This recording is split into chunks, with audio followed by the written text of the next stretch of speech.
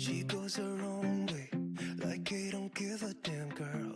And my God, she owns it. So many heartbreaks, goes back to 2014, and I think that she knows it. And if you've seen her, I know that. So, hello everybody. Here we can see the playing hall. I'm Pia Kramling, Grandmaster Pia Kramling, Anna's mother. I will comment on Anna's game today. She is playing in the Botez chess camp, and they will start at any moment. And Anna is going to be white today. She's going to be white. Here we have her. Here she is. Very, very happy to play another over the board tournament. This will be Anna's, I think, 5th tournament over the board this year. And she's going to be white against Dina Belenkaya. I think we don't see so much of her opponent, but I think her opponent is sitting there on the side. Yes, but wait a moment. What is this? This is not Dina. What have happened here? This is not Dina. So maybe this, I'm getting a little bit, this is Nemo. Now I'm getting a little bit confused here, but I guess she's going to change here. I'm getting a little bit worried here. But this Nemo is one of Anna's opponents, but not today. So you can see they're all sitting there, actually all sitting there with mobile, but they are checking everything is working well, because this is a very special tournament. It's not like a normal tournament. It's a closed round robin. They will play against each other, but all of them are creators and of course players. So it's just a very, very special tournament. And here we can see that Nemo went up there. So Anna is going to play against Dina Belenkaya, but it seems to be some delay. What time is it? Already 5 minutes past 8 here in Stockholm, 5 minutes past 8 p.m. CT time. But where Anna and her opponents, all the players are in Los Angeles, it's only 11 o'clock a.m. in the So they are waiting for some things. I actually don't know what, but this is very typical in the first round. It's always a bit chaotic before everything is working well. Everything will get started. So here we can see the playing hall look so beautiful, I must say. You can see the beautiful also digital board and the clock. And they're going to play a round robin. It means that they are playing against all the players in the tournament. There are 8 players. They're going to play 7 rounds. So they will play 1 game against each player, only with one color, not with both. And they're playing classical. They are having 40 moves. They need to make in 1 hour, 40 minutes. And then they will get half an hour after that. And all the time, half minute per move. So this is the classical way of playing classical chess these days. But there are lots of different formula for the time control. But this is the most classical. This is also what is used in the Olympiads, in the European Team Championship, in individual European Championship also, and also in the World Cup, I believe, if I'm not wrong. So let's see. We have to wait a bit. We have to be patient before the game will start. So I will face Dina Belenkaya. And Dina, she was born in St. Petersburg. She, like Anna, both of them were taught to play chess at the age of 3, which is very, very young age, but nothing wrong to start so early. And Dina, she changed federation to Israel, I think it was 2 years ago. And she is the second highest rated player in the tournament. And she's one of 3 women grandmaster. Anna is a woman FIDE master, but Dina is one of 3 women grandmasters in the tournament. And actually, I saw that Dina has made all the norms for becoming international master in the open class, but she needs also to get a rating over 2,400. That is one of the rules when you're getting a title you need to get it over a certain rating. And for International Master, it's 2,400. For Grandmaster, I believe it's 2,500. So let's see. There will be some more delay. All the players have gone away. It could be that they have. Making the opening ceremony. Yeah, Dina, Bielenkai and I, we just played the French Women League. When was it? It was just some weeks ago in Chartres, and we actually won the final. That was very, very nice. And that is a team tournament with 4 players. So it was, we were 2 of the 4 players together with Almina Shevchenko and Tatiana. Tatiana Kostyuk, I think. I'm a little bit unsure. I'm not so good at the last name, but yeah. So I played also together with Dina in team championship in France, which has been very, very nice. And yeah, so let's see a little bit more of waiting. I'm not sure if they're going to have the opening ceremony or if they are waiting or if there are some issue with the technical parts. So if that is the reason why they are starting late. But we will just have to be a little bit more patient. Yeah, Anna's playing against a player 100, or what is it, 155, 164 points above her. And also Dina, she had her peak rating, I think it's 2360 or 2317. So it's a quite high peak rating. Anna's peak rating, I think, was 21. Was it 75? I think it was close to 2,200 some years back. So Anna is absolutely the underdog today. And but of course, you always have to try to do your best. And I don't know, for me, myself, I do like to play against players who are higher rated. I do like to be the underdog. It feels a little bit more relaxed.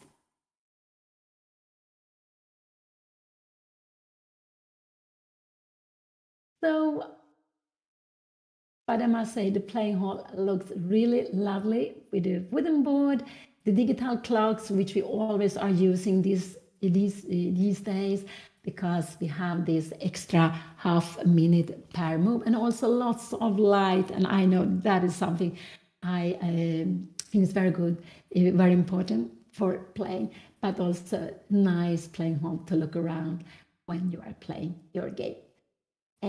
Yeah, so what could it be that it takes some time? But this is so typical with the first round. I know that lots of time when I played, the first round can be delayed, and it just to keep just to be waiting. So there are 8 players, 8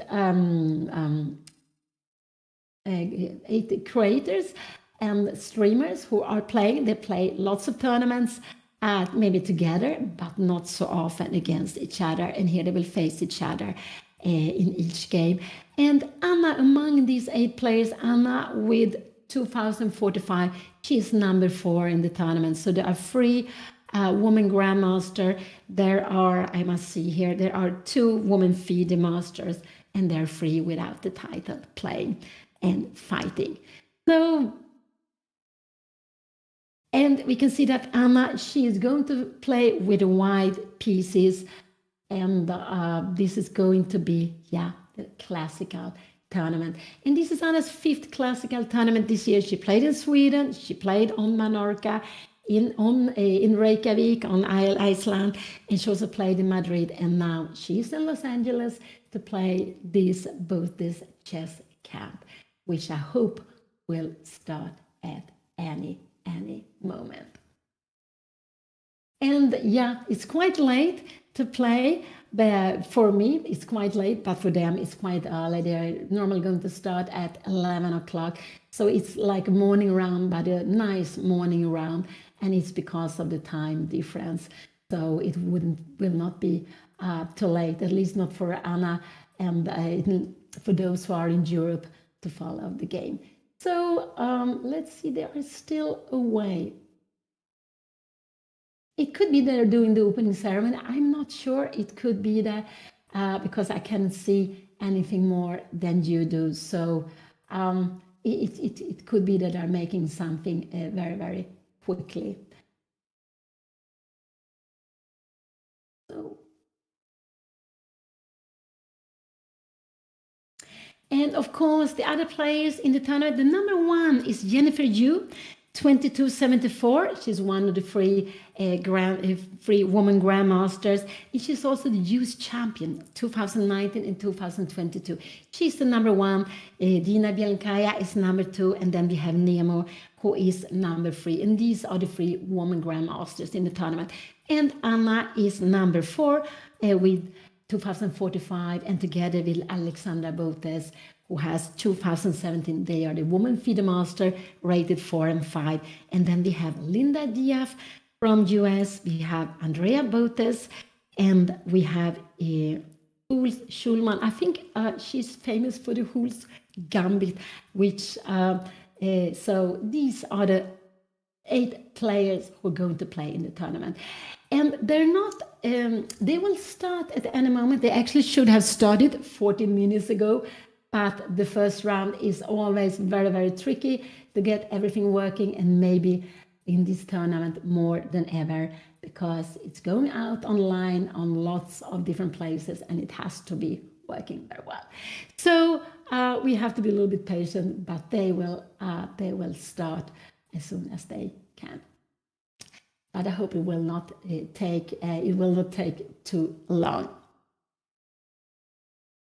Yeah, it's gonna be such an exciting tournament, and they are playing 7 rounds, and I don't think it's possible to make any norms, because in general you need to have a tournament with 9 rounds for norms, if I'm not mistaken. There are some exceptions like the European Club Cup, but I think the exceptions are very few.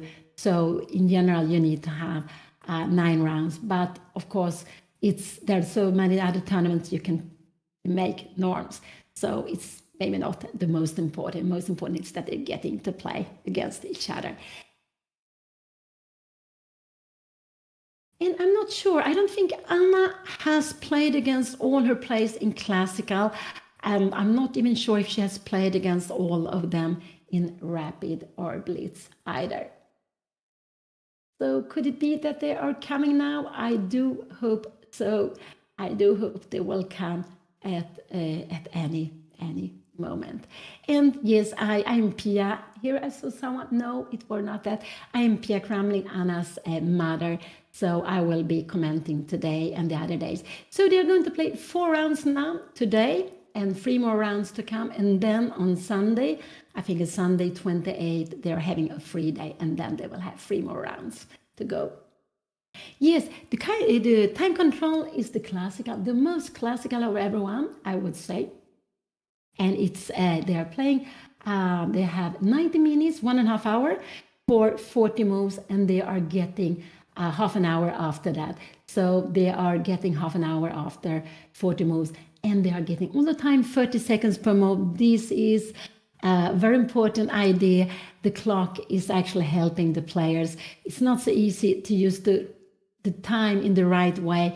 And I don't know if I have played, a long time ago I played some games where we didn't get an extra time with maybe 2 hours for the whole game. Here we see they are coming in here.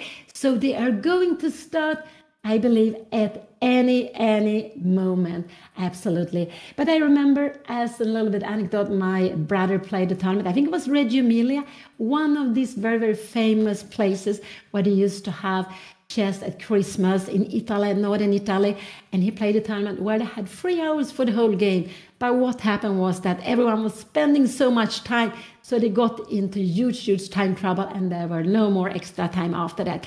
So this is why I like so much this idea of, one is that you, after 40 moves, get extra time, but also that we get this half minute per move. And I believe it was an idea by Bobby Fischer a long time ago, long time before we actually had digital clocks. But it's just such a good idea. So if you have a winning position, an easy winning position, it should be possible to win it with this half minute extra per move.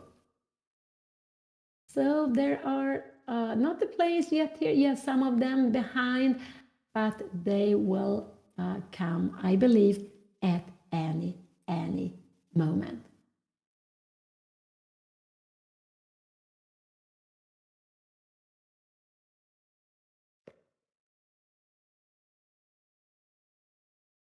And here we have the score sheet. When we play classical games, we need to write down the moves.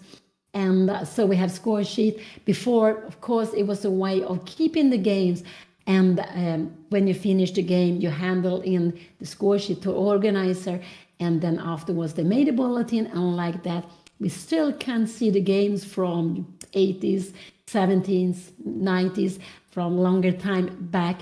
These days we also need to handle in the score sheet, and we also need to write down the moves because it could be that we need to claim something. We want to claim 3 times the same position, and then we show it on the board that this is going to happen. If I make this move, it will be 3 times the same position. Like that, we can claim a draw. And also like that, we know when we have made 40 moves. Otherwise, we wouldn't keep track of it. And here we have Anna. She is standing at the board. She is standing at the board. And now she is soon going to sit down. And here we have her. She's coming here, smiling, very, very happy. And I think this tournament is rated for FIDE. I think so. I should have checked. I'm not sure, but I believe it will be FIDE rated because it will make it so much more, I think, important also for everyone. Because if you can win a prize, maybe you can always play for rating. So I believe it will be FIDE rated, absolutely. It's federated. Yeah, thank you so much. And I expected it to be that. So still a little bit more patience. But we see here, Anna, she has put on her glasses. She is ready to play, or maybe to dance. But she is ready to play at any moment. Yes, of course. It's if you always thought that rating would decide the game, there's no reason to play, but we always have chances. We have to just take them when they come. And so, of course, it will be very nice for Anna to play against Dina here today. Anna is also having the white pieces. I hope that she will feel more, which most of us prefer to have. Oh, she's so happy, Anna. So happy. Let's go. And yeah. But still there are some time, I guess, before they will start.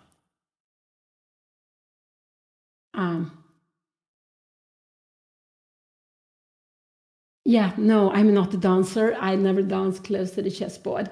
No.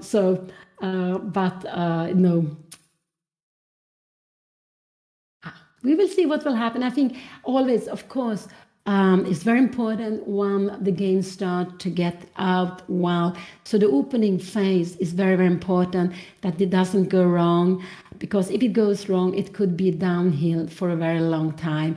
And when you play classical, yeah, that's very, very tough. If you're playing a blitz game, a rapid game, then the time is also important. But in a classical, if it goes wrong from the beginning, it might be too tough. So the opening phase is of course very, very important.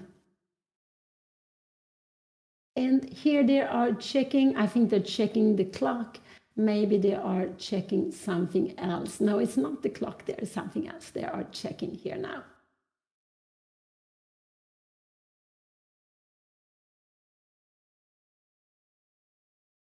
And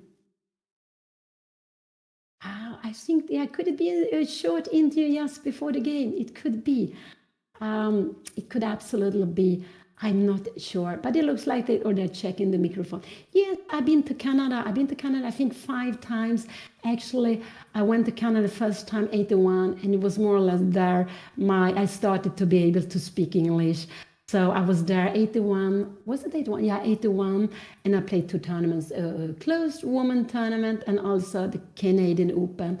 And I think it was Saddles who won the Canadian Open there that year, 81. Yeah, there's some time back. But that was the first time in Vancouver. And then I gone back 3 more times. So it has always been a very, very lovely experience. And I actually been to Canada twice with Anna as a very, very small girl. Yeah, there's not so much space for the score sheet, but this happens lots of time. Yeah, Anna decides to put the score sheet on the left side, even though she is right-handed. Yeah, there was not so much space for the score sheet.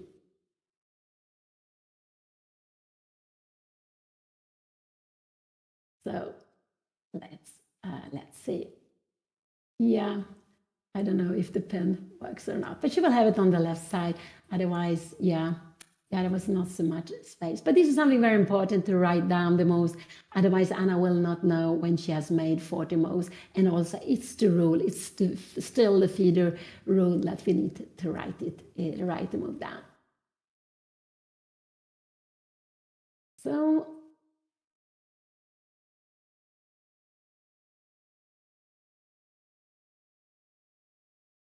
yes. Yeah, normal when I have a score sheet, I always like to have at least 2 score sheets or maybe even 3 because it's just much more easier to write or to have something below it. Here she is writing down, yeah. Well, and here you can see how it is. You see the name of the tournament, 2024 Botez Invitational Chess Camp. And we see also the names. You write the names. If you want, you can write the club of your opponent or from which country. It's a little bit different depending on what you're playing. And the dates, you write down also what round it is and the name of the tournament, but it was written already on the score sheet. So that was quite nice. And then also it's good to make a little line where it's 40 moves so you don't forget it. I have sometimes in my life, I have misunderstood where it was 40 move and actually lost on time. I have done lots of strange things losing on time. But so it's very good to make a little line under 40 moves. If it's not, sometimes the score sheets are 20 and 20, and that makes it easier. So they are not starting yet. There is some reason they are taking a bit of more time. So it's going to be a quite late first round, but this is just things that can be happen. Yes, I'm very happy for Anna playing chess. I'm actually very happy for everything she's doing, playing, streaming, and getting lots of people to enjoy chess. I think it's just such a lovely game. If you like it, of course, you need to enjoy it. And of course, it's very nervous to watch Anna play. It's much more nervous than to play yourself because when I play myself, I just the few first moments could be nervous, but then you get into the game and you are in your bubble, and then it's just the game that really matters. So it's more nervous to watch Anna playing, absolutely. And sometimes when we play in the team in the Olympiad, I'm actually happy if there's someone between Anna and me, so there's no chance I can see her game.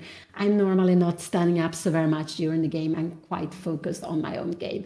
So, but it makes it a little bit less nervous for me if I'm not able to watch her play when we play together in the national team championship. Here we have here Alexandra Botez. So saying hello to all of you, and yeah, geez, and where will Anna go? She will come back. Yeah, it could be they are having some meetings for some reason. Let's see. They will get started. And here we have, I think that was that Dina? I wasn't sure. Could it be Dina? I wasn't sure. But just to be a little more patient, and then they will start this very lovely, very exciting tournament. It's a round robin tournament, which was quite common to have before. But I would say that, wow. What that is? That is very cute. Oh, it's very cute. Could that be someone who will be helping the players on the board if they need to have help? Oh, it's so cute. Oops. And so quiet. I guess could be a good chess player. Oh, And so, so beautiful. Oh, yeah. Oh, no one, no extra help on the board. They will, this is first time in my life I see a bird on the chessboard before the game start. I haven't seen that, so that was absolutely very beautiful, very unusual. So they will, I'm not sure why. Yeah, so we will have to wait a little bit longer before they are getting started here. And yeah, here we see they are, here we have Anna coming back. Could it be that they will start? No, she is running away. She is running away. And also Anna's opponent, Dina Dielenkai, she's not there yet either. Yeah, it looks, the menu looks extremely beautiful. I would say also so, so nice, so much light, and also because when you're playing, it's quite actually important, the environment where you're playing, that it's nice, it's quiet, that you got good on light, also the chessboard, all these things makes difference. If you feel happy, you also play more happy, more, I would say, you create more, and you easy to get the best of yourself. So here Anna put on up water. That's very important when you're playing these games, which can be 3, 4, 5 hours long. Normally it could also, it could happen you finish earlier, then you need to have a lot of energy, and water is of course very good. Water or whatever you like to have to get energy during the game. But it's quite important, especially after a while when the energy goes down. So I think Anna and Andrea Botez, I think they are the youngest player in the tournaments. They are born 2002, so they're 22. I think they are the youngest, but I could be mistaken. And it could be Dina is one of the older ones. She's born in 93. So it's very, very young. There are lots of, for me, they're all very young. Copied. Anna, she's sitting at the board. She is sitting there. She is getting into the mood, I hope, for playing. And they will start. I think they will start soon. Yes, I can speak Spanish. I have been living in Spain for some years, and Anna was actually born in Spain. So here she's. This is what lots of players also like to do. They are adjusting the pieces.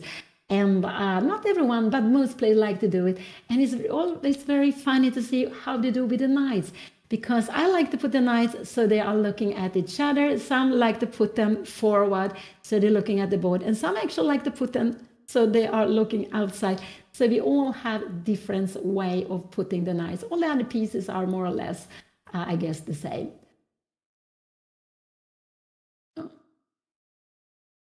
Yeah.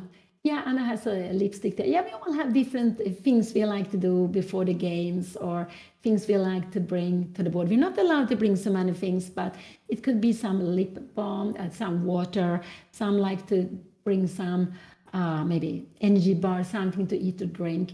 But we all have our different things we like to bring. So. Yeah, Dina 2209, but her peak rating was, I think, 2369 or 2370. So that's quite higher than Anna's peak of 2175, I believe, something like that, or maybe 2185. Here they are sitting, they are looking so content, both of them smiling. You are shaking, they're shaking their hands, and they are going to start again. At any moment we see how Dina with the black piece, she's pressing the clock. Anna will start. The first move is not surprise at all. And here it comes, d4.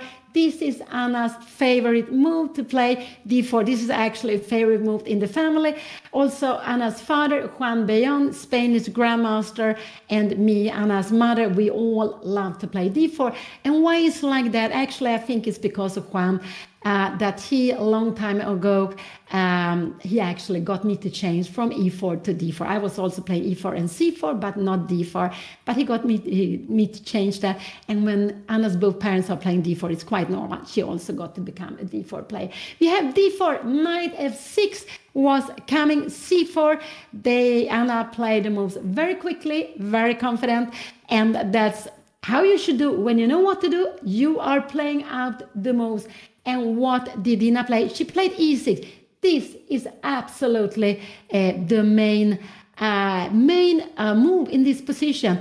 So what you do is that actually we can see that black is actually closing. Now this should be a diagonal. No, she went d5 here.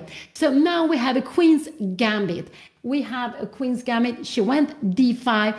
And the idea with d5 is she wants to grip control in the center. If she doesn't go d5, Anna was threatening e4. I didn't have time to say that. But after knight c3, this knight is looking, you see. And now Anna took on d5.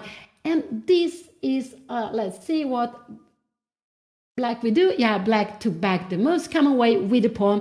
And this is actually what you want to do, because you are open up for the bishop. Now this bishop can come out.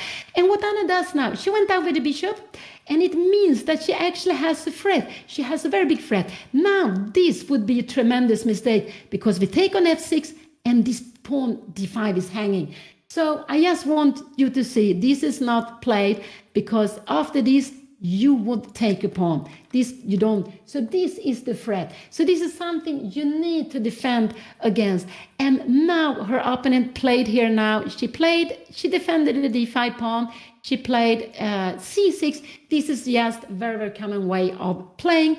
So she defended the pawn on d5. Now there's no point to take on f6, because you would give your bishop for nothing.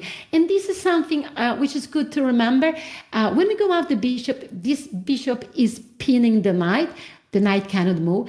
But if you take on f6, we want to get something back. We're not going to take there if we don't get something back. It could be that our bishop is attacked. Maybe we want to take that. It could be that by taking there, we will... now her opponent also played h6 here. This was played already now in this position. And this is actually quite... she played it quite early, but h6 in different kinds of position has become quite popular. Anna went directly bishop h4. Also in this position, you don't want to take on... so let's see here. This was played, bishop h4. You don't want to take on f6. You prefer to keep the pin. There was a possibility to go to f4, but bishop h4, I would say, is absolutely the main move. They are blitzing out the moves, and it's because they know what they want to play. And as soon as one of them are thinking in the force, it's because have to use some time for the plans. But when you know the moves, it's good to play them out, because in chess, time will always be very be important later on. So here we have bishop e7 was coming, so there are no longer the pin. It means that you could actually go now. You could actually now go. Now you could actually go. Now this knight could actually be moved. Sorry, because the bishop is defending here now. So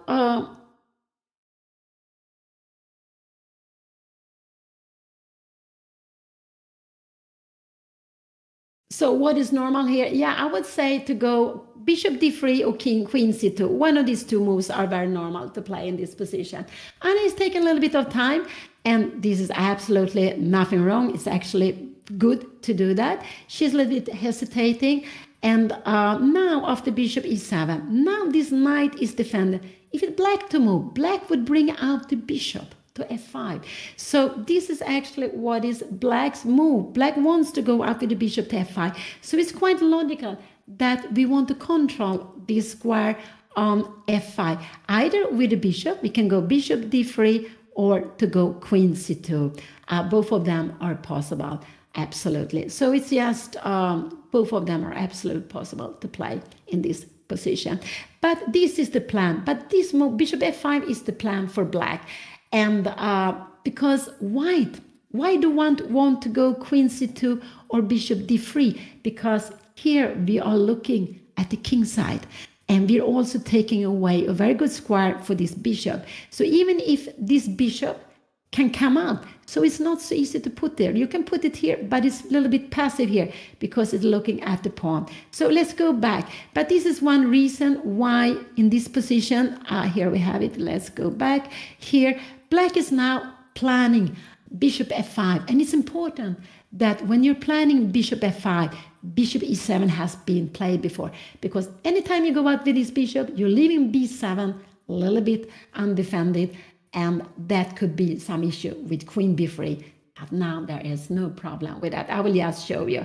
If you go something like this here, we also have bishop e5. But if you come here, queen b3, we can just defend it. And we actually like to defend it like this.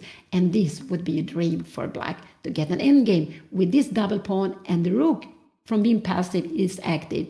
And you have this move here. So what did Anna do? Anna played queen c2. Anna played queen c2. Did she play that? Or I don't see. What did she do? No, she played bishop d3. I'm sorry.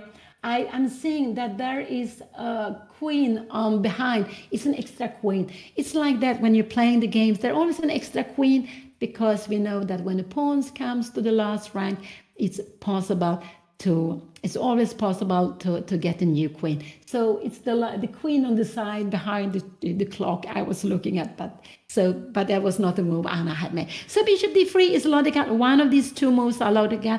Bishop d3 or queen c2. Now it's possible to go knight d4, but I wouldn't say that is such a good move to be played in this position here. But it's absolutely possible to do. The most common move here, I would say, would be either to go castling or knight d7. These are the most common move here to play. And we can see that white has developed the knight and the bishop, put the pawn on e3 here, so this bishop can come out. And we can see in the center, look at the pawns here for white. These pawns stands on black and this on white. So these center, so all the square in the center are controlled here. White take control of c4, d4, e4, e5. Only not on d5, the knight is a little bit challenging there. Queen c2 was played, castling, queen c2. And let's see here now we have, this is the position here. And this is just a very, very common position here.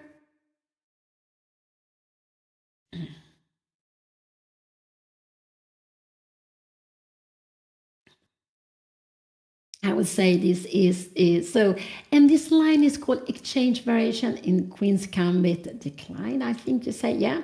And it's because when Anna took on d5, this is the exchange variation. So we can see Anna is taking more control here on the diagonal towards the king. She couldn't make any mate. For that, she needed to change to have the queen before the bishop, but she's putting pressure and she's also controlling the square e4. So these are the ideas with the moves she has played here. To take control of e4, this queen standing very well here. Also, later on, it could be that you want to look at the c line, but more than anything, you are looking at the square e4 and from behind also at h7. So.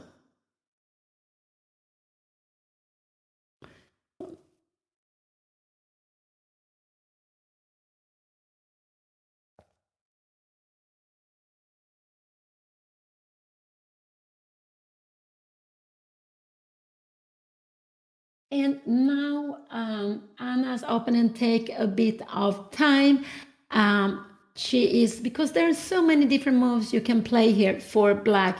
I would say you can go, this is one move, absolutely. This is one move too. You can also go here free, and you can, what could you also do? Yeah, you can even go here for if you want to, but I think this would not be such, oh no, you cannot do that. You see, this is absolutely not possible. I'm a little bit not awakened because we can always grab a pawn here. Of course not. So sorry for saying that, but you could go if you want rook 8, and then you are planning this knight e4. move. So these are different ways. She go knight e8, knight e8, and what this looks a little bit unusual. It's absolutely not the main idea, but I think the idea is simply to bring this knight to a very beautiful square here in the center. So, and also at the same time to exchange the bishops, because even if this bishop is a more active bishop for black, but look at the pawns here, they're all standing on white. With exchanging a piece, it will be easier for black to use the pieces. Black will, because black is a little bit behind with the pieces. The pieces are standing on the first or second rank. So by it just gives more room for the black pieces to change it. So white now only had two choices. I would say either to take the bishop or to go back with the bishop to g3. These are the two: to take on e7 or to go bishop g3.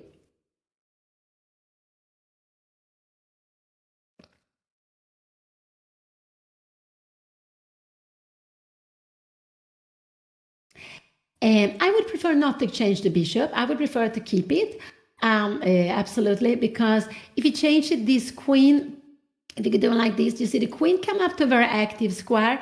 It will easier get the rooks connected. So I would actually prefer to keep the bishop here a little bit longer, and I would prefer to go bishop g3. This is what I would prefer to do in a position like this.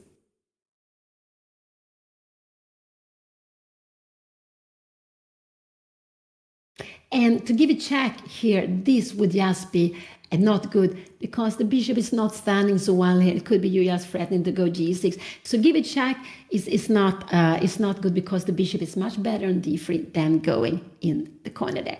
So I would say taking on e7 or bishop g3, these are the only two moves to consider. And sometimes like that, even if there are only two moves on the board, you can take some time to make the decision. Anna's opponent is going up. She's going up, and Anna is sitting there at the board. Let's see what she will decide to do. Yeah, but I just think if you take this queen gets a very active square here. If you go here, I think maybe knight e6 will come. Then this queen is not. Where is the queen going? It doesn't have so many good squares. These pieces are a little bit. The knight is very good, taking control in center. Maybe you're planning some bishop f5 later on. It could be that you want it, but preferring with g6 first. Then it could absolutely be that you want to do that. But the queen is more passive on d8 than on e7. So this is why I absolutely would like to go bishop g3 in this position to keep the pieces on the board. And because I think white has more space, black has less space, and then it's better for white to keep the pieces.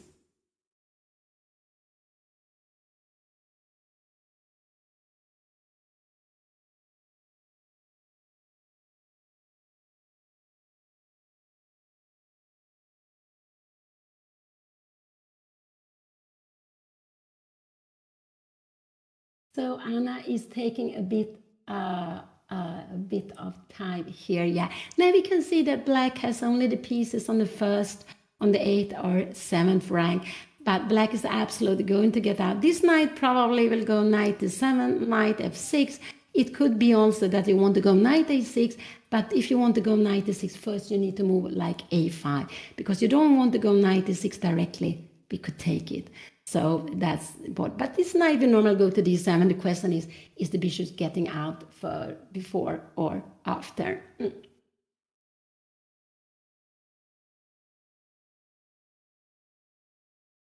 So take away this arrow. So Anna has only two moves. Take on e7 or going bishop d3.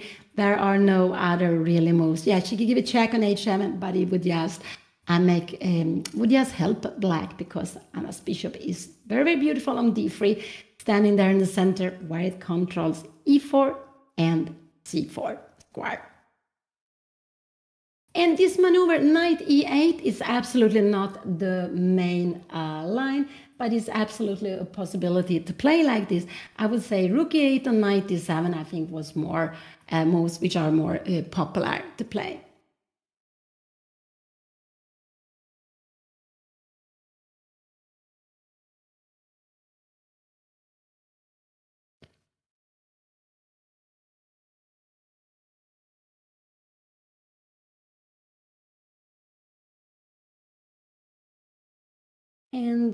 But Anna has only spent 5 minutes, and she will have 90 minutes for the first 40 move.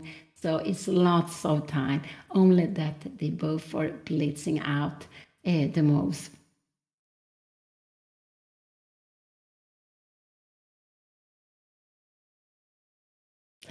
And this line has become popular both for white and black, I would say.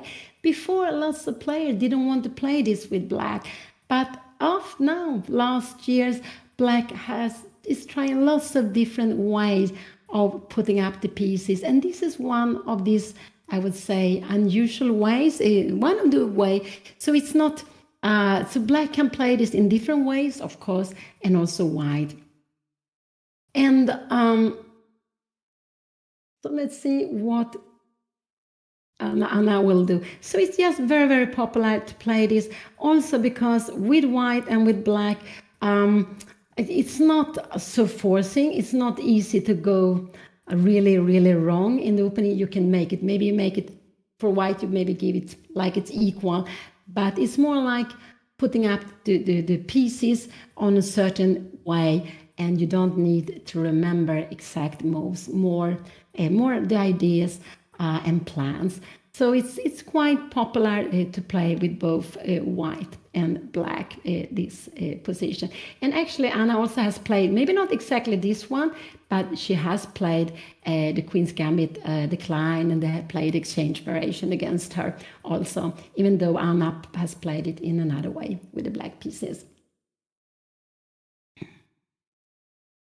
So this is the first round of 2024 Botez chess camp. There are 8 players, play 8 creators, streamers who are playing against each other, 7 games, and this is the first round. It started a bit late. I think it started 20 minutes ago. So it should have started at 8 o'clock CET, 8 o'clock PM CET time, 11 o'clock in AM in Los Angeles, where they are playing, but there was some delay, and this happens in the first round. There is just sometimes it happens, and the most important is that everything is working. And Anna, she's surely, I think she is focusing of the game, or could it be that she is she's absolutely focusing on the game? But there's someone who was walking around there on the side. And she hasn't made up. There is just these 2 moves. But it's quite important that she chooses the right one, I would say. And I would just prefer to keep the bishop. And let's see. So this is why sometimes you think only 2 moves to choose from. It must be easy. But it's not. It could be. It's not always easy. And I told you the anecdote about Ulf Andersson, but who was playing in email tournament. This is a long time ago, maybe 20 years ago, and he was online. He was actually thinking a whole week if he was going to put rook A to D1, or it was the other rook F to D1, a whole week for that. But of course they had a much longer time. So sometimes you feel you need to take the time, and as they have been blitzing out the moves, that is absolutely no worry. Bishop g3, this is the move I liked Anna to play. She took some time, but she has only spent 8 minutes and they have played 10 moves, which is quite quick, as we know that Anna can be a slow player, exactly like her mother, like me. I'm also a slow player. But here they have been playing out the moves quickly. Bishop g3 is the move I preferred Anna to play. Yes, to keep the pieces. Yes, to make it a little bit more difficult for black to know where to put the queen. This queen, maybe it doesn't really have a good square. So black will have to move away the bishop and then after to put the queen on e7. So bishop d6 is absolutely a possibility, bishop d6 or knight d6. So I'm quite sure that we will see a piece to d6. It could be the knight coming to d6 where it takes control like this. It could also be the bishop coming to d6. But if it's like this, it takes a longer time for black to get the pieces where black wants to. So bishop d3, I think, was absolutely a good move. Because if Anna took an e7, black would get the queen to good square immediately. Here it will take a longer time if black wants to go the bishop to d7. So, oops.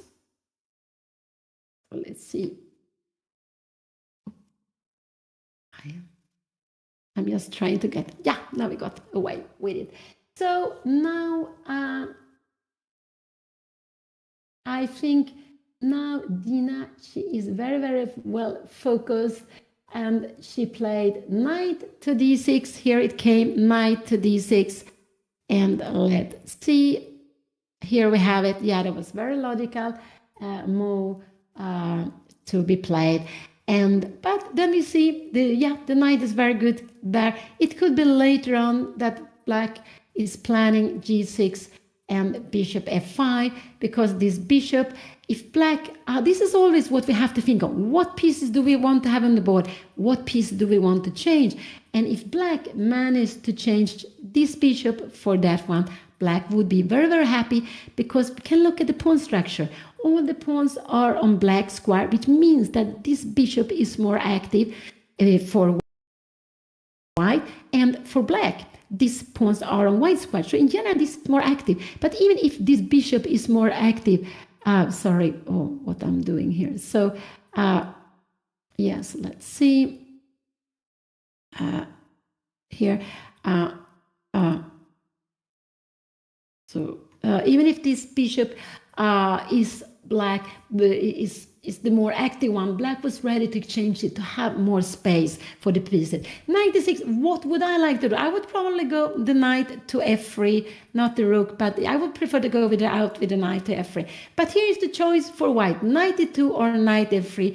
Both of them are absolutely fine. What I would like with knight f3 is that the knight is heading for e5, is a very, very good square there in the center. So this is what I would like to play. But knight f3 or knight e2, both of them are absolutely fine to play, I would say. Maybe, I don't know, but I'm not sure if the knight is better here on, or if it's better on f3. I would probably go knight f3, but it could be that this is a better plan to go to play for f3 and e4.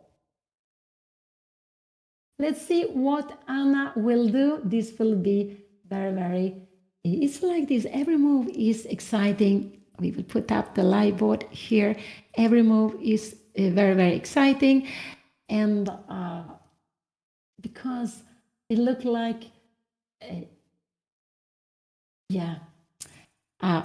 so knight f3 or knight e2 looks normal. Could it be important to make, I don't know, after knight e2, if you will have something like bishop h4, you want to change this one.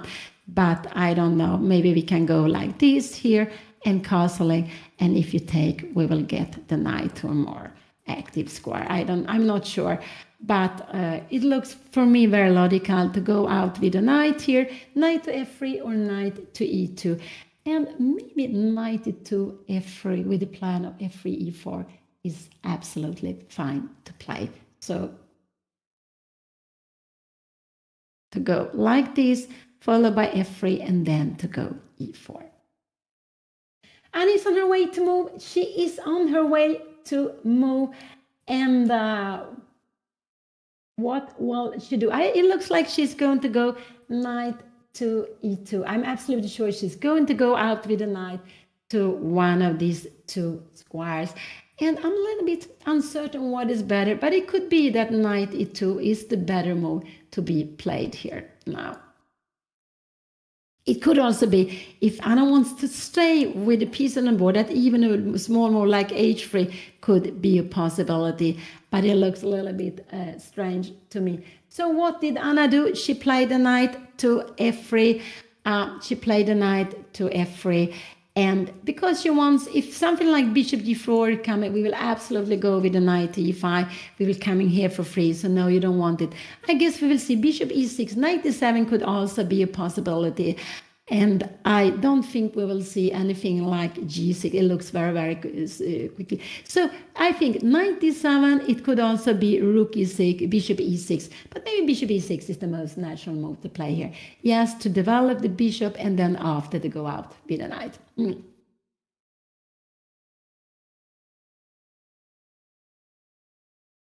So Anna playing Dina Belenkaya, who is rated number 2 in the tournament. Number 1 is Jennifer Yu, and Dina, Jennifer, and also Nemo. They are all women grandmasters.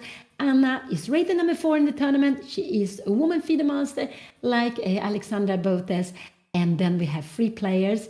It's Linda Diaz, Andrea Botez, and Kohl's Schulman. They don't have any title. Here we have Dina. She's coming with a cup of coffee or tea with something. She's coming with coffee or tea, and you need to have these for the energy. But this is just they are just in the opening phase here in the game. Yes, in the opening phase. So lots of things can happen. In general, when you play an opening, it's important to look for positions you understand. To play moves, you understand the plan behind. It's better to have a bad plan than not have any plan at all. But playing according the ideas you want to have yourself.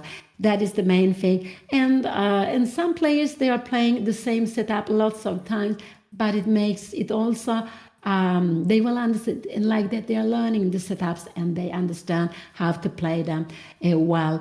And let's see, the knight to d6, knight to f3. Anna has now developed all her pieces. She just needs to put her king into safety, and I'm sure she's going to go short castle. I'm sure, and I really hope she goes short castle, because long castle, it doesn't look right here, because if you want to go long castle, you want to get this pawn moving to g4, and that is not easy to achieve. So white should absolutely go castling short side here, and after that you can have an idea of knight e5, playing f3. Bishop e6 came here now. That was very, very logical. And what can Anna now play? She can go maybe castling. Castling is absolutely a nice move. She can also go knight e5 if she wants to. I think both of them are very, very logical to play. But I would say castling to play this now would be absolutely fine to play.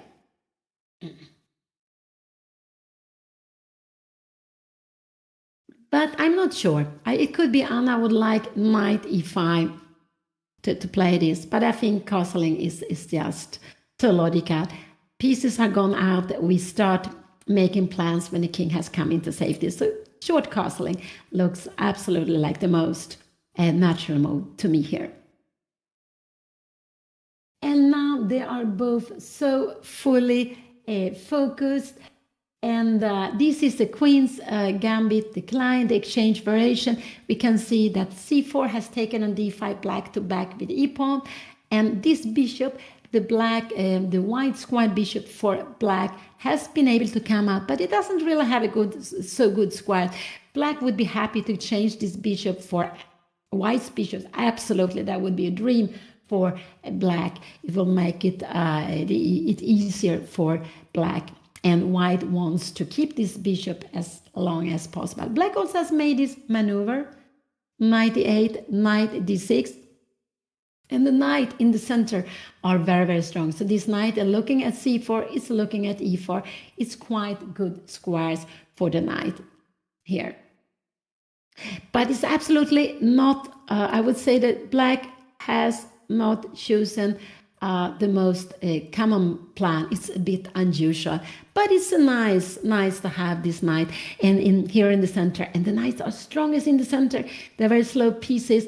They take them time. If they're in the center, they're close to the queen side, they're close to the king side, and they're making good work in the center. So normally they are best placed in the center, or of course, if you can have them as an outpost in your opponent's camp. like to put the knight on f5 for white is a dream. It's absolutely a dream.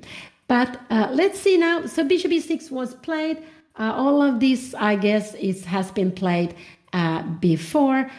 This must be still a theoretical position, but absolutely not the main line. And this is the first round in this very beautiful 2024 Botez chess camp with 8 streamers, with 8 creators. They're playing against each other in a round-robin tournament. There are 8 players. They are playing 7 games, so they will play 1 game against each of the other players. And here we have Dina Belenkaya. I told you she's a woman grandmaster, and she's one of 3 women grandmasters. And Anna is a FIDE master. And I'm not sure if they have played classical game before. I forgot to check that. But I would believe that they have played some blitz and rapid. I'm sure they have played that. So very, very exciting. Anna is the underdog. Her opponent has like 160, what is it? Maybe 164 or something like 154 perhaps points more. So Anna is absolutely the underdog here, but she's having the white pieces. And I just hope that Anna will be in good mood to find good plans and just do her best. And then let's see if that will be enough or not. But it's surely going to be a very, very good fight here. And we can see that Anna's opponent has gone up, Dina has gone up, and Anna is taking a bit of time. And Dina has probably played this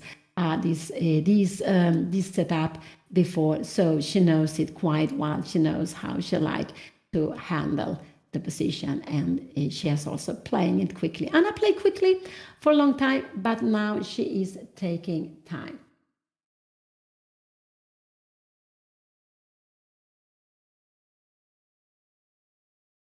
And let's see if Anna is on her way to move. I would just like to go castle. I think that's very, very natural to do.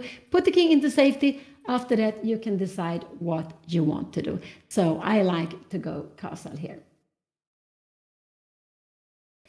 But we shouldn't forget that when you play the first round in a tournament and you haven't played classical for a while, it's easy to be slower. The first round is absolutely easy to be slower, to get warm up for a tournament, to feel the games.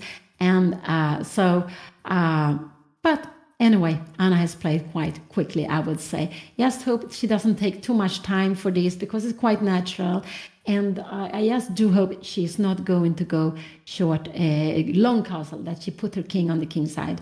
That is very, very important.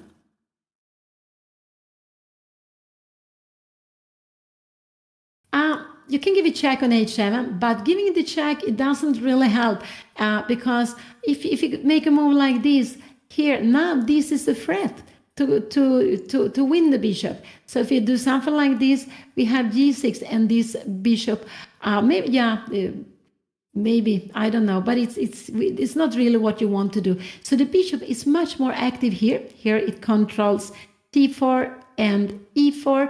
So it's much better to let the bishop stay here and than to do anything else, because you see control e4, but also control c4. If this knight is coming to c4, it could be we want to take it sometime. At least we have the possibility to do that. So the bishop stands perfectly on d3. So Anna just need to decide what she wants to do with her king. And but I think she's very tempted of going knight e5. Actually, I think she's very tempted of playing a move like this already now, because it's an active move.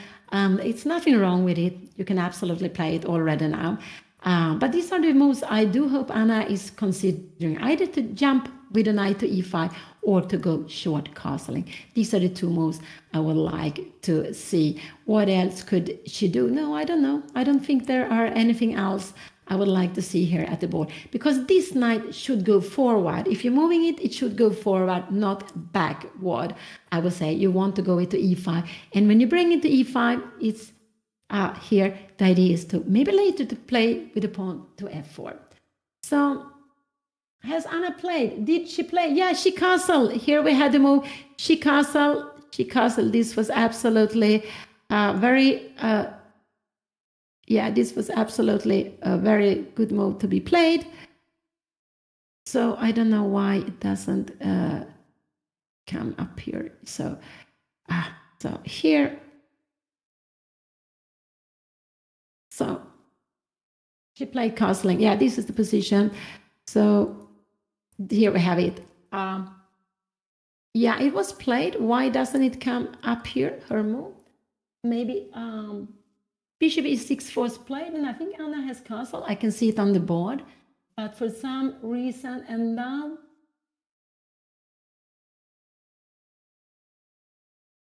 knight b7 was played also. I don't know. It looks like the board is not working here. Yeah, Dina is playing very fast. So this is the position, castling. I think she went, did she go knight d7? Yeah, I think so, knight d7. And let's see what Anna will do here now. Let's see what she's going to do here now. I think now also 95 is absolutely a fine move to be played. And Anna played 95. Yeah, this is absolutely a nice move to be played here now. Knight e5. So this was played. I don't know, somehow there are lost some connection. So I will make the move here now. I don't know why the live board is not really working here. But castling was played. Knight d7 was played and knight d5. Now this is the position at the board. This is what has been played. Yes, the board is not updating. I'm not sure why it's not updating here. But yeah, sometimes these things happen. But we can see it on the board. I'm very happy for that. So let's see. Anna took some time for castling, but she played knight e5 very quickly. Also, the clock now will not be right because the board thinks that's Anna's move, but it's not. It's absolutely not. It's black to move here now. But I can see the clock so well from behind, but it's absolutely black to move. So don't look so much at the time. It's not correct. But this is the position at the board. So Anna is jumping in with her knight on black's camp. What could the idea be? Actually, this could be idea f4 and f5. Could this be an idea? Absolutely. It could also maybe be an idea to bring maybe a rook, to have a rook on d1. And the question is, if black will take on e5, what will Anna take back with? She could take with the bishop, but there is also a possibility to take with a pawn, to get the pawn on the camp, on the other's camp, and then she has the idea of going f4, f5. It could also be possible. So let's see now. Now it looks like here. Now we have it. We have the position on the board. It's updated. It took a little bit of time. I hope the clock is also right now. I think so. But this is the position at the board, and I love to have it with the right colors, with this warm brown light colors. So here's position at the board. Anna played knight e5. This is absolutely a fine move. She has castle. She has put her king into safety. Remember this. This is the most important, I would say, to do. Okay, there are different rules, but playing in the center, developing in the pieces, and king into safety. And when you have done this, then comes the next phase, when you are playing in the middle game. And here we can see that Anna has started her middle game plan by putting her knight in her opponent's camp. She put it very aggressively. And the question is, what will her opponent do with it? Will her opponent say, it doesn't matter, I'm not worried about it. I'm not sure f4 is a move because there is f5. So what could Anna's plan be here? Maybe it just is to bring the rook to d1 and maybe to go something like f3. I don't think we should go f4 because black will have f5 and get very, very beautiful grip of this pawn. And I just want to say there could be this would absolutely be a mistake. I guess we can play like this, and we have the bishop here. So we always have to be careful not leaving a piece hanging without any defense. So bishop f6 would not be a good move. Absolutely not, because it could be that if Anna starts moving the f-pawn, black wants to be able to go f5 or f6. So, yeah. And now they played like 13 moves. They have been playing very, very quickly, especially Dean has played very quickly, but has played quite quickly too, I would say.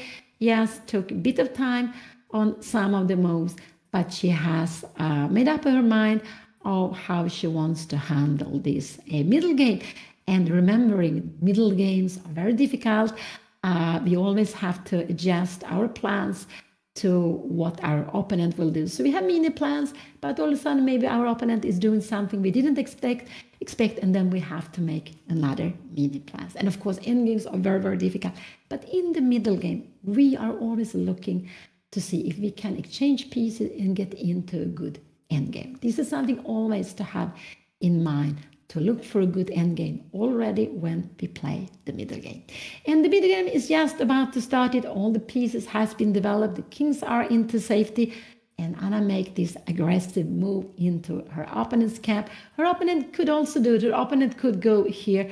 But this doesn't look like such a nice move to jump with a knight to c4. It would be logical more to take on e5 first and then maybe after to jump with a knight.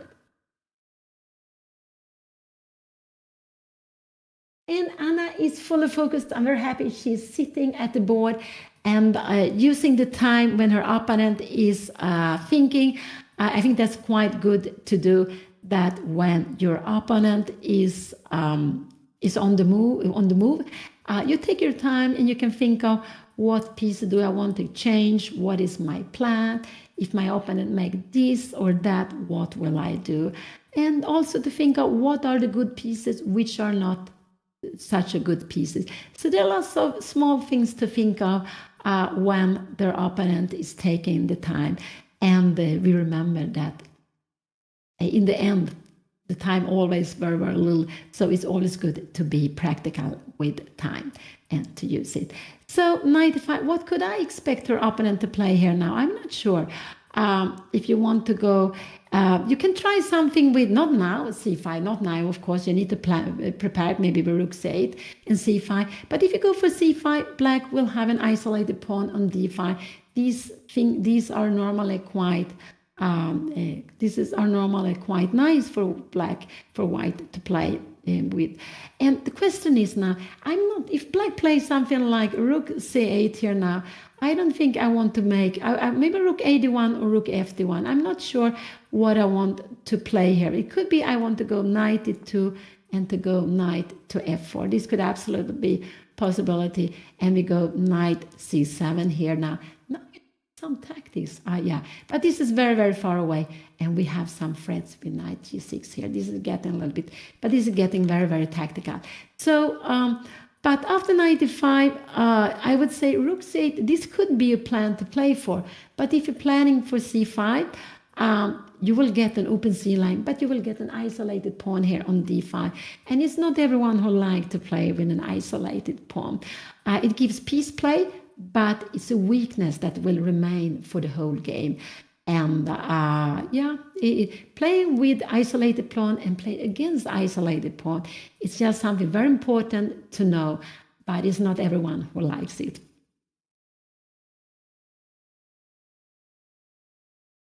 And now I'm very happy to see that Dina also takes some time. It's also nice when your opponent is spending some time. And so let's see what she will do here now. And what could I think of? Yeah, rook c8 is maybe a move. What else could be? No, this is not a move. I just want to say that this is absolutely no move. We would just grab it. I think we just take it like this here, and we would just give a check here. We would actually give another check here, and we will grab this. This would just be winning. So g6, this is why we can see g6 is absolutely out of the question to play in a position like this, because white has so many pieces looking at this square here. So 95, this was the last move. Here we have it. And also you don't want to make a move like this because we have, we have bishop a7 and we have knight e6 check here now. And this would be, I just want to show this would just be those things. So of course not, because you have to be careful with the square. We're not allowed to weaken here, and we don't want to go f5, because if you go f5, you give the square on g6. No, we don't want to do this. So Let's see, what could I think of with black here? This was the last move. One is to take on e5. This is absolutely the first move to consider. So when we're calculating, we are always looking at the fourth move first. We started looking at checks. Here, black has absolutely no check. And the next is to look at captures, and black can only capture one piece, the knight. So this is the first move to consider. Do I want to take on e5? And what will white take back with? And white can only take back with the knight, with the bishop or the pawn. So this is absolutely the first move to consider. So this is one possibility. One could be to go rook c8, because with the rook to c8, we will afterwards look at the queen standing here. And we want to go c5. This could absolutely also be a plan to play. I don't know, could knight c4? This looks a little bit strange to me, to play knight c4 already here. Maybe knight f6 to have a better grip of this. And now maybe we are planning, but after f6, we can maybe go f4. We have some idea with f5, because now black cannot move the f pawn any longer. So knight f6, no, I wouldn't play a move like this myself here. No, I don't think so. Because I want to be able to play f5. If white goes f4, I want to be able to play f5.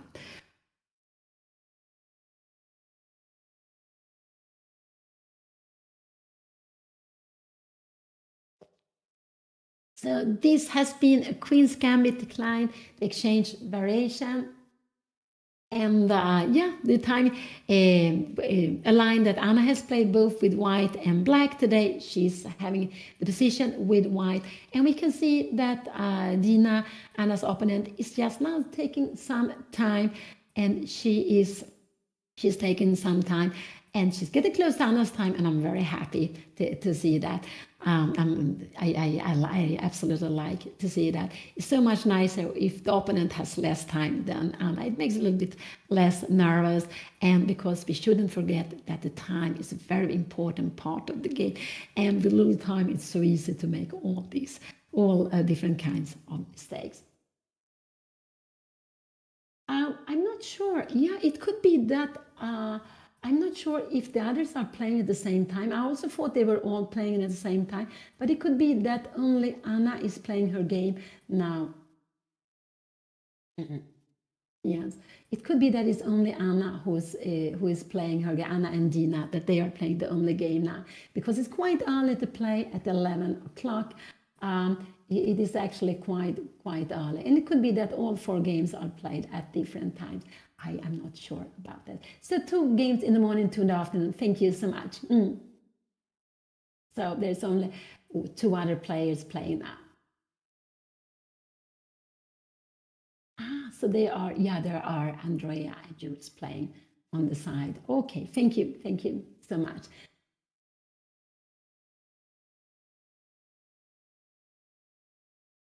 Yeah, and then probably if they're playing now, the other 2 games will maybe be in the afternoon. I think that's quite nice to do.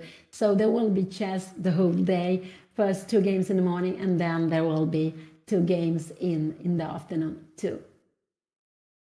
Yes, I will be here with you all the time, the whole tournament. I will comment on Anna's games like I've done in some other tournaments this year. And I'm always very happy to see Anna playing over the board, because this is what I myself have been doing for such a long time. But it's also, of course, a bit nervous.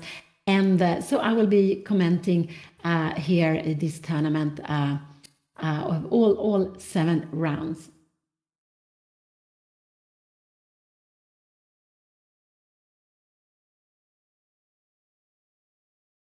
So what can she be thinking on? Taking on e5, this is absolutely one of the moves to think. Another one is how to make more activity. As I told you, this would be a blunder. This is also a blunder. We have this, we have 97, we are winning actually even a material, and we will just take like this, of course. So the bishop cannot be moved, and there is absolutely no reason why would you move the bishop. Absolutely not. The bishop needs to stay to defend this thing. Take on e5 is the first move to consider. Rook c8. We don't want to move the f-pawn, because we will be more weakened on this square on g6, or maybe the whole diagonal, depending on where the pawn will be somewhere. We don't want to go, it is not so, this queen can be moved somewhere, but not knight to queen d6 because we could have a maneuver maybe like this. No, we don't want to do that either. So what move could be considered? Maybe rook e8. Maybe rook e8 is a move to be played. And then actually I like to bring in the rooks, rook a1. Yes, so, and the reason with this is that now this would not be possible because this is a pin. So the rook will actually stay very well on d1 here. It will absolutely stay well on d1. If Anna is planning to take back with the pawn on e5, if she's planning to take with the bishop, yeah, then this is something different. So what did her opponent play? Her opponent played queen. What did she play? She played something. She played knight f6. This was absolutely a move that surprised me. That surprised me because now it's very tempting to go f4, but maybe f4 is not no problem to be played. She played knight f6, and she's taking a better grip of the center. So maybe is she planning knight h5 to change the bishop? It could be. So maybe, yeah, the plan with this knight is probably to go knight h5, and we want to change this bishop. So white could defend against this in two ways. One is to go f4, or one is to go h3 also. If you go h3, this is no point to come here. We come here and we will, yes, this knight will need to go back. So this could absolutely be a move, h3 or f4. But I guess Anna will go f4 in this position. I think it's very, I think this is very, very tempting for her to play f4 here. But I'm not sure this is the best to play. But f4, I think this is tempting, f4, and but you can go here, and if f5 comes, we have bishop to d7, and we can play a position like this, which is absolutely fine. It's quite nice to have a pawn here, but after here, I'm not sure if we can jump here. This would probably maybe not be so good. No, that will actually be giving some tactics. So here, this we could do, and just bringing the king a little bit closer. I believe Anna will go f4 in this position. I just think this is the most active move, and with this you're planning to take space with f5, and she's having control of e4. So, and like this, if knight f4, if knight h5 comes here, are we worried about this? I'm just wondering, can we go f5 here like this? But there are some very, very beautiful tactics. We go g4, and we have seen this before, that this is not possible because of check here and check here and take here. This will just be winning. So let's see. It could be f4. I expect Anna to go f4, but I expect her to go f4. But it could also be a little bit more. And here it came very quickly. This is absolutely a move Anna loves to play. I also love to go with the pawn to f4. Now you see this bishop is very, very passive behind the pawn, but Anna is absolutely going to put the pawn on f5, and there is no real way for black to avoid this, because if you go g6, we will just grab on g6. No, this is not anything you want to do. This would absolutely just be taking on g6, and we would just go like this and take the next pawn also. So no, you can't play like this. So with f4, that's why knight f6 was a little bit of a surprise to me, because now black doesn't have f5 any longer. But could it be that this is a move to be played? Oh, but I don't think. Can we just go for this? I'm just wondering, can we just go and take this pawn? This looks very normal to take this pawn, yeah. But maybe, could black play like this? We're coming down here now. Can we play on the black square? But we have a beautiful knight, and we have this idea. So even if we have a beautiful bishop here, we have an extra pawn. But knight d4 could be a way of playing to give the pawn, actually. It could be.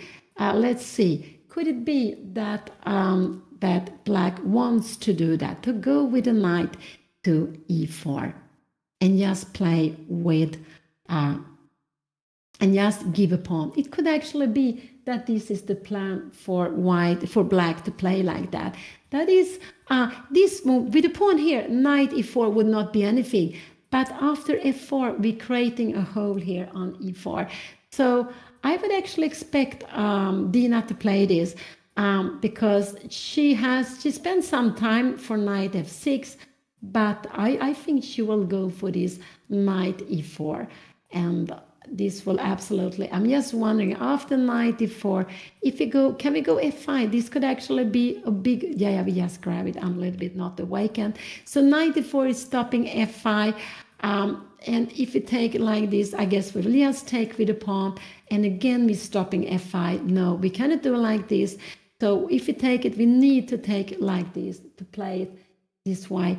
And this, yeah, this could absolutely be very, and here now this is a big threat f5. So black will need to put the pawn here, and we go, I don't know, I guess queen c2 looks normal to me. And here black will absolutely try to play this square. And this is absolutely very interesting, I would say, to play. But we have a tremendous knight here, and we have a pawn extra, and I'm very much for pawns. So I would probably like to play this also with white. But it's a hole, and it's the bishop pair, and there are some white squares. So black has compensation. The question is it enough or not? So, but I think this is her idea. I think this is what we'll see on the board, the knight. And of course, you have to go with this knight f2 e4 to control. This would be a mistake because now we can go f5. This would absolutely be very good for white. So no, but you can go with a knight on e4, this knight.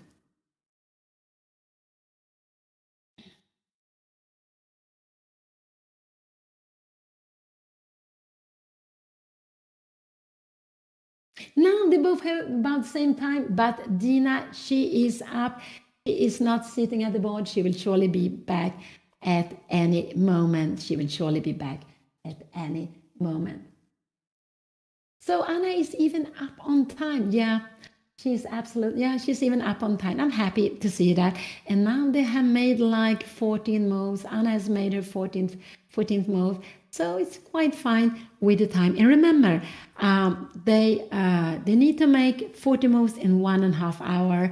And after that, they will get half an hour extra. And this is what has become the most typical time control. The most typical time control these days to have it like that. But in some tournaments, and also Anna played earlier this year, some tournaments she played was only 90 minutes for the whole game plus 30 seconds. And when you have double rounds, there is not time to play this a little bit slower classical game. This is round 1 out of 7. They're going to play 6 more games. So they're playing 4 rounds. Then there's a free day on Sunday, and they're going to play the last 3 rounds. So it's a round robin with 8 players. They will play all against all. They play one game white or black against the other opponent. And yeah, that's very nice tournament. It's the 2024 Botez chess camp. Which is held for the first time. And with these creators, streamers, and now they are playing against each other.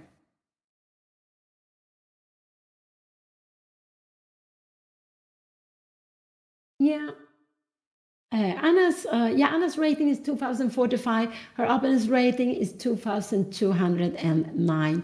And so Anna is absolutely the underdog. Yeah, everyone is different. Some players like to go up and walk a lot. Some players like to sit at the board and think a lot. And Anna and I, we are that kind of players that we like to sit at the board.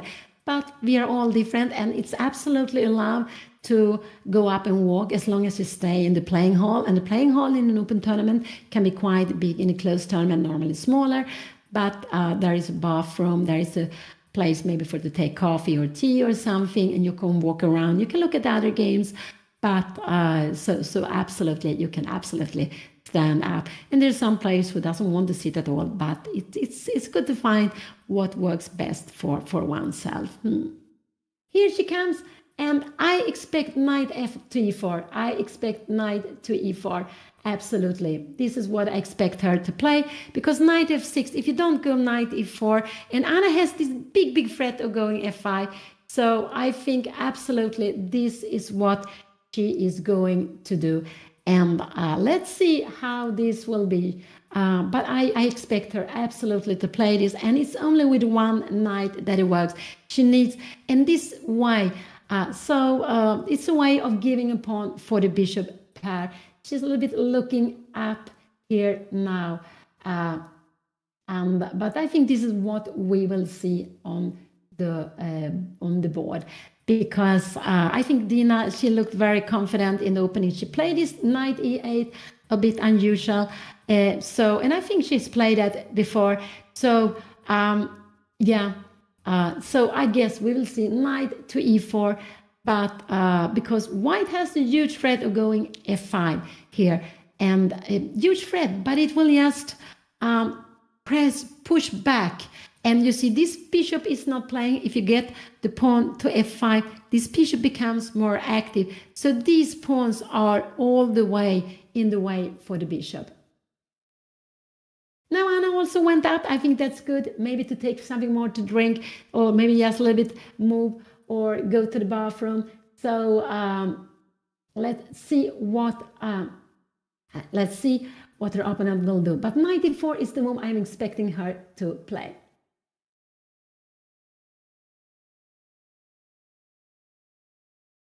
Yeah, I think there will be lots of streams from there.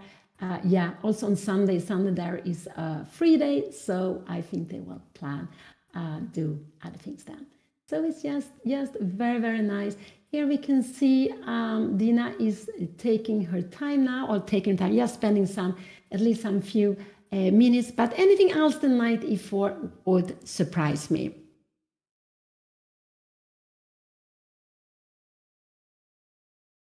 And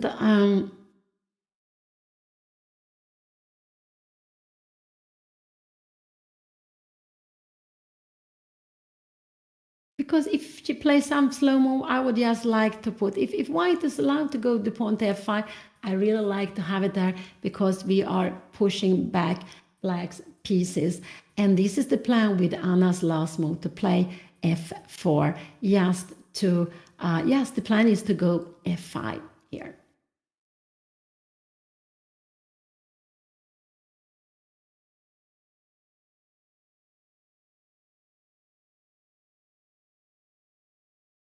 So black is thinking, she looks tense, but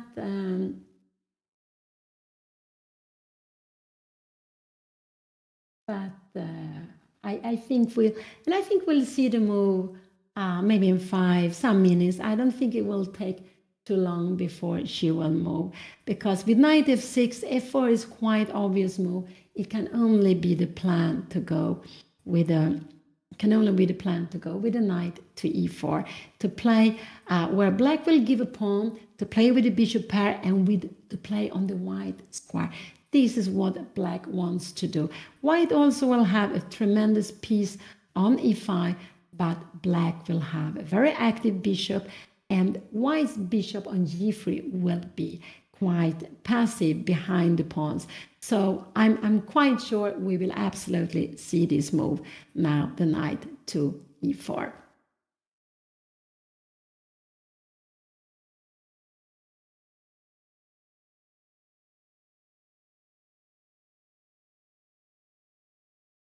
So this is the first round, and it has been a queen's gambit, declined, exchange variation, this bishop, which lots of time normal in queen's gambit, and lots of time can go out this way, have come out here, because Anna, she took on d5. She played exchange variation, which is quite common. It used to be considered like a very tiny advantage for white, not so much maybe counterplay for black, but it has become so much more popular, I would say, to play with black, to allow white to go into the exchange variation. So lots of players played both with white and black. Anna also has played the exchange variation with black. Someone has played against her, even though she hasn't played it this way, I believe. But it's just a very, very common way of playing. And I would say one of the main line when you play Queen's Gambit is to take on d5.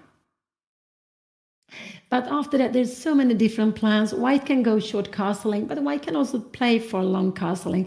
And you can play with the knight on e2 or knight to f3. Anna put the knight on f3. She's going to put the knight on e5. It looks very nice. And after now, she has played the most active f4, a move I also love to do. And she is planning to go f5. And I cannot see anything else that her opponent will give pawn with knight 4. And this is just a very, very active way of playing. But yeah, black is taking a bit of time. A little bit of time. Maybe it has been, what have it been, 5-6 minutes? And here we have Anna, she's coming back. I'm just happy if black is spending some time. I just prefer that. So Anna is not the only one with a little time.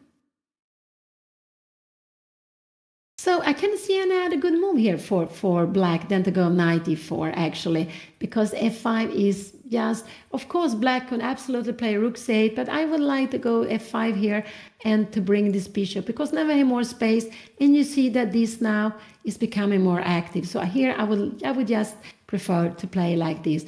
And also knight h5, we would do, if this move came here, this move knight h5, we would also go f5, and I think we would go f5 here now also.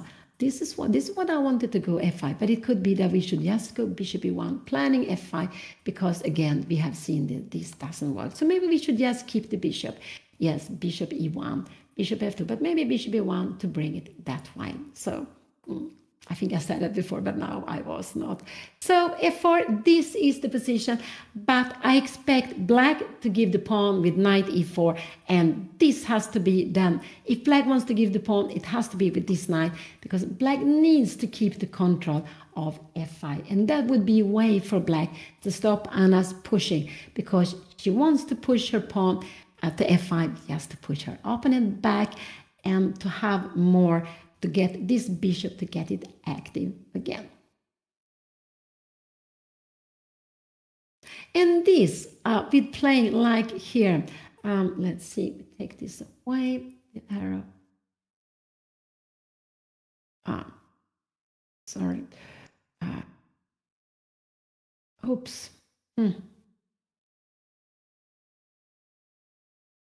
So like this.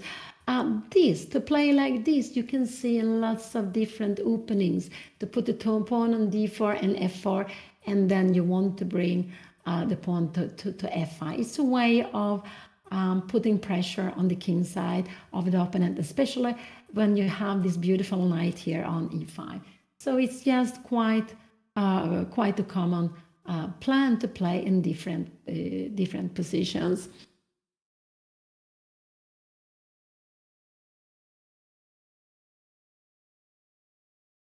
So both very, very focused on the board. I'm a little bit surprised black is taking time. I expected her to play this a little bit quicker, but let's see if she will spend some more time. But anything else than knight e4 would absolutely surprise me.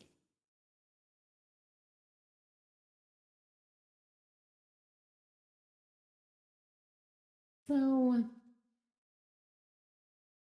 yeah, they're thinking. And you know, in old times, we had classic time with much longer games. I think we had to make 40 moves in 2.5 hours. So after 5 hours, there were sometimes only 40 moves made on the board. And then we had adjustments. So the games were so much slower than they are now. And of course, if you used to play rapid or blitz, it could seem quite slow, classical, but it will become much quicker, especially when we're getting close to the move 40s, or after like an hour more, then we will see that it could be that one of them or both of them are getting into time trouble. So the clocks are, of course, very, very important and makes this so exciting. But I'm very happy to see Anna is focusing. She is looking at Yeah, she's looking at the board. Yes, I always like to play classical. It used to be my favorite time control. Now, actually, I think I prefer rapid because I think I prefer rapid. But okay, still classical is nice. Yeah, I enjoy to play the long classical game also because I'm a slow player. So, and I lots of time I played long end games. So I played games many. I could be the last one to finish. Yes, I enjoyed playing this classical game, but it takes a lot of energy. But I prefer much more the new time control. I think we can play like we had before. We also had the Germans. We enjoyed the games. This is, of course, it's good that it's not like that and longer. It wouldn't be possible to have Germans and longer. But there was some advantage with it, and that was that we had to train in games. We had to analyze the Germans we had, and we had no computer to help us. Maybe if we were lucky, we had a good friend who was a strong player, but otherwise we had to analyze it ourselves or with some very, very close friend.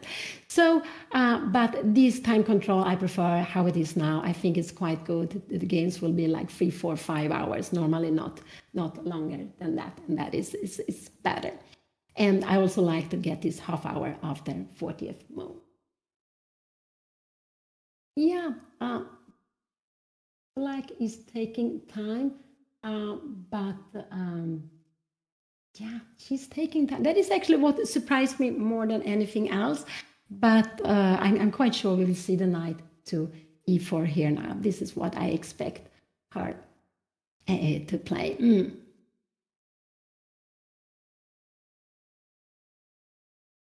Because if she does anything else, Anna will go f5. And as I said, this becomes active. Now it's passive. So that is why I like this knight to 4.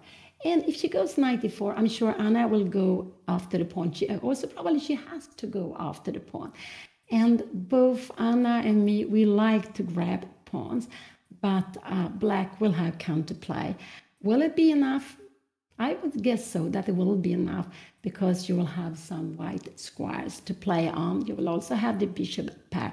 But white also have this very nice. White has a very beautiful knight on e5. The only problem for white is that this bishop will become very passive.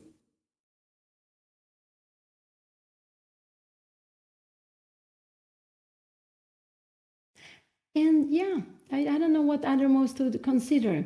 Yeah, knight h5, but the knight on the rim. No, rook c8. Yeah, these are the moves, or this knight e4, this very exciting pawn sacrifice. And it depends a little bit on our style. Some players are always looking for giving away something, some material. It could be a pawn, it could be exchange, it could be playing with imbalances. Let's say you give an exchange, but you get some positional compensation, or if you get an attack, of course, that's fine. But to play with only positional compensation. And some other players are more materialistic. It's not so easy to give away material. And of course, we have Petrushyan. He was very well known for his exchange sacrifices. I would say that Ulf Andersson also has made some very nice exchange sacrifice. And also Topalov, rook take e3. I would say he has played that in lots of different games. And and there are other, yeah. So, and there are some players also like to look at all kinds of imbalances, and that's very exciting to play. And if black goes knight to e4, it will just be a pawn, not more than that, that black gives up. If it would have been more, black would not have had enough compensation. But a pawn, yes, I think it will be enough. And they are both sitting there. We can see that it's black's move. Also on the clock, you see that it's going up a little bit, the white, what you're pressing on the clock. So you can see that it's black who's thinking. And the time, yeah, black is down to 50 minutes, but I'm sure she will go knight e4. And if she goes knight e4, I think Anna will be surprised because it's not obvious always these sacrifices, but anything else, yeah, that would surprise me. And yeah, what would I play myself? I would like to go knight d4. I like this move. And I'm not sure whether I want to play, if I prefer black or white after that. I'm not sure, but it could be that I would prefer to play with the bishop pair and to play on squares. So if black plays knight e4, it could be. But white has a pawn. Black will have to play active. But you are, while taking away this pawn, because this bishop, look here, is very passive. It's not going anywhere and it's threatened to be pushed back.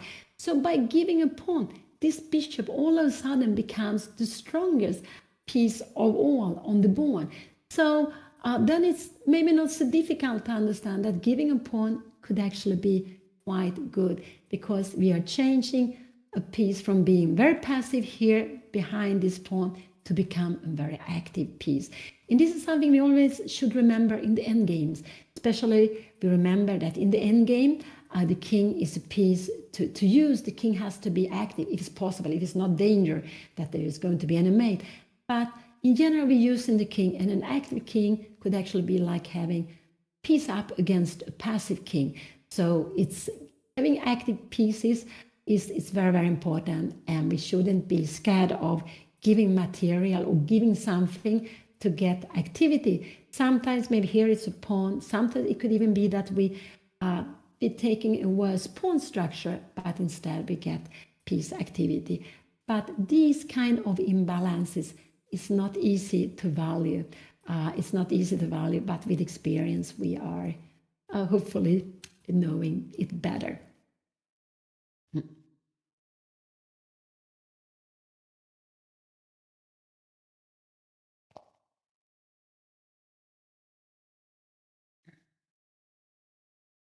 Yeah, this is true. There are coming more mistakes with a little time. That's why it's very good to avoid getting into time trouble, but it's not easy. But if you could do that, if you could play all the same moves without getting into time trouble, that would make it so much, that would make us so much stronger players, but it's not at all easy. But some players, their strength is maybe not that they are playing the best moves, they are just very practical and avoiding time trouble. And if we could blitz out our move, which of course is very difficult when we don't know the position, or when we are in the middle game and we don't know how to handle it. But if you could do that or play quickly, yeah, then we would put pressure on our opponent and our result would be just so much better. And there are players who are actually playing on the time already from the beginning, even with classical, by playing quickly. So, yeah, I'm very surprised. She has she been spending almost not 20 minutes, 20, but maybe like 15 minutes. And this is what surprised me more than anything else here, because I don't think that black has any other good move than to put the knight on e4 to give this pawn. Now she looks more determined. Is Dina going to play here now? Is she going to play? I don't know if this could be theory or not. I'm not sure about that. I do not know if it could be or not. Let's see. Has she played? No. What did she do? She played rook to c8. That was something that surprised me very much. Rook to c8, but maybe this is absolutely a fine move. Did she play rook to c8? Yes, I think so. Here we have it, rook to c8. Now I would absolutely go f5. Maybe, I don't know if f5 is the best, but I would absolutely go f5 in this position. Here, this is what I would like to go. I would like to go to bring this here now, bishop here, and maybe, because this one is looking up here, maybe to go queen e2. Now we are not avoiding knight h5. And if you go something like c5, I'm just wondering, this is getting a bit weak here now. And maybe we can just take here, you need to take back, and we bring a rook to d1. And we can see that we are having some pressure here. So this is actually what I would like to play. I would like to go f5. First, just to bring down the bishop, you need to go bishop d7. And now, as this is the plan, I like queen here, but also rook a1 could be possible. If we come here, is it like, are we scared on this bishop here? But I don't think so. I don't think we want to go here. It could be that we have something like f6. These things could always be very, very tactical, because you cannot take like this. We have knight e7. This is very far away, but after a move like this, I am just wondering, maybe we have bishop h4, we have a pin here, and we have rook to f1. This could be very dangerous for black to play. So, yeah, it could be, but I like f5. I would absolutely go f5 in this position here. This is absolutely the move I would like to play here now. f5 to bring it here. I don't know if there can we go something like rook d1. I don't know how this is, but this is not what I would like to. I would go f5 here just to stop, to bring this bishop down here. Because after rook d1, I'm not sure if there is knight e4 later on. So, but I like, yeah. But let's see what Valana will do. What can she consider? This is absolutely one move. This is absolute two moves. I don't want to go with this rook, because with the pawn here, I want to keep control. This looks very strange to me. If one rook comes here, yeah, she can go rook d1, or maybe, but this I don't like without going f5. So 1, 2, maybe this, but I don't like so much rook c1 here. No, I don't like so much, because if black is going c5, we want to put pressure on the d5. This is what we want to do.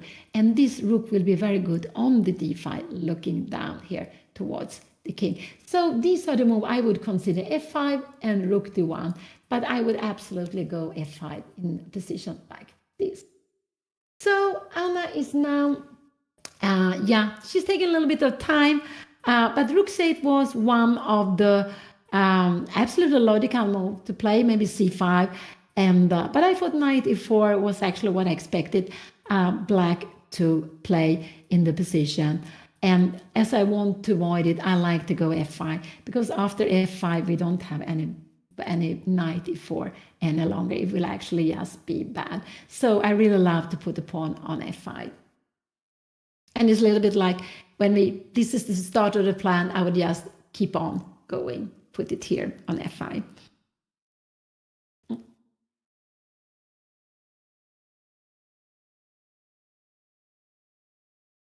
So rook c8, yeah, the plan is to go c5. We can see that the rook will look up here to get more activity with the pieces. Maybe later on try to jump in with a knight somewhere to c4 or something. So this is the plan with the rook to c8. And so it's absolutely a logical move to be played here. And Dina was thinking quite long.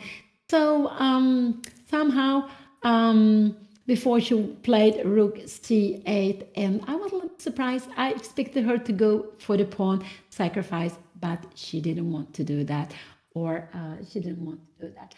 Let's see, now they are both sitting. We can see Andrea from behind. So it seems like there are two boards, but we are only watching Anna's game here now. We are only watching Anna's game, and they are both so fully focused. And for us, maybe the time seems long, but for them, when they're playing, the time is just running away. You're forgetting that you're sitting hours and hours. So let's see what Anna will do. I'm a little bit surprised Anna takes time, because I think f5 is such a logical move to play. So I really do hope that she will go for f5. I'm not so happy if she does something else than f5, even though maybe rook a1 is fine. But I'm just wondering, maybe if black then again can play this pawn sacrifice, I really don't want to allow. So this is why I like so much f5. Not to buy knight e4, to get the piece here more active and to push black a little bit back. And then after that, we can have some tactical idea if this knight is going away. So this is the first round out of 7. They are playing in the 2024 Botez Chess Camp. 8 creators, 8 streamers. They are playing against each other, 1 game each round, and this is the first round. Anna is playing against Dina Bielenkaya. She is the number 2 in the tournament with 2,209. She is one of the 3 women grandmasters. Anna is rated number 4 after 8 players, and she is one of 3 women FIDE masters, in one of 2 women FIDE masters together with Alexandra Botez. So exciting, and so exciting to see what will happen here. But I really do hope Anna goes f5. I really do hope she does that, and that she doesn't spend too much time, because I think f5 is just such a logical move to push the pawn further. I think it's just, it's just keep on with the same plan. It's good to stick to your plan. And so that's what I am hoping that she will play now.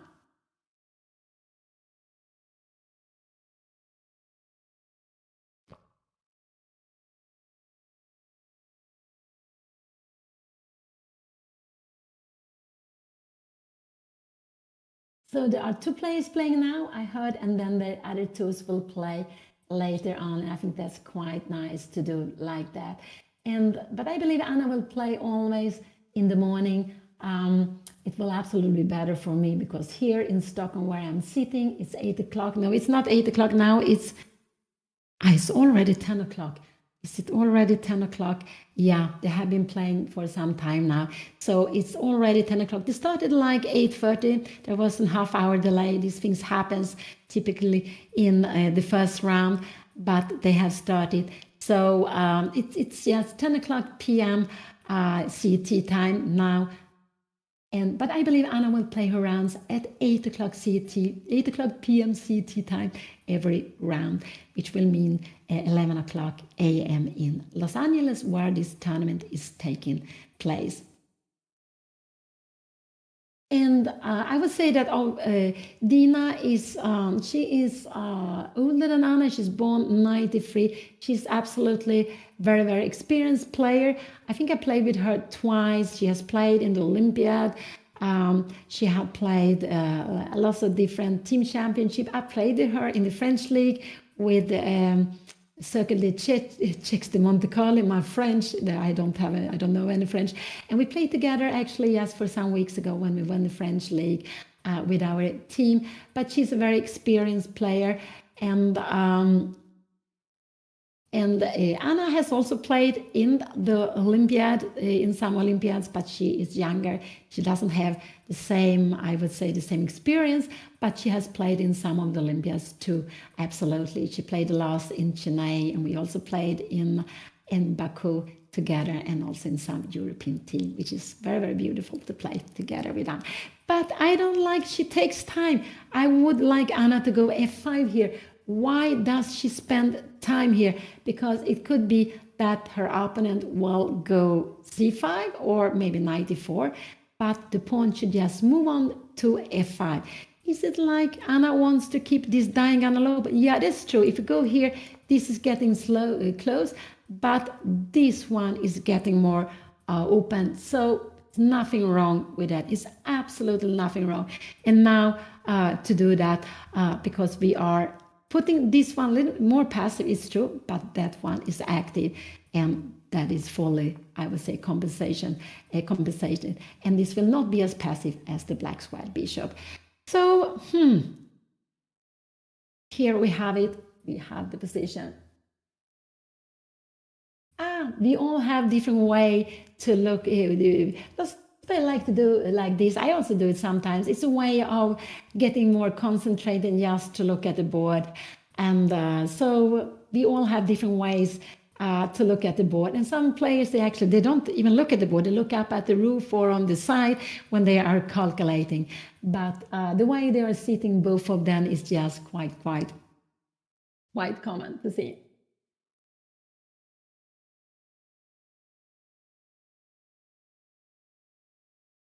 So now Anna spent some 10 minutes. I'm a little bit worried.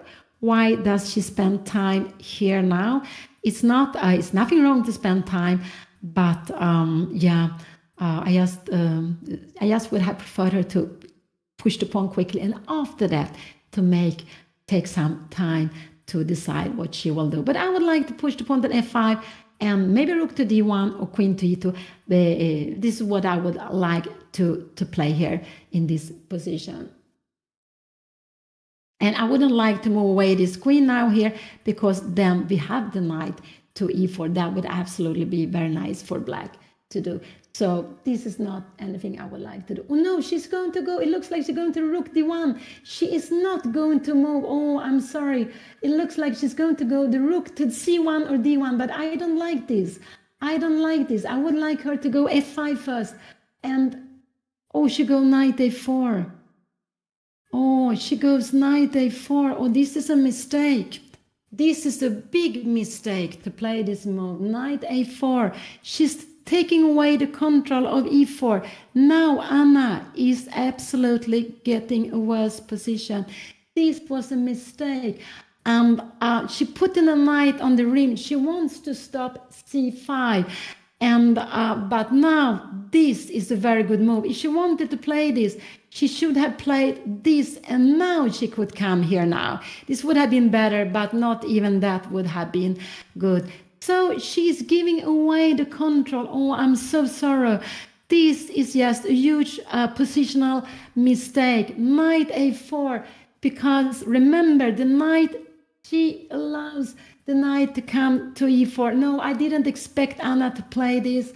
Now I think black will absolutely have the better position with knight here. Anna wants to go with a knight to c5, but she is not. Now we have bishop f5. And look at this bishop. This is now, and you see this knight is not doing anything. I think she forgot about bishop. She forgot about bishop to f5. This is what I think she forgot. She wanted to have this planning to take on e6, and she's hoping you take here. This would be a dream for white. White would be much better. But after this, there is one only move which is good for black, and it's this move. Can we now, and you don't want, if you take here, no, we take like this. This would absolutely be a dream for Anna, because you're controlling here. And after a move like knight e4, knight c5, bishop f5, can we go bishop e1? But I'm just wondering, rook e8, can we go g4 here now? What is happening? We go bishop h7. And in a position like this will absolutely be more better for black. But okay, we get g4 in. So I'm just wondering, can black try to stop g4 with a move like this? Because if you go h3, we will get a hook here now. So normally we don't want to do it. But this was absolutely not what I wanted Anna to play. She played the knight to a4 and knight on the rim. And what more than anything else, she left the square on e4 without protection. She left the knight to jump into e4. And this is it's not good to allow it. It would be better than to have the pawn on f2 than on f4. She just let this be a hole so black can jump in without giving a pawn. And I think this is what she played also immediately. She played it immediately. And this was absolutely a very good move. And now black is better. I don't know. I expect Anna to go knight to c5 because this knight is so fantastic. She go knight c5. I think actually Anna forgot that the pawn is defended and bishop f5. What could Anna? Yeah, maybe bishop e1 is a better move to be played here now. And if you go bishop f5, yeah, we can go g4. Can we go g4? I'm just wondering. It could happen that this is not a good plan any longer. And if you go f5, yeah, we have maybe bishop g5. What is happening here? Is this getting to be a weakness? And we have rook e8, f6 coming. This pawn is just... So Anna played this mistake. Now I would say that I would absolutely be very happy to play this position with black. It's more, I would go bishop e1. I don't know if I go bishop e1. I would probably go knight c5 here now. But bishop, so knight e4, bishop f1, and now I think bishop f5 looks like such a normal move to play. And we can maybe go bishop b4 here. Maybe we can go bishop b4. Anna played knight c5. Bishop e1 was a better move to play, but she played knight c5. And now bishop f5 is just such a good move to play. Black is just controlling the e4 square. And what is Anna's knight doing there? I just think that she forgot about bishop f5. I'm just wondering, bishop f5, I think we will see something like, can we go b6? It might be that how is a position like this? We will take with the bishop. Look here. This is just a dream to play. Maybe now we have knight takes c6. We can play, yeah. But in a position like this, how is this? We will get the pawn. Yeah, at least we get the pawn. And we will go, I don't know, queen d3, I guess. Maybe queen e2. But you see, this knight is fantastic. Black is better here because this bishop is not playing and we're not allowed to go back with the pawn. Let's see, this is not the position, but she played knight c5, knight e4. And this is something which is very important to think of, that what do Black wants to play? Black wants to go with a knight to e4. So, and Black was even maybe ready to do it without with giving a pawn. Now Black is allowed to go there without giving a pawn. I think actually now Anna realized that Black can play bishop f5. And I think one reason Anna played this plan, which was not a good plan, it was a wrong plan, is because she forgot that the pawn on b7 is defended. This is what I think was the reason. But she wanted to play against c5, but c5 was nothing to be scared of because Black would actually have had an isolated pawn then. So she took away one plan, which was nothing to be scared of, but she allowed another plan, which is much stronger for Black. He gave this hole here on e4. But so now will Anna have to fight? But I would say that this will be difficult for Anna. Will I think we will see bishop f5. I guess Anna will go bishop e1. And will her opponent go h5? I'm just wondering if her opponent will go a5. Can we go something like queen d1? I don't know. Are you going? And then we have maybe, can we go f6? Absolutely. And we are going to go back. And this is the difference. Look at this. This is the position here. This is here. Knight c5 was played. Knight c5 was played. Here we have the position. And you can see that this knight looks very beautiful here, but it can always be kicked away at the right moment with f6.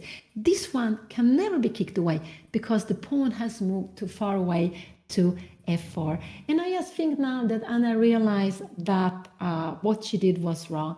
I think so, that she realized it now, that she didn't see it before. It could be because of tiredness, that this pawn is well defended. The knight on d6 is a tremendous piece. It's really a tremendous piece there. Defending e4, defending b7, also looking at c4. So the knights in the centers are so good.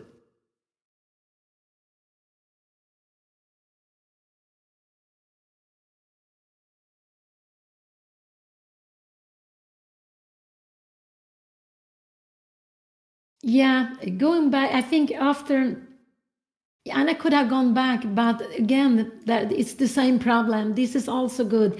So 94 was just a huge, it was just a mistake. I would say it was a big mistake allowing this knight here. So she has continued with her plan, knight c5. Maybe it was not even, she continued with her plan. And her plan is just to take on e6. This is, if she's allowed to take on e6, she will absolutely, let's say you do something like that. Okay, now c6 is hanging. This would be very bad. I mean, if you do something, so then Anna would take here. And now this knight cannot get away. So they both would have each knight, a knight each. And you would absolutely, we would dream of Black taking like this. Because we take away the passive bishop, we have plan with g4. This would be a dream for Anna to play. But of course, knight c5, her opponent has only one good move, and it's bishop f5. But it's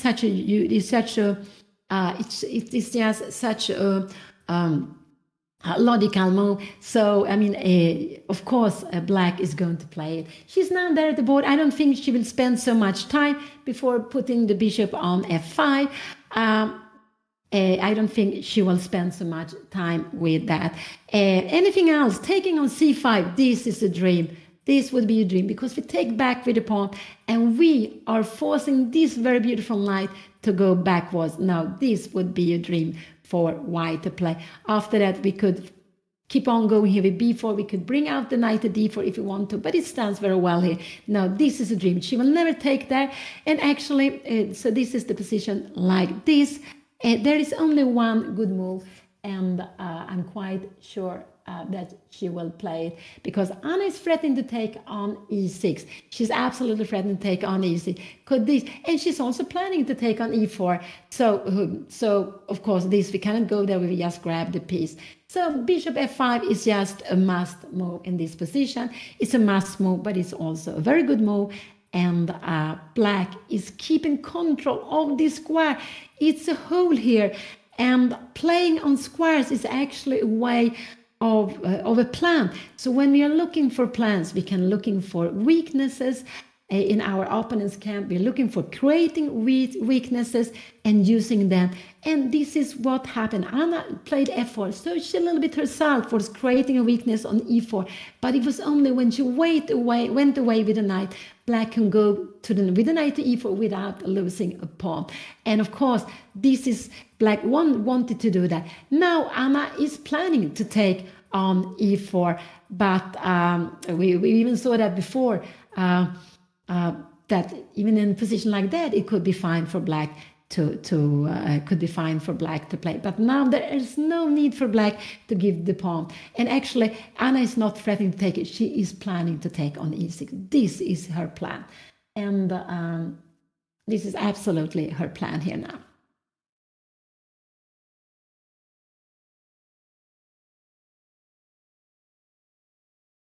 And now, in a position like this, before we spoke about this bishop, Anna could have taken this bishop on e7, but she didn't do that to get her opponent to have a more cramped position. But now we can say this bishop is more active than this one because the pawns are in the way, and the pawns are in the way. So this bishop, where can we try to put it? Maybe on b4. So actually, maybe it would have been better to go bishop b1, bishop b4, just try to exchange this bishop to get away with it. So let's see. But Anna played according to her plan, knight c5, and it was just logical.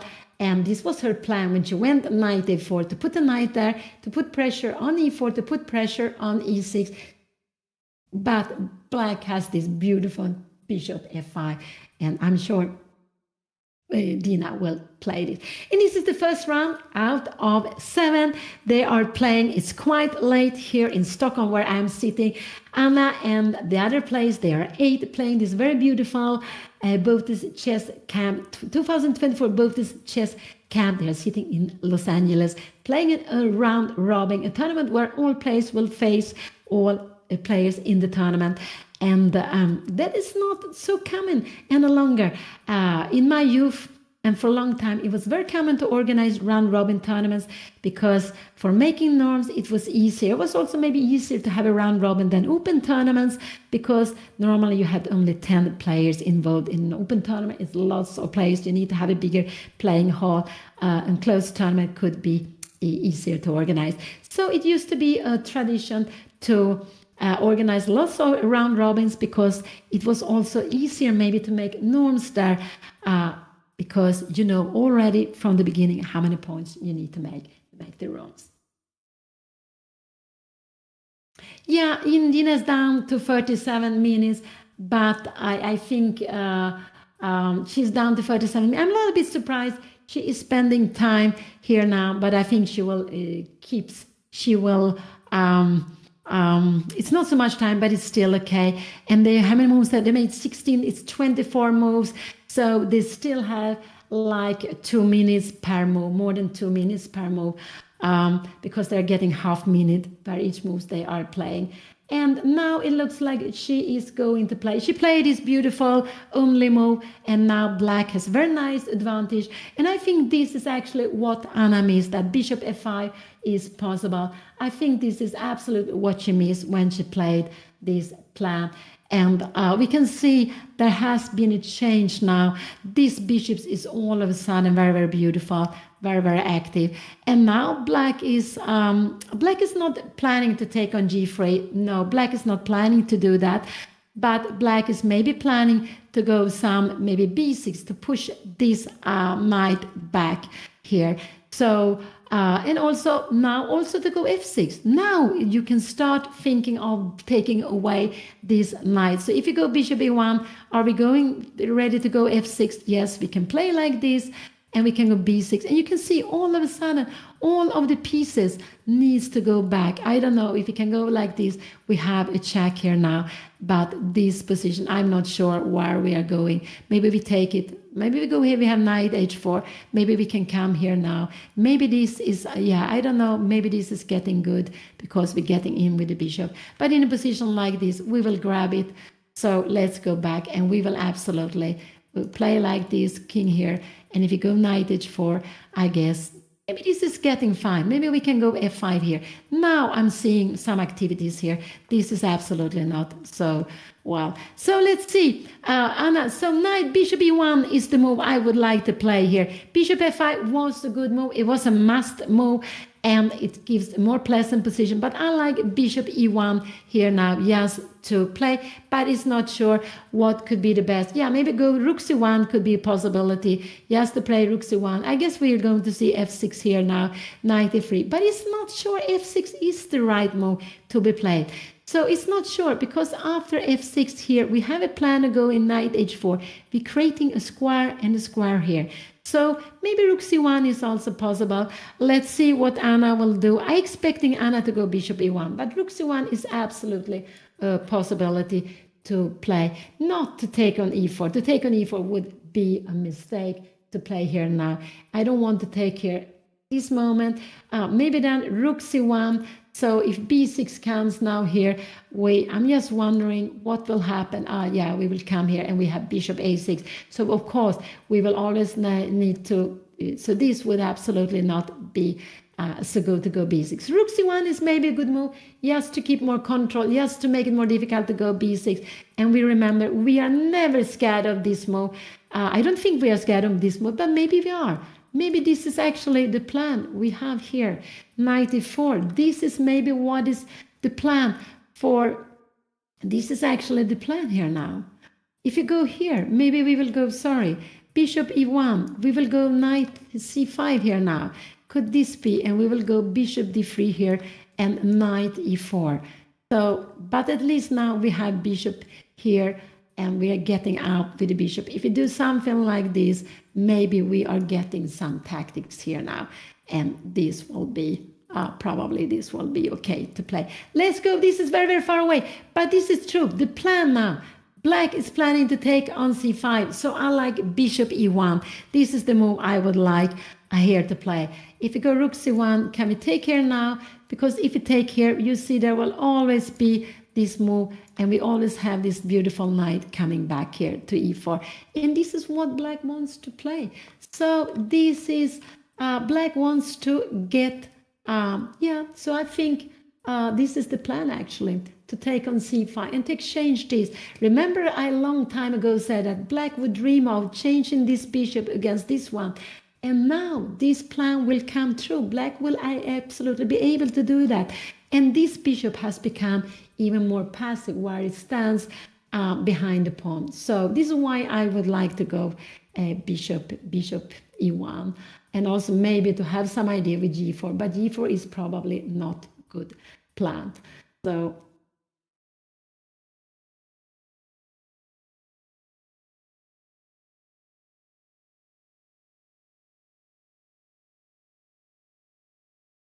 So bishop f5, such a good move, very natural move, but such a good move.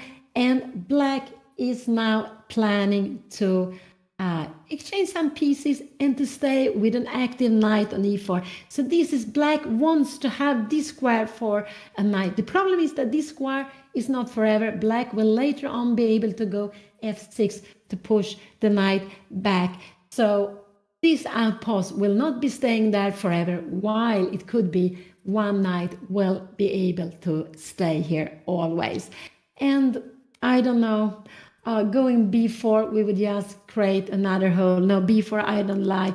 We would just create another hole here with f6 coming here, and we will have this square to work on. No, I don't like b4 at all, because we will leave c4 and we don't have any plan of going further here. So bishop f5 was good. I don't know. Bishop e1 is what I would say. Maybe rook c1, but we have this very nice. I think this, maybe is this the way we should take it here? Can we maybe now this is hanging queen here. I'm just wondering, is there something else we could do? Yeah, we could maybe go bishop f2, and the idea is after this, here we can maybe take like this. This would absolutely be in plan, because this is hanging. So bishop f2 would be the better way. Yes, so we are possible to respond like this here. And after this, we have d takes c5 and e3 is defended. So maybe bishop f2, but I think that is very difficult move to make.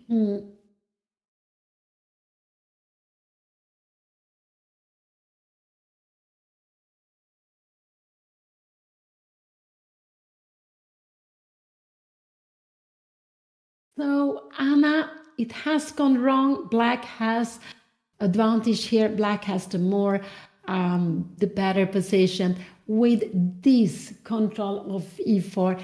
This is a huge hole, and actually that black has managed to get in with a knight there. It was a little bit like a dream for black. So now Anna will need to fight well to keep her, try to fight well here.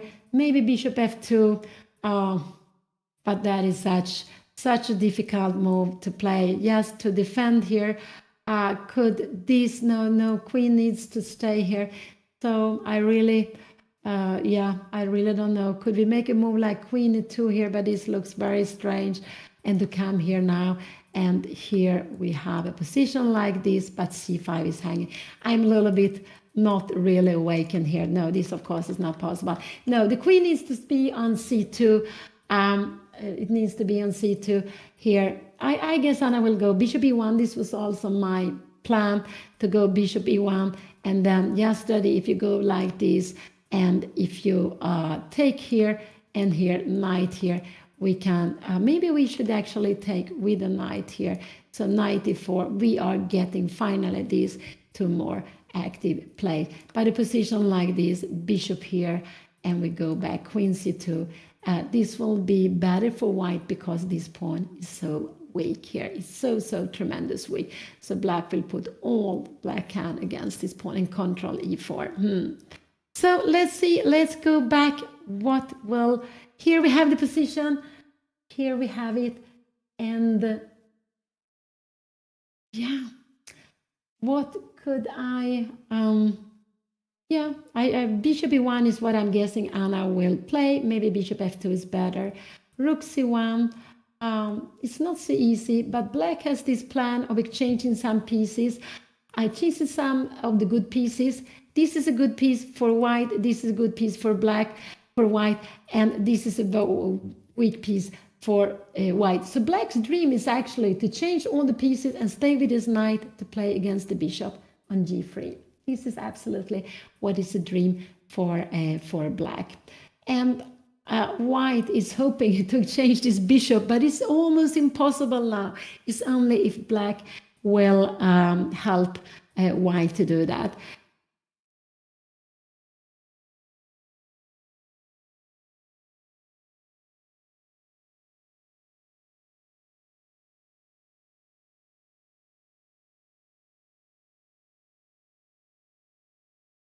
So we see them both fully focused, and it's down to 45 minutes. I'm not worried about the time. I'm worried about the position on the board. I'm really worried about the position on the board. Black can try to go, no, b6 now is maybe not so good move, because we have ice white move. So maybe rook c1, and if you go b6, we can take here now. And I don't know, can we take on c6? How is this position? And actually, we have these tactics. Yeah, and we have knight to g6. So this is not possible. We could actually play like this. Yeah, but we could go this, but we will give it such a Knight takes c6. No, this is also not possible. I'm a little bit not. So yeah, this would be more pleasant, absolutely, for black. I don't know, maybe could we go, but then again, we have knight to g3. This is absolutely not possible. So yeah, rook c1. If rook c1 is coming, black can choose with taking on c5. Black can absolutely go b6 also. Everything is fine. Yes, to push away this knight. It's absolutely fine because this queen is standing here. I really don't know what to play. I would have probably gone bishop e1. I think this is what I would have done. Bishop f2 could be, but if bishop f2, can we go b6 here now? And I'm just wondering, knight take e4. And now we have now it's different. We could even take on c6. This is different. I think we can take on c6. And the idea is now this is not working because if we take here, we will go bishop take f5 between and we will be winning.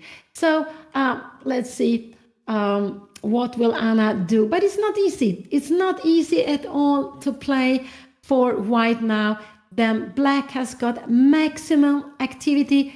This bishop, which was a passive bishop, has become a good bishop, and it can be exchanged for white's very, very good bishop. Black gets up now, Dina, she's going up, and yeah, I don't know what to say, but bishop e1 is maybe what I would have been trying. Bishop, yeah, I guess so. I would have gone bishop e1. Maybe bishop f2 is a better move, just to defend on e3. But I think Anna realized that something has gone wrong and that she's not so happy with the position that we have now on the board. But she needs to fight, and yeah, I don't know, rook c1, bishop, move away the bishop. What more could I try? Bringing the knight, the rook here. I don't think it will absolutely help anything. Can we take here? No, this I don't think is... I'm just wondering how a position like this here, and we go b6, you go the way, and we get a knight to e4. We always can play these kinds of position here, and now this pawn is hanging. Yeah, this is the problem. We don't want to go with rook f to d1. Absolutely, there was a g3 pawn hanging. So no, this is not logical. Sorry, this is the position. Bishop f5 was played. This is what we have on the board. And if you move a rook, this one stays well here on f1. If you move a rook c1, maybe rook d1 could be possible. But if you move a rook, I think rook a c1. Anna played bishop e1. This was what she played. This is more logical. I think her plan is to go g4. It could be that g4 is not a good move, but I think this is what she is planning. Bishop e1. Now maybe the best for black is to take on c5 and just to change these pieces. b6 now is not. Now we have maybe knight take e4, and we can grab the pawn here and to play this position. Black will absolutely have, white will absolutely have compensation, and black will have compensation. But we have a pawn, and this is... It's absolutely fine to play, but we would of course wish that we could move it back. And that's why we have to always be very careful with our pawn moves. They are not allowed, because when we're pushing a pawn, we have to remember we're not allowed to move them back. If you put a piece on a bad square, maybe we can put it on an active square later. Sometimes it's not maybe crucial, but a pawn, if we move it too far away, like we see here, this pawn has moved too far away. When black was allowed to take control of e4 square, now we never will be able to control e4 any longer. So now black is coming back with maybe a little bit more of coffee or tea or whatever it could be. What will she play? Bishop e1 was played, and it probably the first move. Yeah, it was the first move I was looking at myself also.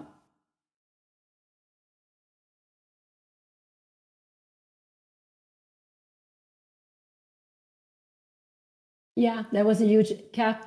I also like to have a huge cup when I'm playing. I actually have two huge cups here for my tea and my water during the games. And also when I'm playing, I always like to have cups for tea and for glass for water. So these are you need to have some energy during the games. That's absolutely very important. And now bishop e1 came. What will black play here now? What do you expect black to play? It could be knight c5. It's a very good move. and it's absolutely the best move. Is it a difference if it go like this and now take on c5? I'm just wondering here, and we take here now, and what is this position? Queen take here. Yeah, we have knight to e4, but maybe now we have some weaknesses. We can play a little bit on the white square, but actually we want to bring the knight to f5. I have no idea. Can we try something like, I don't know. What can we try? Queen g6, knight f5, but this is no danger. Actually, we go for the endgame with maybe queen e8 here. So we go for the endgames. We have this huge weakness. So knight takes c5. I would say that this is a good move to be played. F6 is also a very logical move to be played, because with the bishop here after f6, knight g6 is not longer possible, because we would absolutely just grab it, and this would absolutely be just winning for black. So it's not possible to play this. Two knights are so much, there are two active knights against a rook. No, that will be so much better for black. No, you cannot do that. So f6, take on c5 are good moves. And maybe what more can we consider? So this is one move. I would say taking this is another move, and maybe to go b6. But it could be that b6 is not such a strong move. Also, we see that the pawn is hanging c6. No, I don't think. If black wants to go b6, I think we will see this first, and we will see b6 like this. This could be happening. And here, maybe knight take e4, but this is difficult to play. Maybe this is the best way to play it. Can we try to go, I don't know, maybe we can try to go and to play f5 here.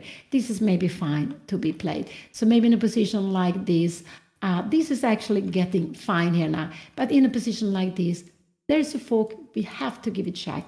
And this here, I guess we will go maybe queen d5. This endgame, I don't know. Can we fight in this endgame?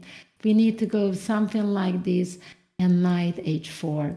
I'm not sure we can fight in this endgame. And f5. Is the rook coming here? Maybe this is no danger because we have bishop c3 and rook f2. So maybe we can fight here. Absolutely. But this is very, very far away. This is absolutely very, very far away. But f6 or taking on c5 are the most, I would say, most natural move to be played here by black. One of these moves.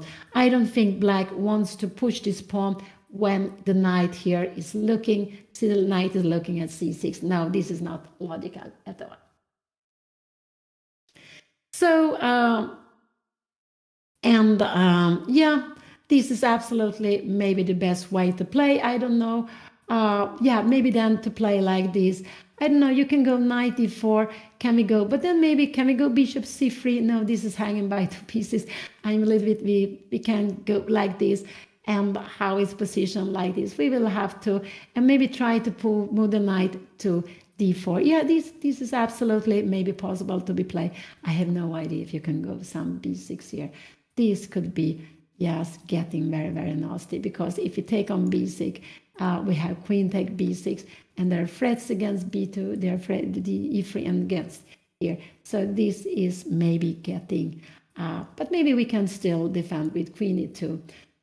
But this is so far away, very, very far away. So bishop f5 was played, bishop e1 was played. This was also a logical move, I would say. It could be Anna has some plan of going g4, but probably g4, it's not sure it's a good move now, because it's not sure it's so good to be played. But I think this is absolutely Anna's plan to go g4 with bishop e1.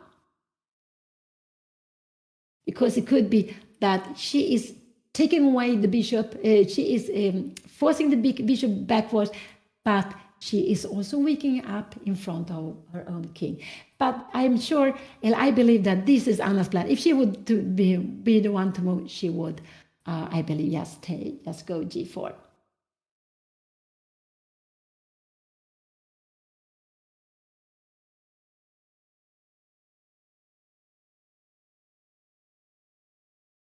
And her opponent has played. I'm sorry. What her opponent took on c5. This was absolutely a very good move. This was absolutely the best move to be played. This, and now Anna, I think Anna should take back with the pawn. I don't know. This is what I thought was better, but I don't know. Playing like this and knight to e4, I don't know. Maybe this is a better way of playing. I'm not sure. Rook c1 to keep like this, and after, yeah, maybe this could be better to play. So let's see what she will do. I think it just knight takes c5 was a very good move, and she played it quickly. It was absolutely a good move, and yeah, this is what black is doing. Black is exchanging the good pieces for Anna, and Anna will absolutely stay with the weaker pieces. So I think now here Anna will, I think she will take with d takes c5. I expect her to go d takes c5 in a position like this, a little bit to change the pawn structure here, but like this, and then probably, I don't know, probably knight d4 is the strongest move to be played here now, b4. And I don't know, can we even go b6 here directly? It could be, absolutely. I have no idea what's happening here. Queen takes, and we have this pawn is getting hanging here, but still after that we have rook b1. So you cannot take it easily, but so maybe here is queen take e2, and you will just keep on playing against this weakness. The idea to go here, later on to go f6 or bishop d6. It's just very, very weak, the pawn. Let's see, go back. I expect Anna to take with the pawn here on c5. This is what I expect her to do. But whatever she does, she is, black is better. Black has this beautiful e4 square to put a knight on. So black is absolutely better, whatever Anna will play. And but it could be that the best is to take on f5. If she takes like this, she's changing the pawn structure, but this pawn will also be weak. And we can see how black also have this active way of playing against c5 with b6 later on. So probably this is the less evil, but I don't know. I'm not very happy to play. And of course now, anything going somewhere else would be a dream for Anna, but knight d4 is of course where black wants to go.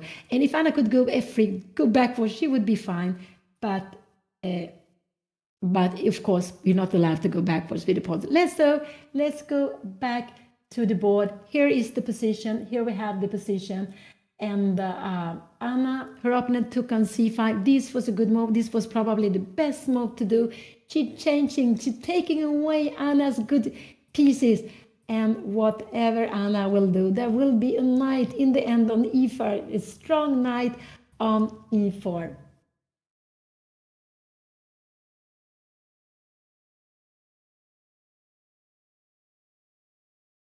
Yeah, e3, I think so too.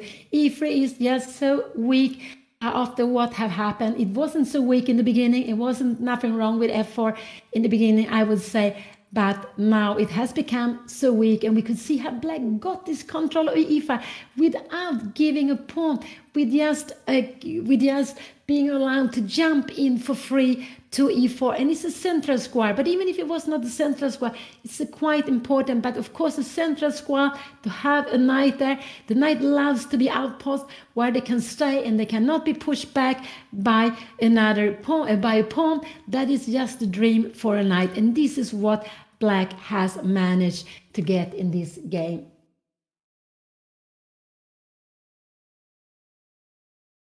Yeah, but it's not so easy to evaluate if it's better to take on f5 or d takes c5. There are two moves to consider. This is one, and this is the other one. And it could be tempting to take on c5 to change the pawn structure, but in general, it will just create another weakness. It will just help black to play against a weakness on c5, and maybe easier to get to this pawn here on e3. So it's true. Here there will be two weaknesses, 1 and 2, I would say. And if you take like this, we will just remain with this weakness. So it's just, it is better to do like that. So here's the position. And now Anna, yeah, she takes her time. She takes her time here, and yeah. And with the bishop on f2, Anna would take on f5 and take on c5. but it doesn't work here because there's only one reason. And okay, you can go f6 first, but it's knight take e3. This would just lose the game on the spot. But if this bishop was defending, yes, then this could have been played, but it's not possible here.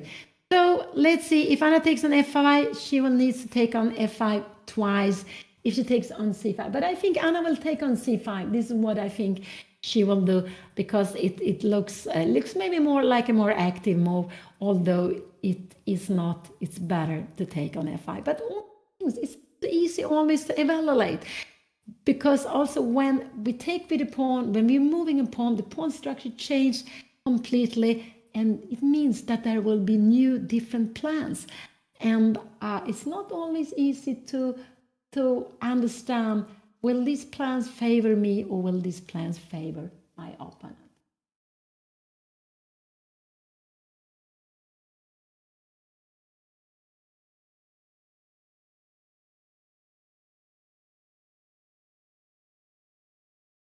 Yeah, no, this would be a big mistake. Queen takes c5 would be a big mistake because of f6. And what are we doing with the knight? If we take here, we take back and we threaten the queen. Queen is moving and we take here. So queen takes c5 would actually lose a piece. So this is the only move she cannot do. She has to take on f5, and she's taking on f5. This is what she does. She's taking f5, and now she's threatening the rook. So her opponent has only one move to do, and it's because if you move here, yeah, we will just grab here on c5, we win a piece. So of course, her opponent, and she took back immediately on f5, and Anna took also back. Now there is only one choice here. She has to take on f5 because we see there is a threat taking on e3. So Anna took on f5 immediately, and now we have this position, and we will absolutely see knight e4. This is dream square, and here it came very, very quickly. And what will now Anna play here? I don't know. Maybe rook d1 is a good move. Yes, to rook c1 or rook d1, one of these moves. I think we will see rook c1 here. Actually, this is what I think Anna will play, rook c1. It's a way of just keeping more control here. So I think we will see rook c1 here, and after rook c1, maybe her opponent will go rook c7 to go queen c8, and just to go for the endgame. And it's just very difficult to make any plan here for Anna. If she, let's say we go a3, we go something like this. I just want to see play like this, and we go bishop b4. I think this will be just a very, very weak pawn here on b4. This will absolutely be one weakness here, and another one here. This will be a dream for black to play this position very, very slowly. And maybe now, and we will have very difficult, if we get away with this, if we will dream to, black will always remain with the knight. Put the knight on d6 and have such a fantastic square. No, we cannot play it. So there is no way for white to exchange this bishop. Now Anna would be so happy to take away the bishop. We late before, earlier on, she could have done it, but she didn't want to do it. She didn't want to do it, and it was absolutely fine to keep the bishop. But what have happened now? This bishop is just very passive, and this pawn is a backward pawn. It can move further in any way, and it means that 2 pawns will actually stop 1, 2, 3. So in here we can see that black has 1, 2, 3, 4, and white has only 1, 2, 3. So it's quite clear that black has an advantage. Black has a big advantage because this pawn would be so much better on c3. We would have symmetrical pawn structure. Here, it's like it's a backward pawn. It's a pawn, but it's a pawn very difficult to use as long as black is keeping control. So it's a little bit like playing with the pawn less. We have the pawn on the board, but we cannot use it. And what we can hope for is some rook endgames, and of course that black will get away with the control of e4. So we will be allowed to go e4 in some moment to change it or to push it further. But this is absolutely a very beautiful position for black to play. And it would be Anna's dream here would be to exchange this bishop, but I don't see any way. Could we try knight d3 to go bishop b4? I'm just wondering. But then we have, let's see, we do some more like this. Can we just go bishop b4 here now? But even this, what is happening here now? Queen a5, knight here, and I'm just wondering, we have queen d2. This is hanging, everything is just collapsing. No, we don't want to play like this. So let's see. So this is absolutely, yeah, I was looking, bishop e1. Yeah, so maybe knight d3, I'm just wondering. But after knight d3, we go queen b6. And oh, it's just very, very awkward. And also we can see there is something. This queen, is it better on the king side or on the queen side? I would say that this queen would be better on c2. It's a little bit cut off because what can she do here? Going g4 looks very, very dramatical to play. This looks very, very dramatical to play this. I guess we go something like here, and we will just weaken in our the king. So g4 is absolutely no plan. What can we go? Can we go queen g4? Is this a move to put the queen on e2? I have no idea. Is this a move to just bring it back? But then maybe c5 is coming. I'm just wondering, and we have bishop c5, and you see how weak this pawn is becoming. Queen e2, I don't know, queen b6, we have knight e7, but we're starting, and we have soon, very soon, this coming here. So, but here white has some countermove against d5. So, yeah, maybe this is chance. Maybe queen d4, I don't know. Maybe rook c1. I'm just wondering, rook c1. Maybe we don't want to go c5 because we have some knight e7. But rook c7 is a very good move. Yes, to start with this move. And I have no idea what you're going to do here. Maybe we want to go for the endgame, but we will keep the pieces.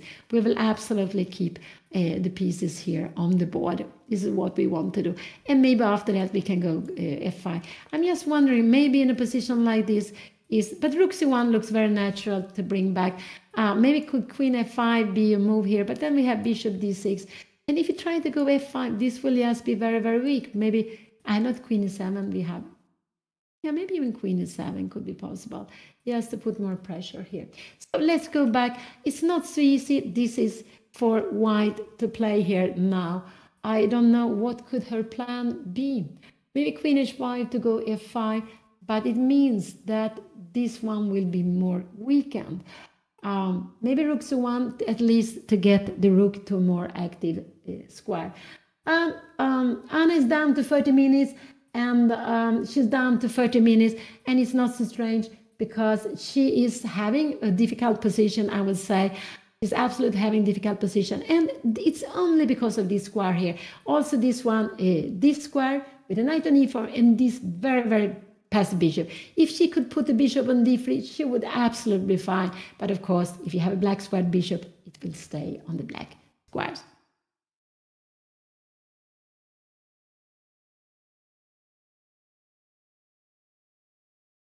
So they have made like it's move. They have made 19 moves. So this is going to be the 20th move here now.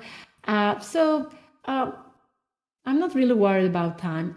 I'm just very worried about the position, how Anna is going to be able to defend this.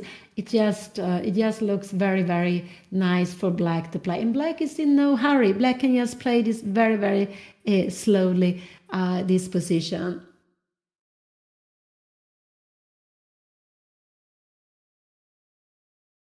Why? It's not easy for Anna to create any counterplay.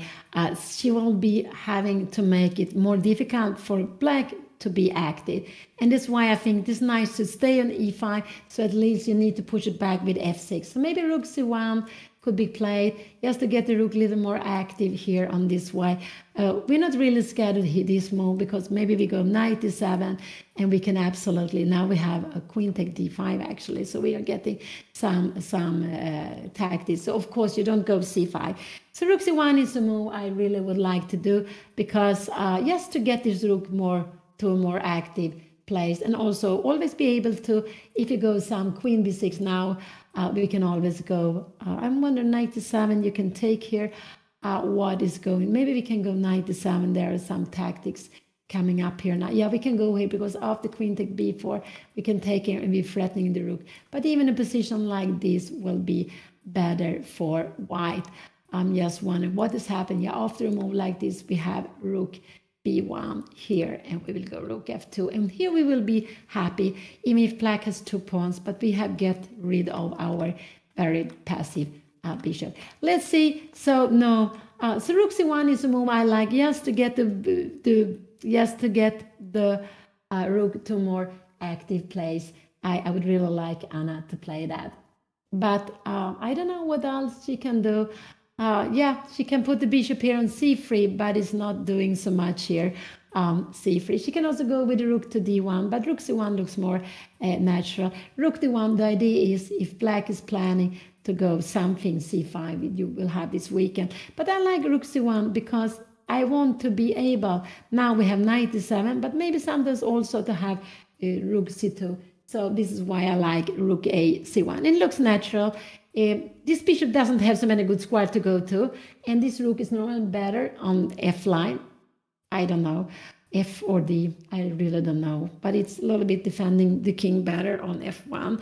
And so yeah, I think rook c1 could be just a very natural move to play here now.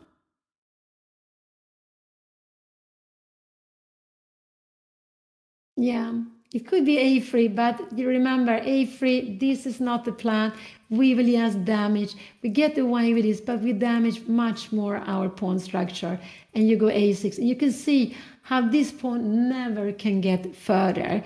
It can never get further here.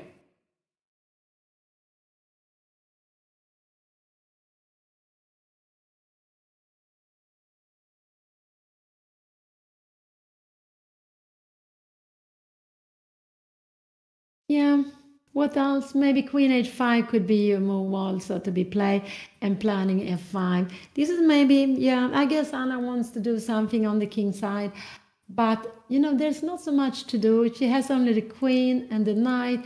She can put the pawn on f5, but black has 1, 2, 3, 4 pieces defending the king, because this knight is very good here in the center, but you can always put the knight on f6, so it's also a good defender.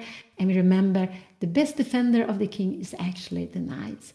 So there is no way that white can get an attack on the king. I do hope she doesn't go g4. G4 would just be absolutely too much to play here. So yeah, I just like to activate. We see this one is passive, this one is passive, this one is also passive, but at least it's staying close to the king. This is why I like to go rook to c1. So at least one of these 3 pieces will become active. So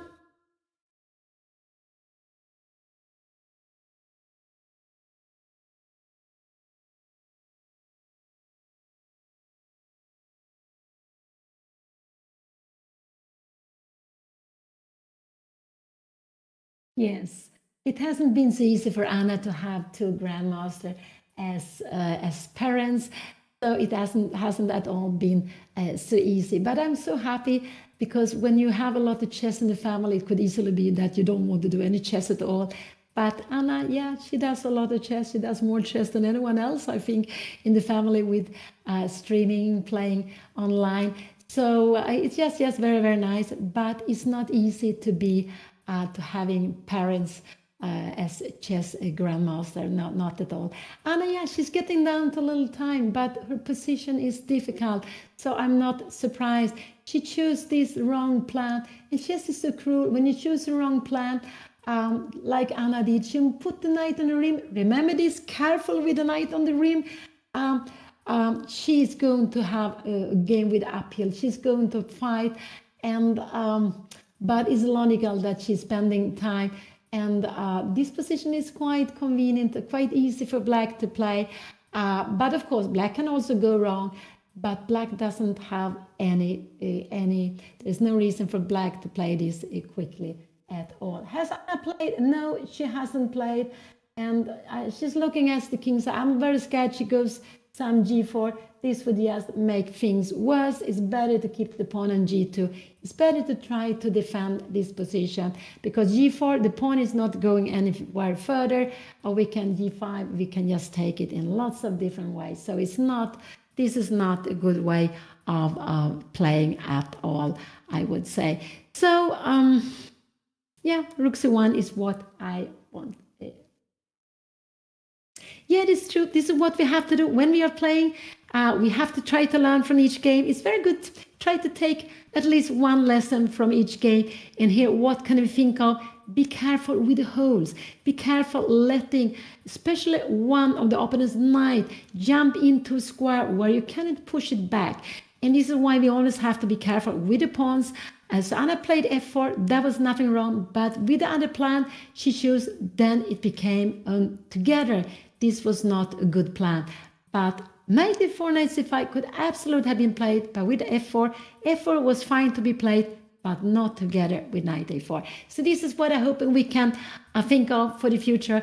Be careful not giving a hole, because this is giving the opponent a plan to play for. When Anna left e4 square free for the knight, black, Dina played very quickly. She played this knight move, knight e4.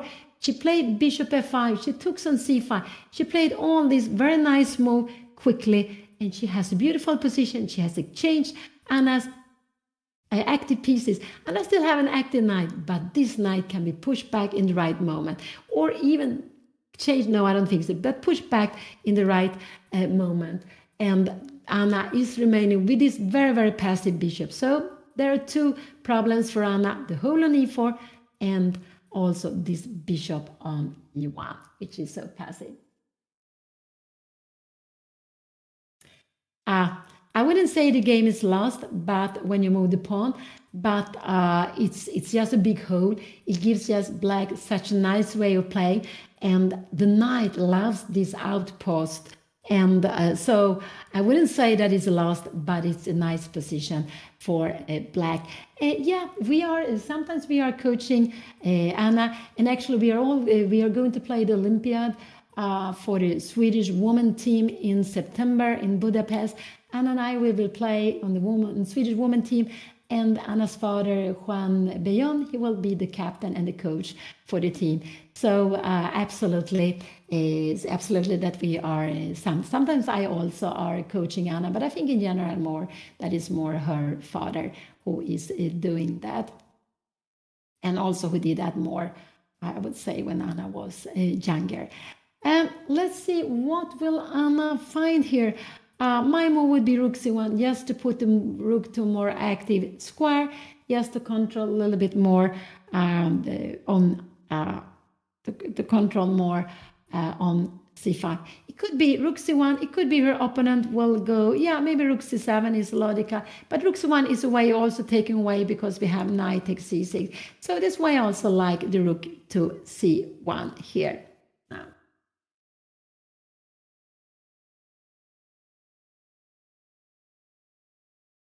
Yeah, so there's a chess Olympiad. It's like a team tournament where there are two classes. There are the open class and there are the woman class. And they're also and they're normal around. I think there will be it will be record with teams this year. Could it be there will be close to 180 teams in the women's section, and normally in the open section there are more teams. So I think there will be lots of teams this year, and it's a team tournament where you are playing 4+1. It means you are playing on 4 board, but you have a reserve. And from the beginning, you have to put up the plays the way you want them. You can put the rated number 5 on first board. I think you can do that. I'm not sure, but I think so. I think you can decide the board order, but then you have to stick to it all the time. And then you can change. So every day you have to let one of the players rest, and the team captain normally decide who it will be. It's just such a beautiful tournament. I think I played in 13 Olympiads, something like that. So Chess Olympiads is held every second year. So it's not like the normal or whatever, the Olympiad, which is held every 4th year. The Chess Olympiad is held every second year. And it's just rook f3. Oh, no. Anna, she wants to go for an attack. but this is absolutely no way. But this is what she wants to do. She wants to go for an attack, but I don't know. There, you see this rook cannot go to g3. If you go to g3, the knight will grab it. So this rook is only coming to h3, but yeah, it's so far away. I don't like this move because I'm very scared of a move like queen b6. I don't know now. Maybe not now, but later this can be possible. So maybe we start with bishop d6. What is Anna going to do? She's going to go rook h5. But this, I think this is what her plan is. You're coming here. Is she going to go some, I don't know, bishop h4? But we just go queen c8. And this is our dream to have like this. And now we are breaking up c5.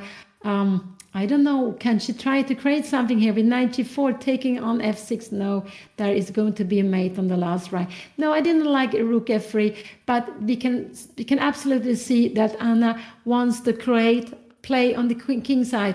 But look here, we have 1, 2, 3 to attack with. Black has 1, 2, 3, and I would say even 4 to defend with. There is no chance, and we don't have a good way of breaking through with the pawns. Yeah, maybe the plan is to go rook h3 and then to go g4 and g5. I think this is a plan, but it's very, very slow. And I don't think white will manage to do that. So rook f3 was played, and Anna is absolutely going for the king's attack, but I don't think. I think actually what can happen if you get c5 in. I don't know. Can we go c5 now here? No, we have knight d7, rook e8 here now, and again queen take d5. This is not a possibility. Not here, but c5 is in there. Queen b6 could absolutely be. Then we have some. Then we have this beautiful move. But this is getting so crazy. And after queen take b2, I think we have a move like this, and maybe now we have like this, and we have the rook to h3, and we are starting to have some. Actually, this would be a mate here. So this is absolutely a blunder. Queen b6, we have knight take f7. This is not so strong because we have time here, and after move here we can even take here. I think we could take here. No, we cannot take. We just take back here and rook d1. And I guess we are, yes, queen c2. You see, this poor rook here now. But we can just take on a2 or anything. This is just very, very good for black because black has 2 pawns for the exchange, staying with this, and white is not doing anything. And you have 1, 2, 3 pieces defending the king side. So rook f3 was played. Anna is going for the king side attack, but I cannot see that she will manage with getting through.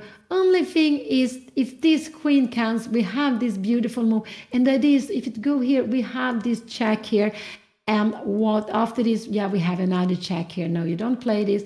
And after rook f8, we can defend this with maybe b3, and we have an exchange up. So this is the plan. So queen b6, but queen b6 will absolutely not be played. It's not a necessary move to be played here.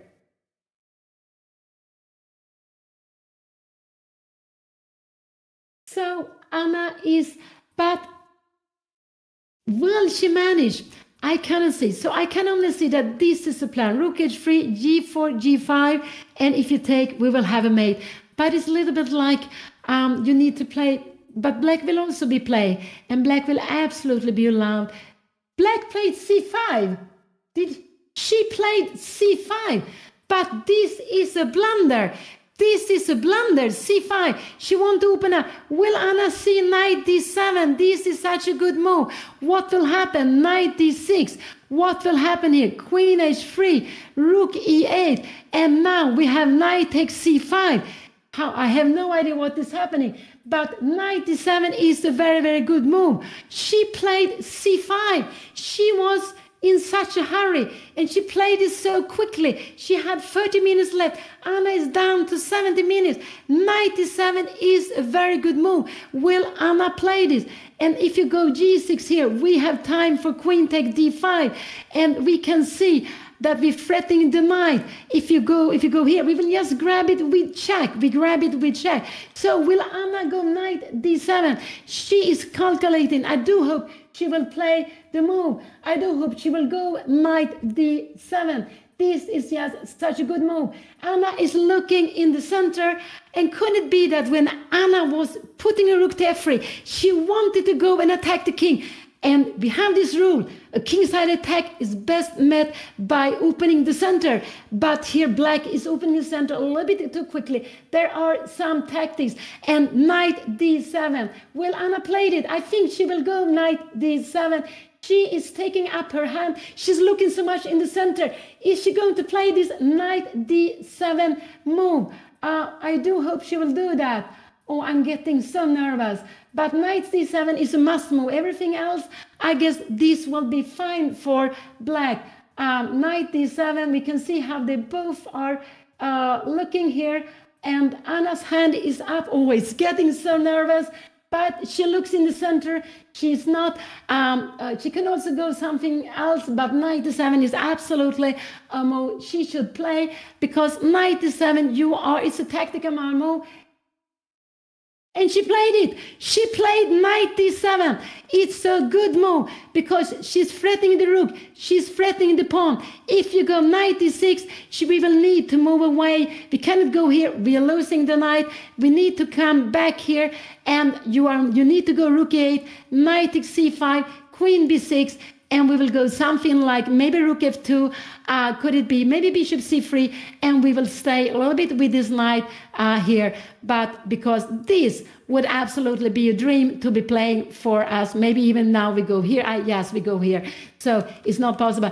Anna played knight d7. I'm so happy she played this very, very good move. Knight d7. She's down to 60 minutes. And now I'm getting worried with the time. I wasn't worried before because her position was difficult. But now Anna's position is so much better all of a sudden than it was before. Knight d6 is probably the best she can do. If you go queen d7, I'm just wondering here. Rook e8, can you come here? What is happening? Can we go, we can move the way. Rook d6 here now.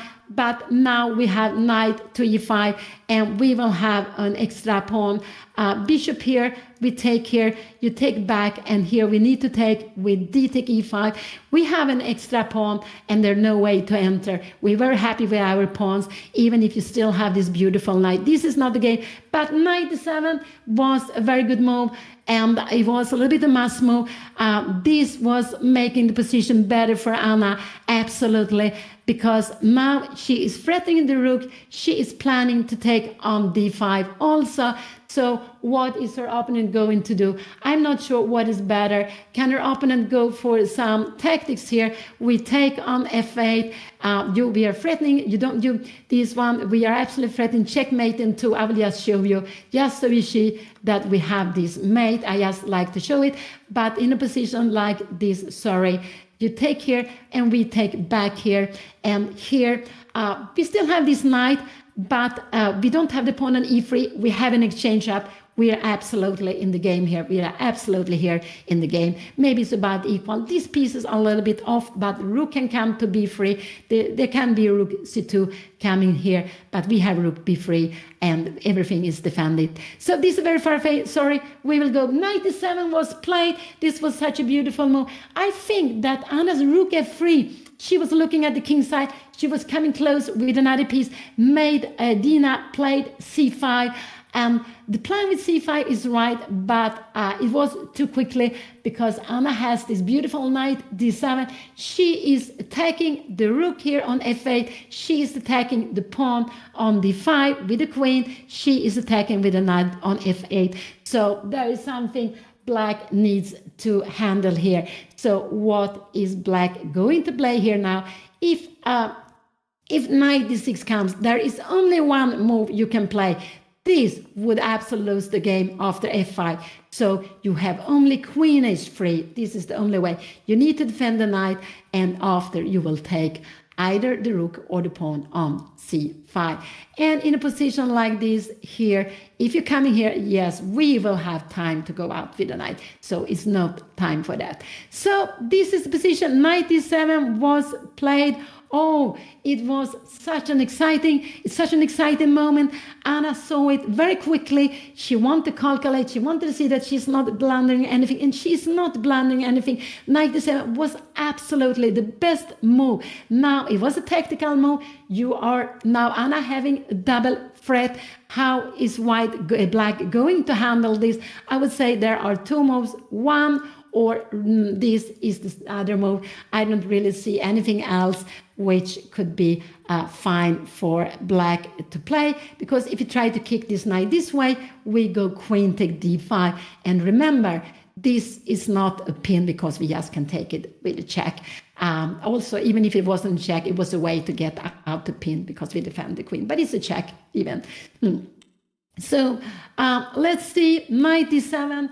Now Dina is taking time here. Now she is taking time, and she needs to do it because it's not so easy to decide rook e8 or knight d6. One of those.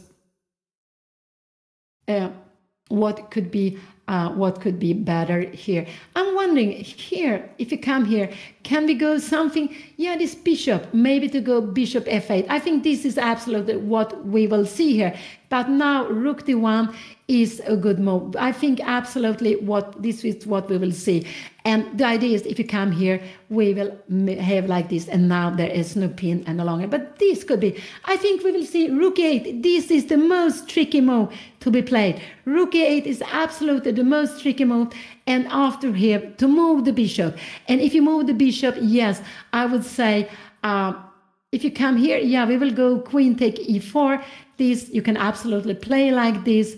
And here we will need to go something. And if you take here, I guess we will just go e4. And this is equal pawns. Remember, having a pawn extra, this is not the position, but sometimes having a pawn extra. I have a brother, Don Crumling, and he is an international master. And he's the reason why I'm playing chess. And he always used to say that having a pawn extra, the reason to have it, a good reason to have it, is that you can give it back in the right moment to get something. It could be the initiative, it could be better pawn structure, it could be something. So that's why it's not at all, or of course you can convert the extra pawn, but sometimes it's just good to have it, to give it back to get something else instead. So 96 or rook e8, one of these. I think we will see rook e8. I think we will see rook e8, rook d5, bishop f8. Could Anna now go queen f5? This, I'm just wondering, g6, queen h3, taking on d4. Now we have knight take here. What will happen? And we have this pawn. Yeah, this is lots of tactics. So queen f5 could be, but this is a better way of playing. Take with the queen. But this is absolutely getting good. This I'm a little bit scared of. So I am actually a little bit scared of rook e8. I think this is a very tricky move to be played here. Just after rook e8, and now can Anna do something else? This is the logical move. But it could be that she's a little bit scared of playing this. Now she threatened to take on e4. If you go bishop f6, we have, do we have knight take f6 here? Maybe this is a mistake because of this. Maybe this here, maybe rook d1 is the good move. And then after taking here now, maybe now we can take on f6 or even take with the e-take here. But let's go back. Rook e8, I think, is the most tricky move. And then I think rook 8 is absolutely the most tricky move. And then there's still possible to go wrong. I don't know what is better for black to play at. And I think it could be that black in the beginning, that Dina, when she played this, that she forgot that d5 pawn is hanging. But yes, rook e8, queen d5. This, I think, is a little bit tricky with bishop f8, because we see we cannot move this. Can we go something like bishop h4? No, this we cannot do. We can just grab it. There is absolutely, we cannot go anything crazy like this. Absolutely not. The idea would be to go something like this, knight d5, and then try to take this. But I'm not sure. Knight d6, this looks, I have no idea what's happening. It's possible, but this is very difficult to judge. No, she is spending some time. I think she's spending some time. 97, Anna played this very, very good move with the double threat, but there is still lots of tactics. They're both down to not so much time. Now Dina is having 21 minutes, Anna is down to 16 minutes, and all of a sudden they have only made 21 moves. So they're having like more or less 1 minute per move. That's not so much, because this is a very, very tactical position. This is absolutely very, very tactical position. And what will black do? Rook e8 or knight e6? I think black is going for rook e8 here. And I think this is absolutely the most tricky move for Anna to play against, absolutely, because it's easy to go, it's easy to go wrong after that. And after rook e8, will Anna dare to take the pawn? This is what I'm wondering. Does she dare to take the pawn here? Does she dare to take it? Now the knight is hanging, but she needs to take it. Absolutely. And after rook f8, we have this move, but this is very difficult to see. And after c4 final, we can go bishop f5 because queen f5. So, and I'm a little bit scared of g. But let's see, what will she do? This is such an exciting moment. Also, they don't have so much time. Not Anna, not Dina, and they are down to like 20 minutes. I wish Anna would have had more time. I absolutely wish she would have had more time now on the clock. I wasn't so worried before with the position difficult, but now all of a sudden it's just black. Dina made this c5. It was very not so patient to play it. It was a little bit too quickly, and it gave Anna the chance now. But it's still, there are tactics, and this is why we always need to calculate, to train our tactics. So when they occur at the board, there are always moments where we need to be able to calculate and to trust our way of calculation. And after rook e8, will Anna dare to take on d5? But she needs to take on d5, and it could be that she doesn't dare to do that. So I really hope she will do it. Oh, it's, yeah, but yeah, so knight e6 or rook e8, I can't see anything else, because then Anna will grab the rook on f8. If Anna grabs the rook on f8, I don't see that she will be worse in any way. It will be an easier position to play. Rook 8 will be tricky, absolutely tricky. After knight e6, there is only one move. So remember this, especially when you have a difficult... Has she played? Did she play? No, she's sitting there at the board. No, she hasn't played. No, I don't think so. No, she hasn't played.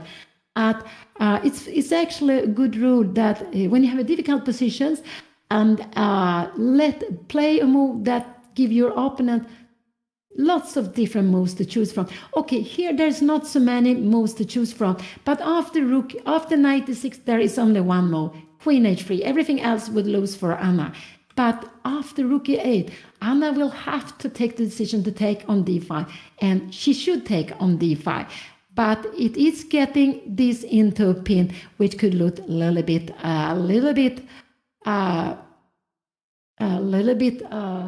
scary to play. So now they are almost the same time, but I think Dina is on her way to play.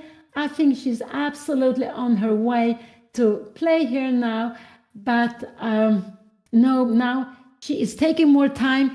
I'm just hoping that Anna will be the one with more time, but it's just one of these tactical moments where we need to have time, and we wish we had so much more time, that we haven't spent them before, but it's so easy. And so rook 8, knight e6 are the two moves to choose from. Absolutely. Remember, and also look at the take on d4. But if you take on d4, Anna will grab the rook, and she will absolutely not be worse.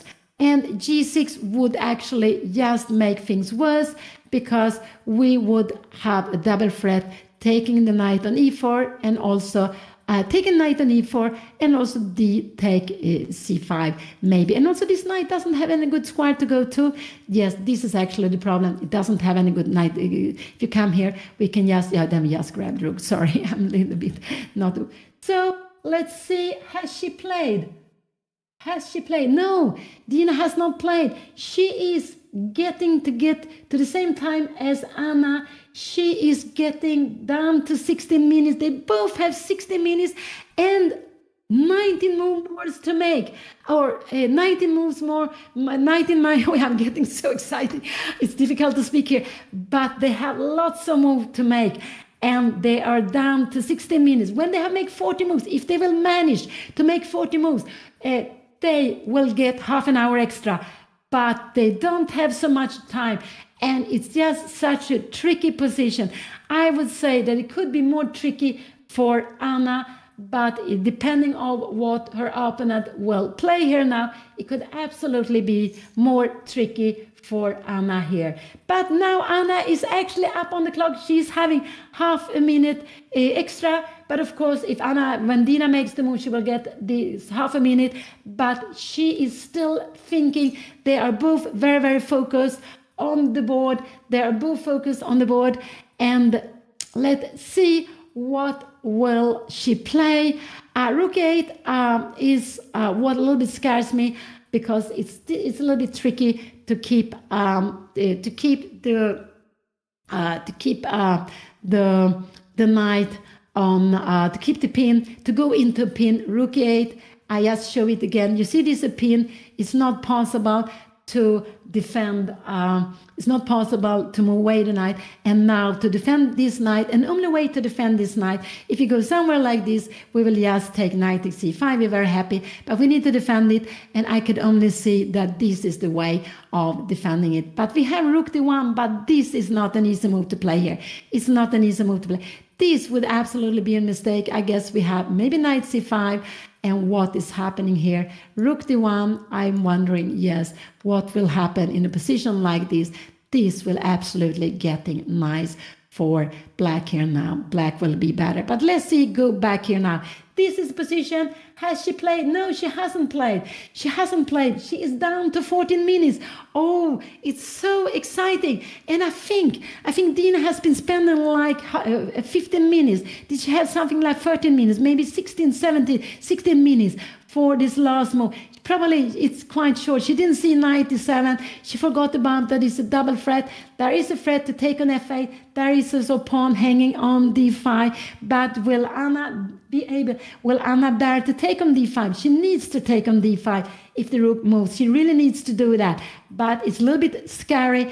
But it's actually also the idea with playing this move. If rook e8, if you take here, this would absolutely be a dream for black. And just to push this further, we stay with this terrible bishop, and we are opening up. This would just be almost winning for black. So this is a crucial moment.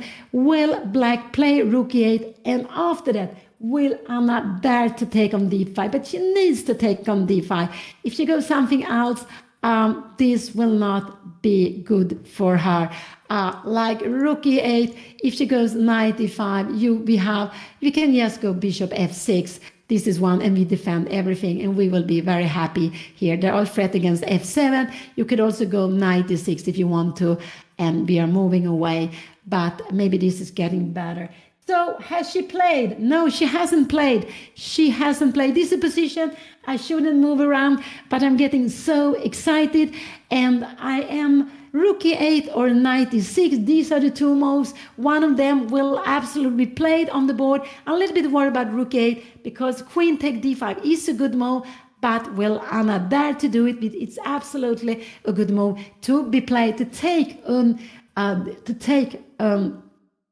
a central pawn, and it could be. But I think after this, if she goes rook e8 here, she comes here. Could it be? This is the fantastic good move. And if you take here, I guess we also can take maybe with the rook, but also with the queen. Could be possible to play after bishop c5. We will go for this to play this in game. So let's see. Let's go back.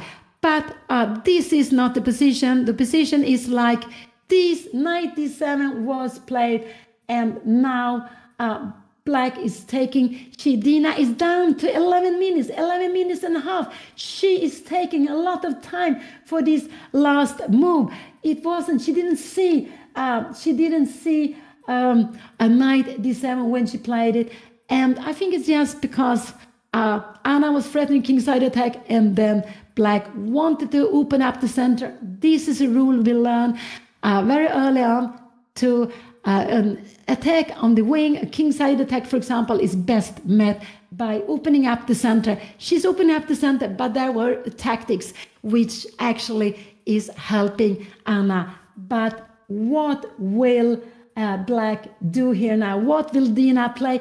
She is down to 11 minutes, a little less than 11 minutes, and she is still thinking. She is still thinking, and I'm getting so nervous. I'm getting very, very nervous because it's just, I'm getting more nervous now maybe than when Anna had a more difficult position. Now it has been improved, absolutely, because we have this rook on f8, we have this pawn hanging, and now I'm getting much more nervous than I was before. I'm a little worried about rook e8, queen take, that Anna will not take the pawn on d5. This is a little bit what worries me. But let's see. Black is still thinking. Dina is down to 10 minutes. She has been spending 20 minutes. It's absolutely sure that she didn't see knight d7. She didn't see knight d7.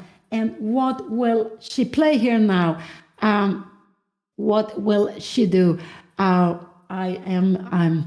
don't know. I don't know what she will do. What is the most logical? But rook 8 is the most tricky move to play here. I would say it's absolutely the most tricky move in this position. And she is down to 9:30. She will get half a minute when she make the move. Remember, this is the very good rule.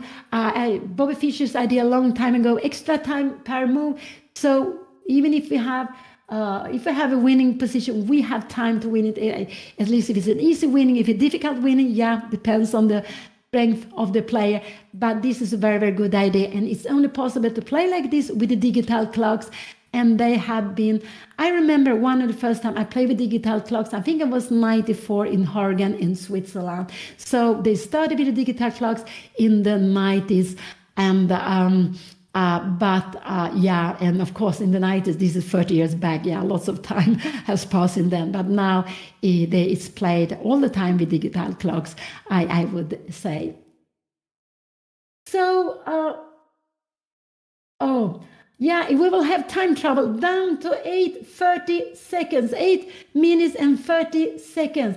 What is she thinking? She is making up her mind. She doesn't want to make a decision, but she needs to make a decision, absolutely. And here she is looking that she wants to take more time, but she doesn't have so much more time. She has been spending like 22 minutes.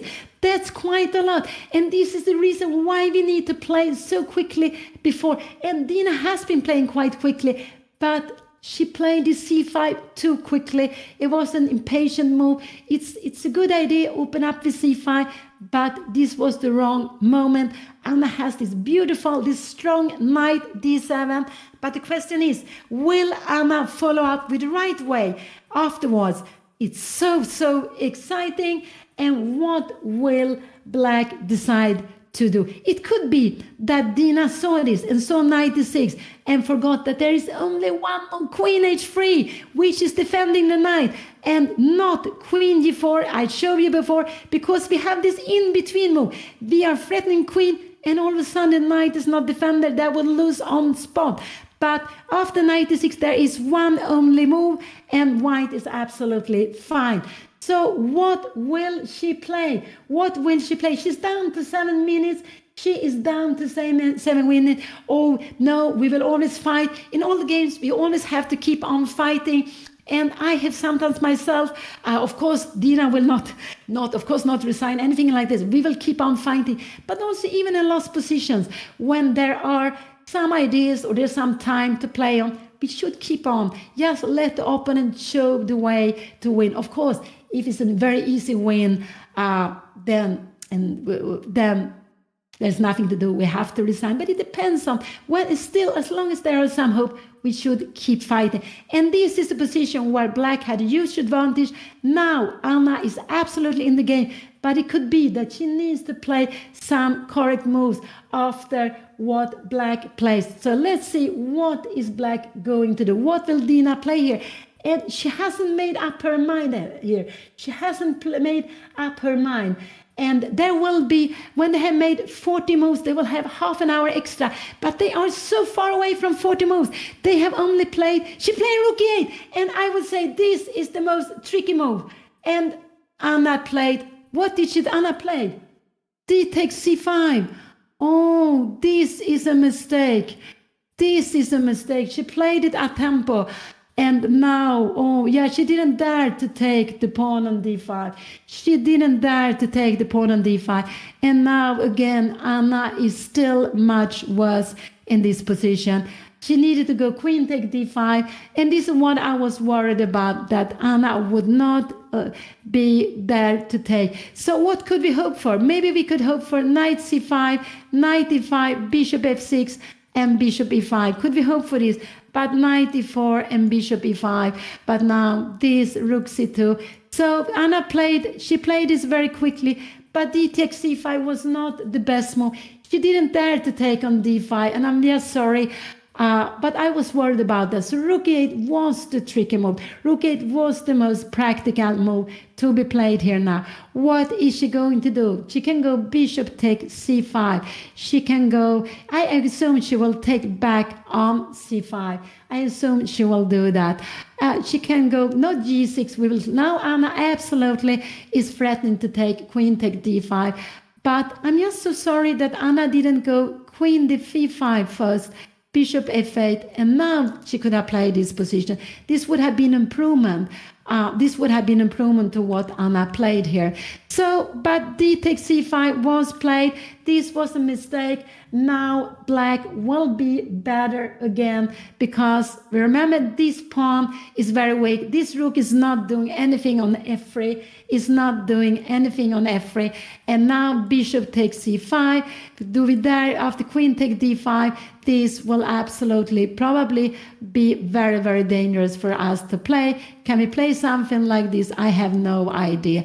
But there's pins here and there. This is actually, I have no idea if this is possible to play. Let's see, what will she do? Has she played? Oh, I'm getting so, she took on c5. And black is thinking, she's down to 4 minutes. I guess this is Anna's chance to time, but the position is not good. Anna should have taken the d5 pawn. There was the d5 pawn. And I will, later on, I will ask her why she didn't take it, because she could take on c5 later.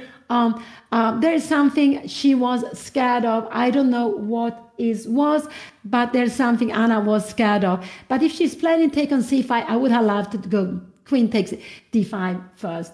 So let's see what will happen.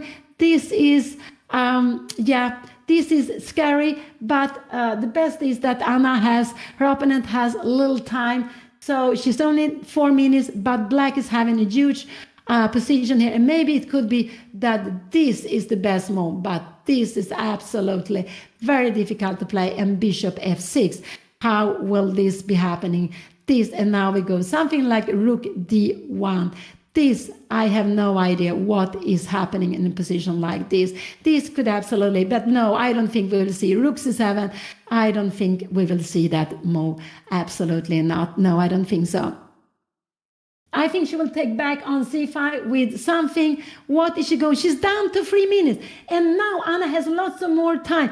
But black is much better. Black has still a huge advantage because we have these weaknesses now. Now the c5 plan was good. Bishop takes c5 is a good move. If she goes bishop to c5, yes, I like rook d1. Yes, planning to take. If you go knight d6 here now, we need to go queen to h3.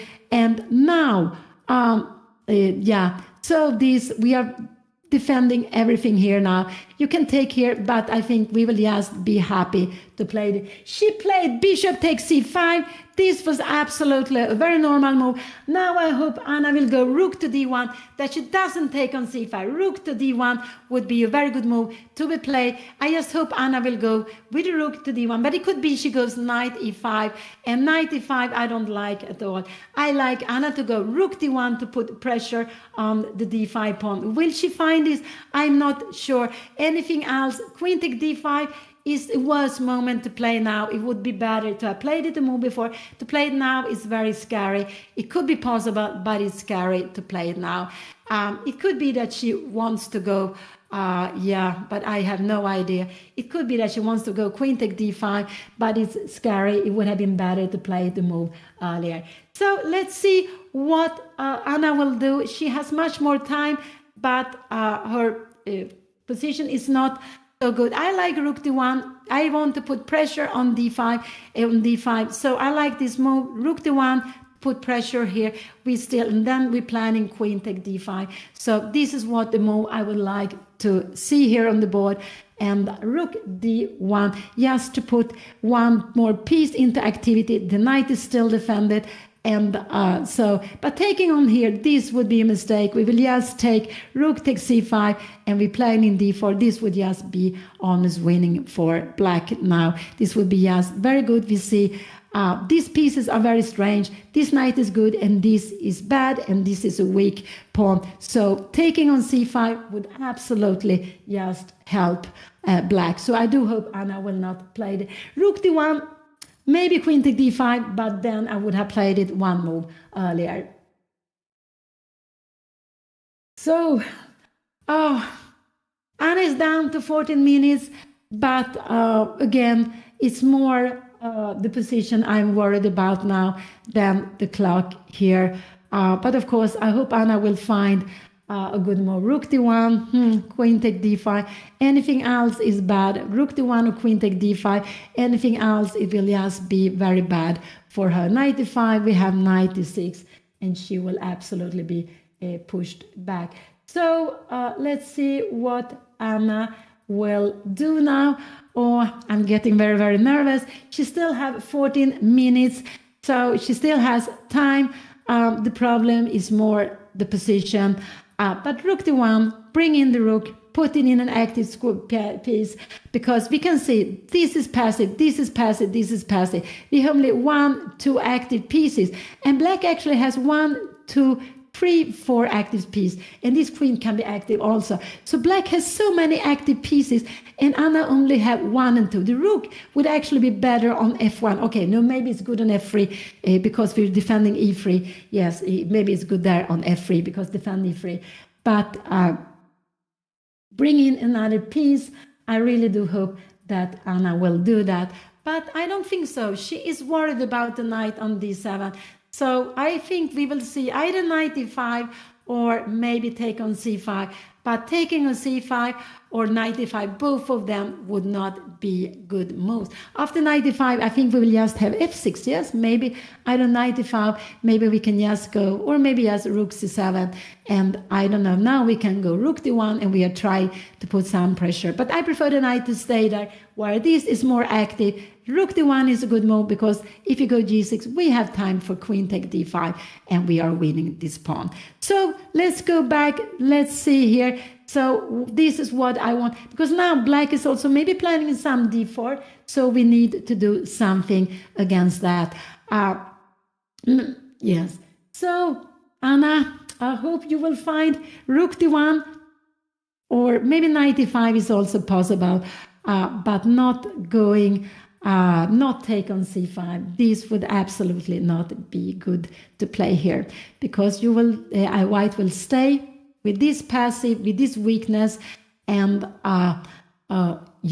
black will only have good pieces left. And remember, with the queens on the board, the knight and queen are strong together. With the rook on the board, rook and bishop are normally strong together, but this bishop would love to come to d4.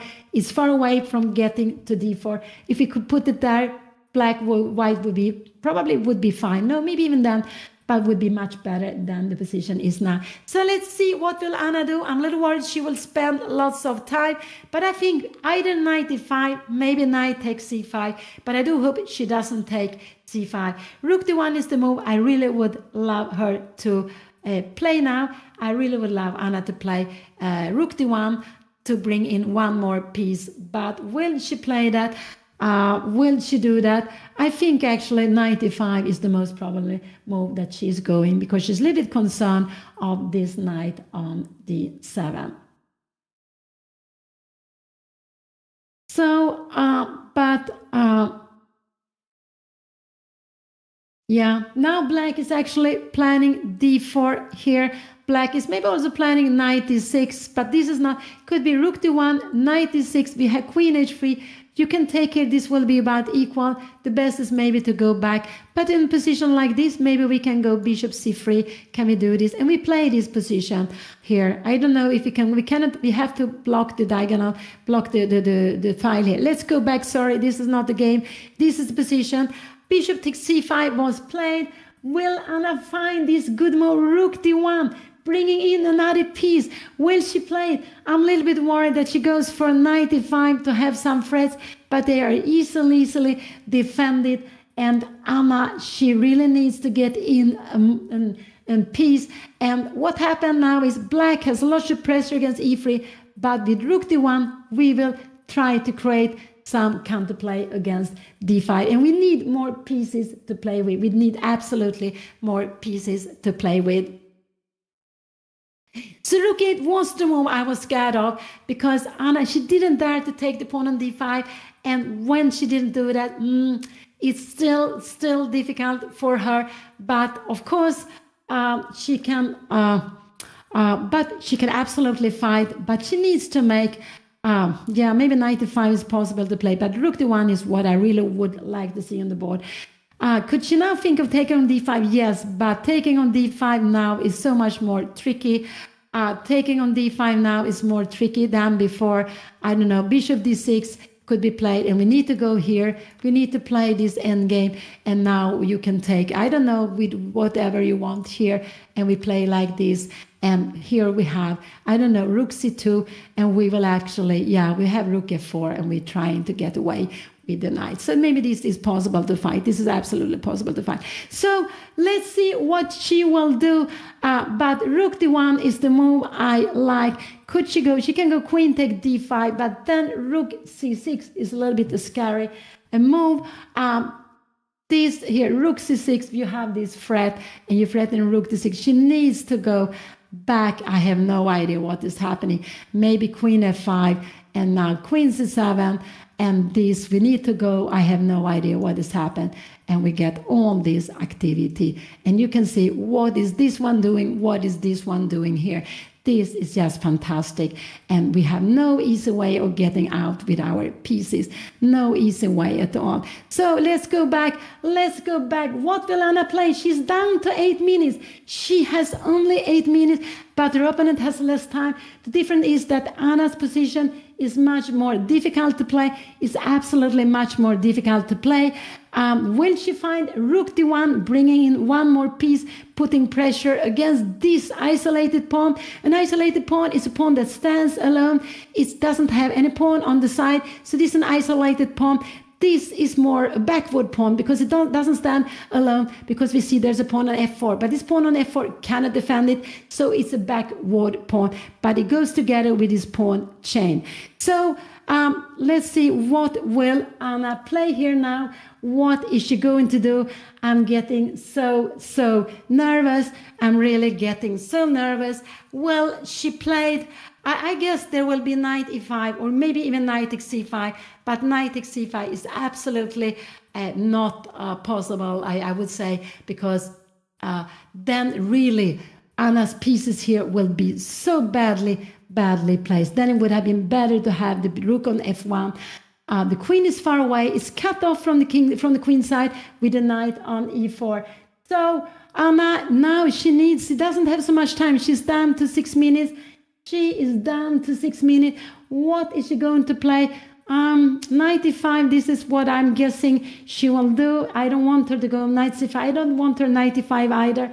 Rook d1, maybe queen take d5, but queen take d5 is a very tricky move to be played. Queen take d5, because after queen take d5, if she didn't dare it before rook c7, we have rook d1, and we are defending here. So, and there is no problem with the pin. This is absolutely, you're coming here now, and now what can we do here? This is actually, is this a little bit scary to be played here? We have rook d6, queen b3, and why when we are losing? Yes. So this is actually what we need to go rook d3 here. Oh, this rook d6 and queen take e4. We can play this. Oh, this is very, very scary. So, yeah, I do hope Anna go rook d1 in this position, but it is absolutely still scary if she goes rook d1. What else can she try? Yeah, I was looking at queen d5, but if you go queen d5, this would have been so much more logical to play it one move earlier. So now Anna is down to 5 minutes. She has been spending like, could it be some 10 minutes here? I think she's up to play. She's on her way to play, but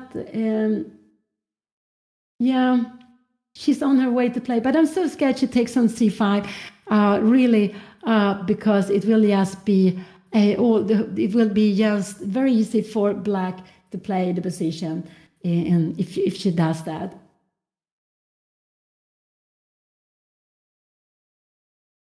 They are both very focused. Anna is down to 5 minutes. Her opponent's only 3 minutes. But we shouldn't forget they get half minute per move. But they still have 18 more moves to do before they get into. They will get half an hour extra. And now Anna is on her way to do. She's on her way to move. And I'm so worried. No, it doesn't look like she's going to take the rook. I think she's going to take on c5. And this or knight e5. I think she will play one of these two moves. This is what I'm guessing.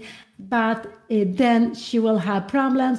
Taking on c5 will absolutely, I can't see she will have any chance if she takes on c5, because black will have all good pieces. Anna will have 3 bad pieces. The only piece, she will have a bad queen on the f5, the rook on f3, and the bishop. So I do hope she will bring in another piece here, but she has been spending so long time, and it's like she doesn't see the rook on a1. I don't think she sees the rook on a1, and so let's see what she will do here now. What will she do here? But now she's down to the same time also. But okay, when you have a difficult position, it's not so bad to have a little time if you can cope with little time. But it's of course much easier to go wrong with little time. And both of them are having so little time. I don't know who is the one who is playing better with little time, but black is absolutely having a much easier position here. So I would have wished that Anna had more time than she has. So I think she went b4. She went b4. And this was a move I don't understand why she played b4. b4 was very, very strange move to me. b4, what is she going to do now? This knight, because she's bringing the bishop to a better square. Bishop d6, this is a very good square. Rook d1, and now queen c7. What is Anna going to do here now? She wants to make some threats, but b4 is a mistake. She's helping the bishop to a better square. She's helping the bishop to the absolutely better square with b4. So I am a little bit, I didn't like this move. Has her opponent played? She played bishop d6. She played this very good move. And now I don't know what Anna wants to do here. I don't know what her plan was. But it was just, she will lose another pawn here now. She will absolutely play the same position, but with a pawn less. So, this was very scary. And now she goes rook d1. Now she goes rook d1. This was a good move, but it should have been played one move earlier. I don't know why. Anna was worried about the pawn on e3, but now she has to be worried about the knight. I don't know if we can even go queen c7, queen e7. Anna will just play with the pawn less, and it will just be very bad for her, this position. So her opponent is down to 230. but this knight now doesn't have any good way to come back. And Anna, and if it was Anna to move, she could go rook take d5, but she forced the bishop to square while it's just defending e5 and c5. So Anna actually helped her opponent, but it's like that. She wants to play with activity. She brought in the rook, but it would have been much better to do it one move earlier. So now bringing out the queen somewhere, queen c7, I have no idea. I don't know if we go queen c7, do we dare to take this? No, we cannot, because we have queen c1. We have this back rank problem. We're coming here, and now we can go queen take e5 here, and we have this back rank problem. This is just losing on the spot. So queen c7 is a very good move to be played. Queen e7 could also be played, because rook d1, yeah, then we have the rook coming down here. This is equal. This is also terribly, very, very difficult to play. After this here, we have check here, and it will absolutely be mate. Yes, I will just give you this. Check. This is not the game, sorry. I will go back. I will go back to the position. Here we have it. So, what did she play? What did she do? She played rook e6. And now Anna, what did she play? Anna played knight e5. She played knight e5. Will she take on e5 now? Or will she go? There is a rook f6 move she could play, but rook e6 was played. Anna go knight e5. This was a good move. And now Dina only has 1 minute 50 seconds. Anna has 3:42. There are still, Anna has 50 more moves to make. She has 60 more moves to make. Oh, I'm getting so exciting. What is it? She took an e5. She took back. Now there is threat against. And I just want to say that this would be a huge blunder, because we have queen take e4. This is not possible. But now we have threat against f7. But what is she going to do? How is she going to defend here? We cannot, I don't know, do we want to play this? No, I don't think so. Maybe, yeah, we have rook take d5. We have rook take d5. So this is not a good way of defending it. So maybe queen d7 could be a good way of defending it. Absolutely, this could be. So she will defend it with the queen. She will absolutely defend it with the queen. This is what she has to do. But queen d7, did I say this? No, we have queen take e4. Do we have queen take e4? No, we don't have, sorry, because the rook is very badly placed, but we can have. So let's see, this is a position, but this is absolutely, Anna is absolutely in the game. It's not so bad for her any longer. And she played, what did black play? She has played, oh, I'm getting so excited. She played rook c7. She played rook c7. And Anna can now win a piece. Queen take e4 will absolutely win a piece. Will Anna see this? Queen take e4 will absolutely win a piece. And we can see that Dina has seen this. But will Anna see it? Because the point is, if you take back, there will be taking the queen with check. This is the piece hanging. I'm getting so. But Anna, she must take the piece. She looks very calm. She really looks calm. Her opponent looks very, and will Anna do it? And she grabbed the piece. She took the knight on e4. She took it. And now she is having a piece up. She is having a piece up. There is no way. All of a sudden, this marvelous knight on e4 is gone. And it's gone without changing this bishop. So finally, Anna will have, it's a passive bishop, but this will be an extra bishop. It's very good to have. And there is nothing. Anna will just play with an extra piece. Oh, this, what can she do? I can only see rook d7 here now. Or can we go? We can try maybe rook c1 could be a possibility. But in a position like this, we will just go rook d4, queen d4, and we defend everything. And the idea of this is, of course, if you take care, we would take care. This we don't want to play. Black would be winning that. So this is the position. Queen take e4. Oh, what? So many changes in this position. So many changes. Anna is a piece up. This is just tremendous. She is threatening also to take a pawn on d5, but she is a whole piece up. So this was a blunder. Rook c7 was played too quickly. So it was a blunder here. And yes, oh my. And now black is down to 54 minutes, 52 seconds. Lots of moves to make, but Anna is having an extra piece. She's just threatening to take the next pawn on d5. If you go something like rook c6, we can absolutely take on d5 with the rook. We can also take with the queen. Everything is fine. I just want you to see that there is no problem with the pin, because we go rook f1. If you try to make another pin, we will have time to go out with our pieces. So this is absolutely no problem. We want to, let's see, this is position, queen take e4. Anna looked very, very calm. She looked very, very calm when she played this queen take e4. Dina is having only some few seconds on the clock. And what did she play? She played queen e7. She played rook to d7.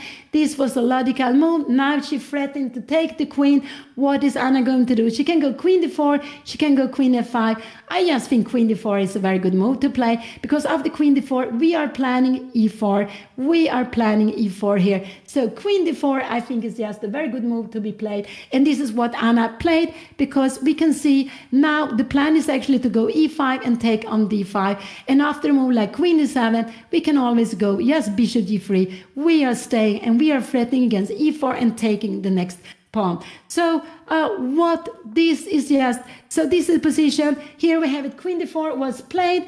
Black also played rook to c6. She wants to go with the rook to c4. And now Anna can play something just very, very slowly. So this was a good move to be played. She could even go e6 if she wants to, but that is not necessary to play here. She can go rook f4, anything. She can go b5 if she wants to. Everything is good. The only thing is not allowed is to lose time in this position.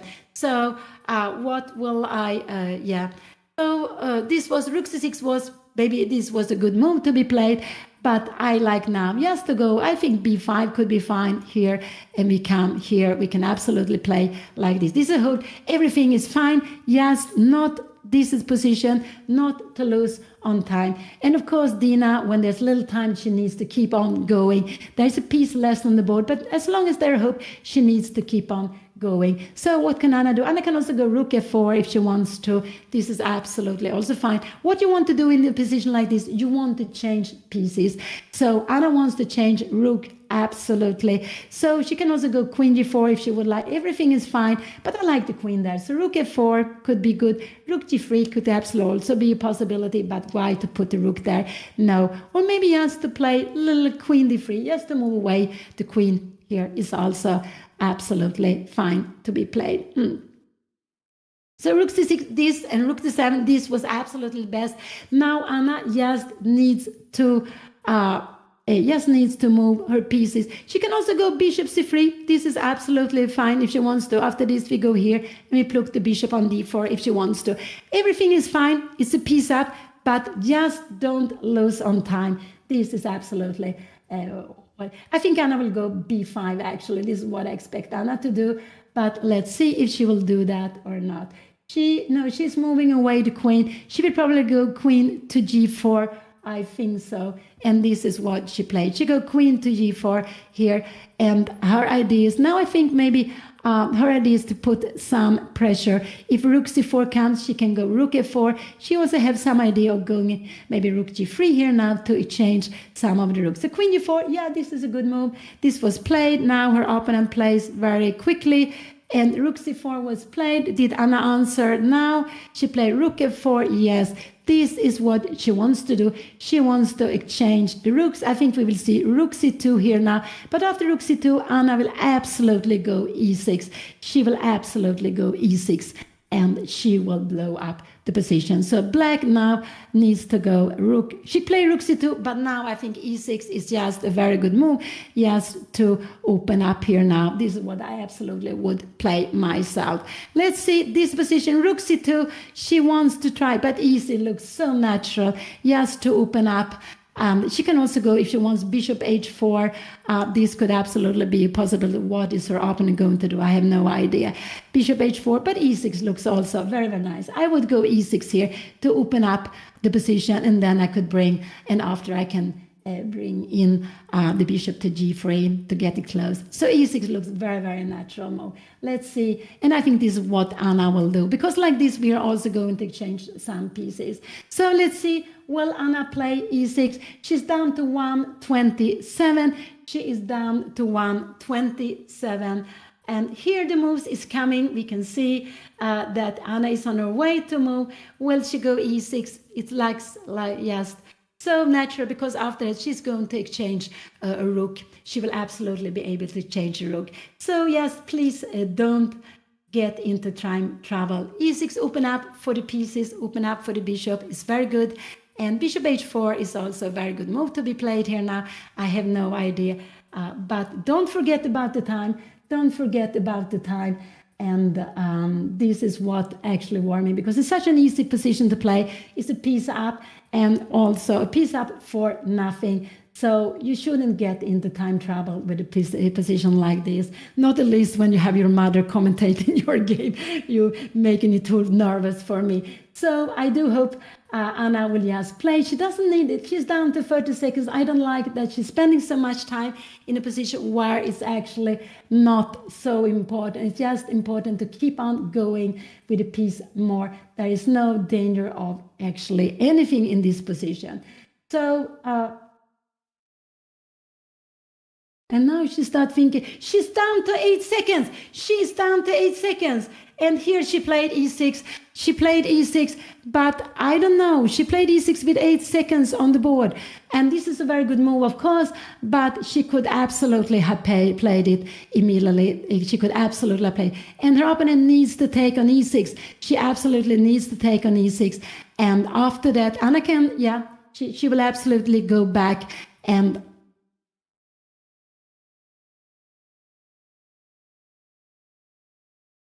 then she can go rook f7. So e6 was played. Black is thinking, but you will absolutely need to take the pawn. If you go away, or if you go with the rook, we take on f7, and we will actually pin the rook. It will make things worse. So she needs to go to take on e6, absolutely. And she took on e6. This was played. And Anna took back. She did it quickly. It's good. She won some time. And now king h8 is the only move. It's absolutely the only move. King h7. We have rook, queen f5, and we have check. So king h6. I like rook f7 after king h6. Could that be possible? And this was also played. King h6 was played here now. And now Anna can go bishop h4 if she wants to force away the queen. I would actually go bishop h4. I think this is absolutely a very good move. Bishop h4 is what I like. Why can't we go? Can we go bishop h4 here now? And we have rook d6, but we are changing queens. This is absolutely very good. And we can go something like maybe queen f5 here also, and we will play this. So I would go bishop h4 in this position, but you can go rook f7. You can do almost anything, but not lose on time. And Anna has played. What did she play? I don't see there lots of light. She played bishop h4. This is absolutely very, very, because she wants to change queens. This is what she wants to do. If you go queen c8, we will have, if you go queen c8, yeah, she can go queen c8. I think we will see queen c8. Then we have the other rook here on f1, and we are getting some threats. So this is absolutely very good. She played, queen c8, and now I just like rook to f1. This would absolutely be a very good move to be played. And then I guess we will see rook to c1. But rook to f1, queen f5 is also a good move to be played. Absolutely. Everything is fine to be played. Actually, the only thing which is not allowed to be played is the rook to f1 is what I would do. You are threatening. You have threats there. Anna is, and you are having. And not only that, I don't want to take on d5. I don't want to take the pawn on d5. This could actually get it to some danger. So not take on d5. This is the only thing I don't want to do. Rook f7 could absolutely be played, but rook f1, put the rooks on here. And Anna played bishop e7. She played bishop to e7. This is absolutely a very good move to be played also. Could rook c1 be played here now? I don't know. Rook c1, take, and this would also be winning. She played bishop to e7. So if you now take on e7, Anna will take back. What is she going? Rook d8 is maybe the only move, but bishop e7 was a good move. Anna is threatening, and if you go rook c1, we can play lots of things, but we can actually, yes, this is absolutely the easiest way. Everything is defending. So let's see. Bishop e7 was played. What did black play? I don't know what black played here. What did she do after bishop e7? She played king to h here, but now we have rook f8 is a very good move anyway to be played. Rook f8 because after that we threaten queen f5, but queen f5 is also, everything is good. Queen f5, bishop c5, everything is very good here to be played. She can choose lots of different things. Everything is winning. Queen f5 or rook f8 is also a good move. And what will Anna play? Anna played rook to g4. She played rook to de4. And this is a blunder. Anna blundered a rook. Anna blundered a piece. Now Anna blundered a piece. So this is actually a blunder. Anna blundered a piece. And all of a sudden, we have this position, and it's not better for Anna any longer. Yes, this is what, instead of keeping the pieces together, this is very important rule. Now it's about equal. Anna should go for the rook endgame and play for a draw. This is very important. Anna wanted to go for mate, and she put the pieces and she allowed this, and it's not good to play with a little time. Oh, I'm sorry now, I'm a little bit tough. But Anna blundered, she won a piece, now she blundered a piece. And this, so rook g4 was a big mistake. You need to keep the pieces together, not to have them hanging here and there. Rook f8 was a very good way, and her opponent saw it immediately. So, but this is maybe like this. So change the rook and go for the rook endgame, and we will have equal pawns. This will be a draw if Anna takes on c8, and this is actually what she should do. She should go check here now, but after king g8, yeah, after king e8, I don't know what she's going. She wants to play she wants to keep on playing here now, but I'm getting a little bit worried about this. King g8, h3, how is this position going to be? This is absolutely, anything can happen in this game now. Absolutely anything can happen in this game.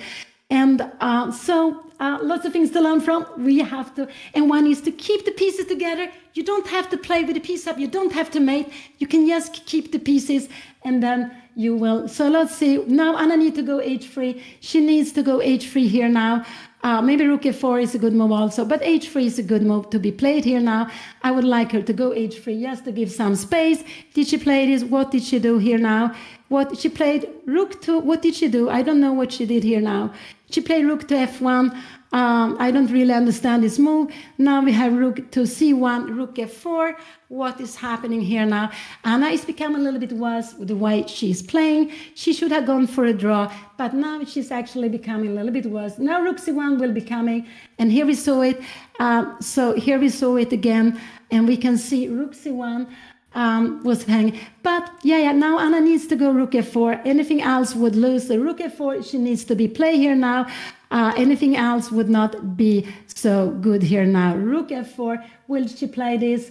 Rook f1, this was the move she should have played earlier, not now. You see how this is not so much harmony, and black is defending very well the king. Rook f4 will come here now. Rook f4 is a must move that Anna needs to play in this position, but she's she played it also, but she's a little bit worse the way she's playing now. Because rook f4 she had to play. Can you go rook e1? And after this, we have this position here, rook here now. And can you go rook e1? And we will absolutely, now we go for endgame. So no, Anna will have to be fighting here. And this is actually, rook f4 was good. We will see rook take e3. Absolutely. Her opponent has more time. What has she played this? She took on f1. Anna needs to take back with the rook. She took on f1. She took back with rook here. This was played, and will rook e3 be played? Then we had queen d6. It's a very good move. So we had queen d6. It's a very good move. And let's see what is going to happen here now. I'm sure after rook e3, I do hope Anna will go queen d6. What is going to happen here now? This position is better, a little better for black. Black will have a pawn now extra.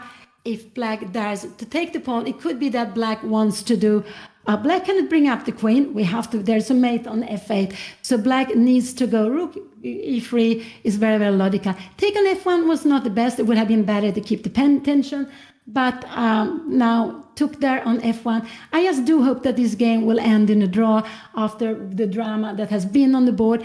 But let's see what will happen here after this queen e3, queen c6, and we have a position like this.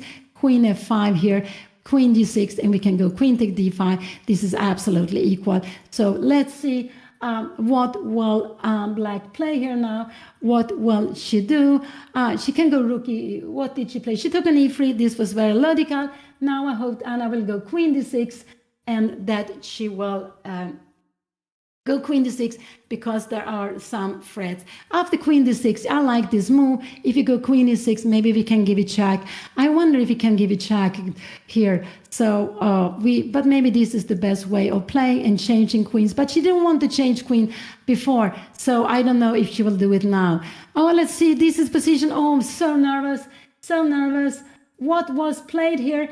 I hope Anna go queen d6. It's a very important move to be played. And she played queen d6. This is a very good move to be played. Queen d6 was played.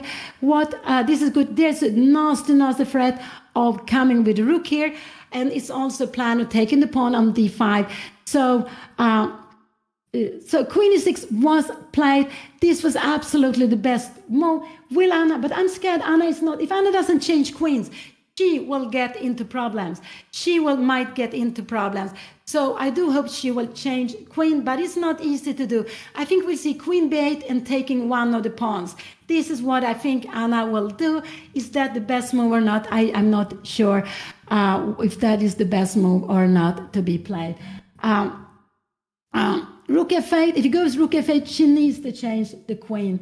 Queen e6 was played. It was a natural move. It was actually natural. She is defending the pawn, and she's defending a threat of rook f8. So this was absolutely, because these kings still have possibility to go up to h7. So, and now they have made 40 moves. They have made 40 moves, and what a drama. And I'm just so sad that, Anna played wrong in the opening. Her opponent got a huge advantage. After that, Dina went wrong, and Anna was in the game with this beautiful 97, but she went wrong, and black again was better. Then it was about equal, and Dina blundered a piece, but with Anna having a piece more, she wanted to play for a mate, and she blundered a piece, and we got this endgame. Here, black is a little bit better, but this and rook f7 is the best way of playing. This is absolutely the best way of playing here. Absolutely the best. Rook b6, we will just go a3, and here we will come here, and if you come here, we will just bring up the king here. So this is absolutely fine to be played. Maybe g4 is better, I'm not sure, but we just bringing up the king. If you come here, you can come here, but we are coming up here. This is absolutely very no problem. So, but will Anna go? I'm scared she will not go for the rook endgame. Let's see now the camera. Oh, the camera.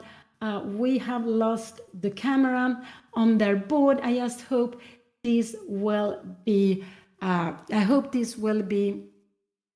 Maybe the camera is overheated, so we can see them on the board. I just hope, but we can see the position, and they have reached 40 moves. And yeah, I'm just so. Anna had this piece up, but okay, now this is position. We have to go on. We have a position where black has a pawn extra, and Anna could have changed queen before. She didn't want to do that. She should have changed queen before and just taking the pawn. Now she's playing with an extra pawn, less pawnless, and going into rook endgame is the best. But I'm not sure Anna will do that. But this could be dangerous. Coming here, and taking one of the pawn. Maybe she will take this. But look at this, queen e4.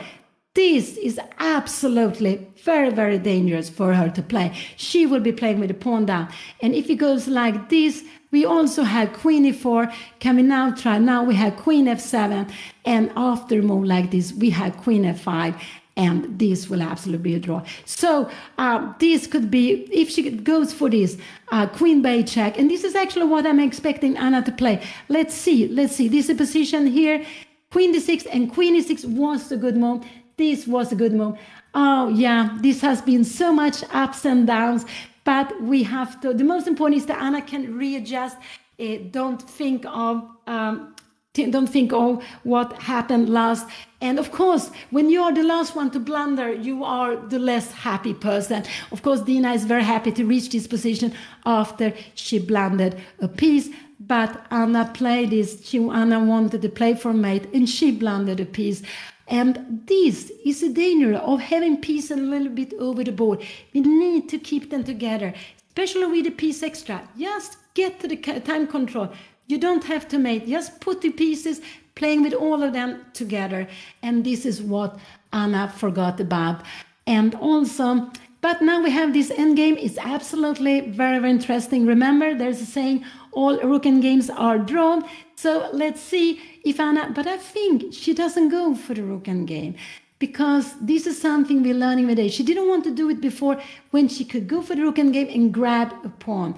Here, she will play with the pawn less. So I don't think she's going to do that. No, for Anna now, draw is a very good result because she is worse in this position.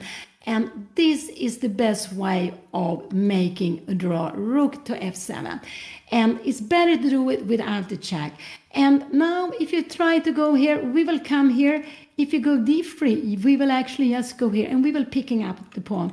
And if you say, I will go here, then we are just in time to stop this pawn.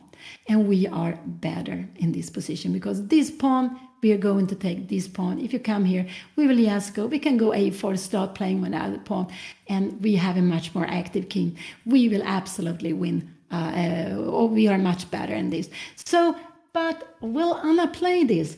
And this is something, it's not so easy to go into endgames, but this is absolutely the right way of playing here. This is absolutely the right way of playing to go into endgame. But Anna didn't do it earlier.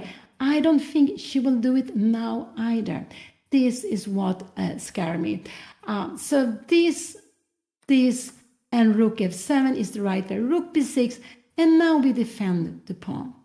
And whatever you're doing, we are going to go rook d7. You can come here. We go rook d7. You can come here, and we are bringing up our king. And you see, this rook is very good, it's very active. You're attacking d5, but you're also looking at g7. And the plan is simply just to bring up the king and to grab the pawn. And we are getting a more active king. So this is absolutely the right way to play. I'm just hoping Anna will do this now. Queen e6 was a good move. It was also a logical move to take away the threat, rook f8, and also defend the pawn here. So this is the position at the board. And Anna is thinking, she's spending some time. I'm not surprised she's spending some time. I'm just hope she changed queens, because without the f-pawn, her king is weak. And so for her it's better, and her king is actually closer to the center. This king would be closer here on g8. This king would be better on g8 but here on h8 is more far away. So this is another reason why it's just good to change, and we will get the rook to the 7th. We have threats here immediately, here and here. And if you're coming here, we can go rook take b7. We are coming here, and we go rook take h7. And if you come rook a4, we will just go b4. Actually, I just want you to know that this is also a draw position. This is absolutely also a draw position. But it's not necessary. We can go b5, you go d4, and now we are coming with our king. When you come here, we can even go rook d5. If you are doing a6, we will just give check here, and we will grab it. This is very, very far away, but this is what I like Anna to play. But I'm not sure she's going for the queen endgame. I think she will go queen b8 and take one of the pawns, and this is just very, very dangerous. She plays that.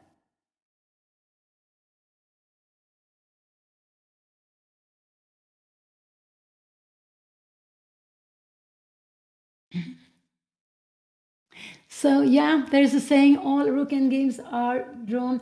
I'm sorry, we have lost the screen. We have lost the screen. No, the game is keep on going. You can see the clock is going. So this is the position. It's Anna to move. She's having a pawn down, but she is having, it's absolutely equal if she decides to change queens. And this is something most grandmasters would absolutely do. They are always looking at if you're changing pieces, will you achieve what you want? And in general, Anna is weak on g2. To put the queen here on e4 will be very strong. Yeah, this is true. I have also blundered lots of time, and maybe the last big blunder I did was when I played against Juven June in Norway Chess, this beautiful, fantastic tournament, and she made a mistake, and I made this mistake of not making blunder checks, and I made a move immediately. So that was absolute. So I have made lots of mistakes, lots of blunders in my life, absolutely. But it's so much nervous when I see Anna making mistakes than when I myself make them. But it hurts. It hurts a lot. So let's see what Anna will do. It's and that's what I think that maybe she would have changed for the rook endgame if she had got this extra half an hour. But little time she decided not to do it. But that was actually worse. It would have been better to change. It would absolutely have been better to change the queens earlier on. So let's see what will happen now here. Yeah, I don't know what has happened with Anna's camera. So we cannot see them on the board. I'm very sorry for that. We cannot see them on the board. So, yeah. And what I'm scared of is that Anna will keep the queen with queen b8 and grab a pawn. But remember, it's not only the pawns, it's the activity. And then it's dangerous. I don't know, a move like this, king here, we come here. Can we go rook e2 here? This is getting very dangerous here now. Queen f2, we have the check. We need to go king here now. And now this is getting scary because we will need to go queen f3 and we will lose the pawn here. I don't know which way. This is absolutely so much better for black to play. So if Anna takes go queen b8, this is a danger that she will lose the game. So I do hope she goes for the endgame, but this is not so easy choice to make when you're young, to go for the rook endgame. This is things you're learning with experience, that to see, because she has a pawn less. If Anna would have had equal pawn, she would probably have done that. But with a pawn less, she will maybe want, because there is this saying, when you have a pawn less, you want to change pawns, but not pieces. But just here, we want to go into rook endgame. Absolutely, we really want to go into the rook endgame. And because we will get the rook to the 7th rank, this is very important. And our king is standing well for the endgame. Our king is weak with the queens on the board. But without the queens, our king is one step closer to the center. And this is something also very good.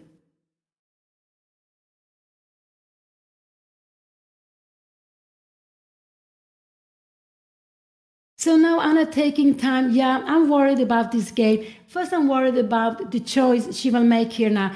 But if she goes queen b8, this is a big danger in this game. If she changes and go rook f7, she understands this, then I think this game will be a draw. But I'm not sure. If she takes some, and giving a check would just make it worse, because this king, we have the king coming up. The king is more far away on h8. We shouldn't help it up. So that's why the best is if you go to rook and to change and go rook f7 directly.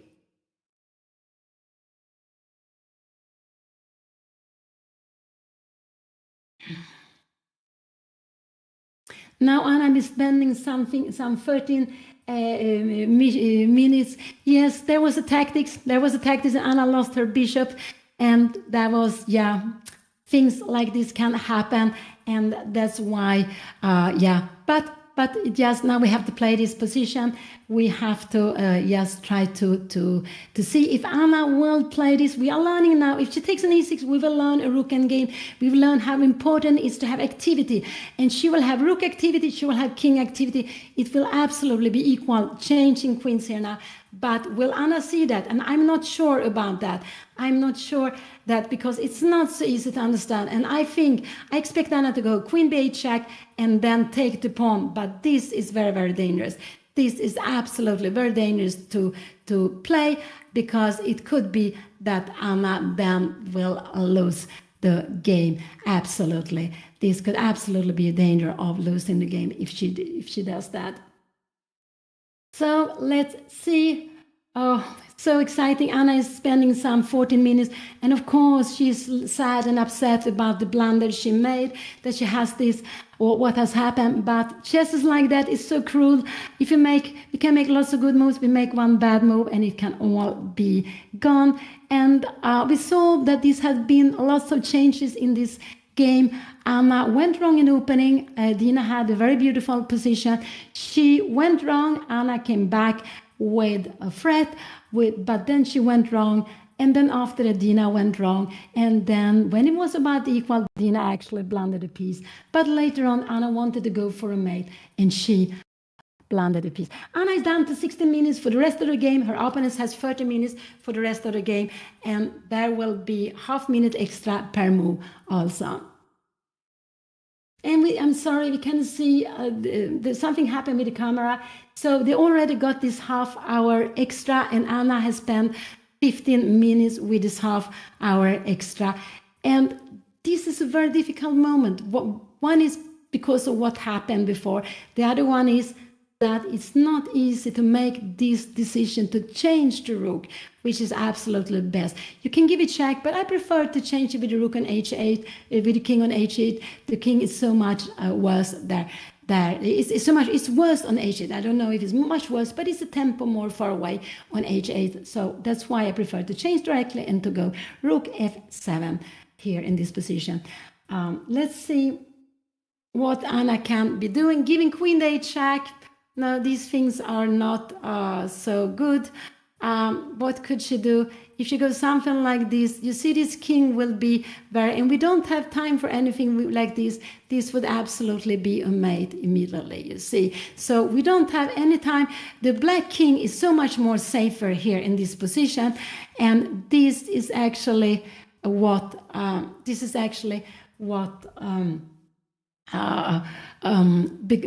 because Anna is missing this h3 pawn. If she has played h3, her king would have been better, but black is the first one to get activity. So this is why taking back one of these pawns would not be good. The best is to go for the rook endgame. This would absolutely be the best. Anna is down to 14 minutes. She is down to 14 minutes. This has been a roller coaster. And in the end, we are seeing endgame.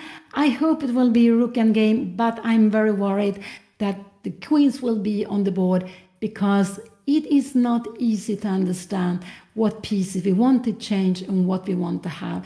A grandmaster, a strong player would absolutely do that and would see that very quickly. But when we're not so experienced, it's not at all easy to do that.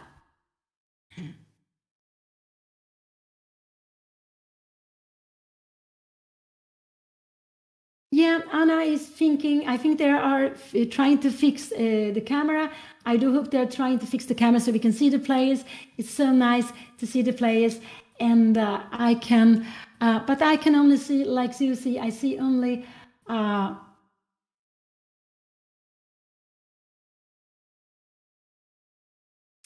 and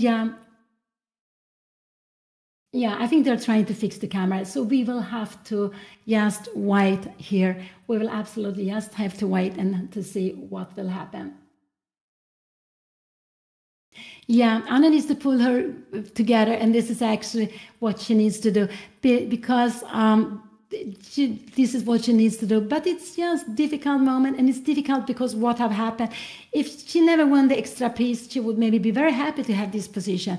But as she had an extra piece, yes, this hurts, and she needs to take it away, because chess is like that.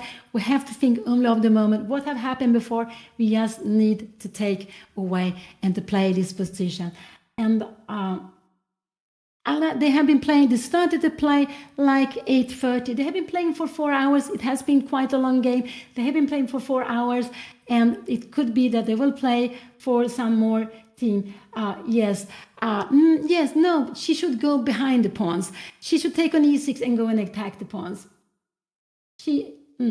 No, if you go here, this is the right way to go here. This is the right way, because you will attack the pawn, and after this, you will just defend it, and you are bringing up the king. And if you go something like that, we just put this behind. But this is not so easy to see.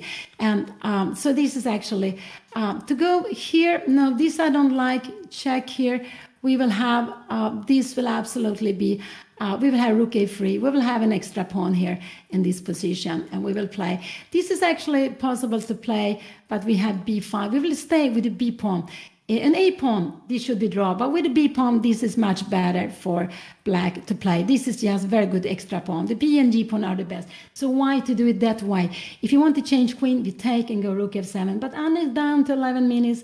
So this is just very, very crazy. This is just very crazy what is happening.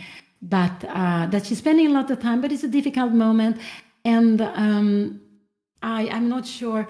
And I think I would be very, very happy if Anna take on e6, but it's such a difficult choice to do. So I do hope she will do that. If she does that, I think the game will absolutely be a draw. But I'm not sure she will understand that this is a draw. Anything else, I think Anna will get into problem, absolutely. So Anna only has 10 minutes now for the rest of the game. That is not so much time. That is absolutely not so much time.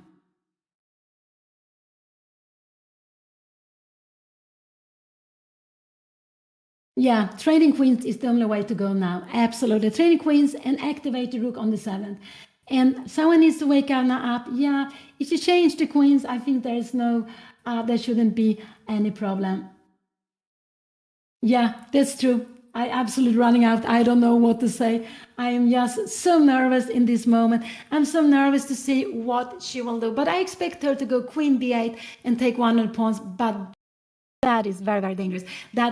I think that will be very difficult to save the game if she goes like that. So, and this is the first round of this very beautiful 2024 Botez chess camp. Anna is playing her game. I have no idea what happened in the other games.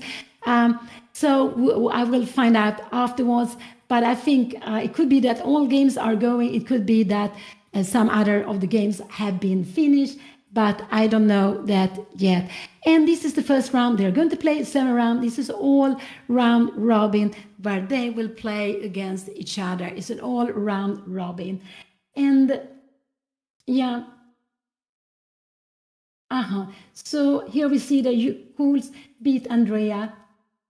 And the other games are going, because the other 2 games were starting later. And Anna is just, let's see what she will do. If she takes on e6, I'm not so worried about the time. If she takes on e6 and go, but she needs to go rook f7 after. If she goes rook d1, no, this is not the right way. And she's spending so much time. And when she does that, yeah, I think this will be very, very difficult. Only if she takes on e6 and go rook f7, then I think it will be a draw. Anything else, I'm getting worried, because she's getting to little time. And with little time, and if you're playing with a pawn less in a rook endgame, yeah, that will be difficult. And if she, so I would just say that queen e6 was a good move. This was the last move. And I was happy that Anna got to the 40th move. She does the right thing. She is thinking. And this is why the score sheet is so important. So, she played rook f8, king h7. Now after that, the only move is absolutely to change queen. King h7 is absolutely the only move. And now you need to change queens. There is nothing else you can do here.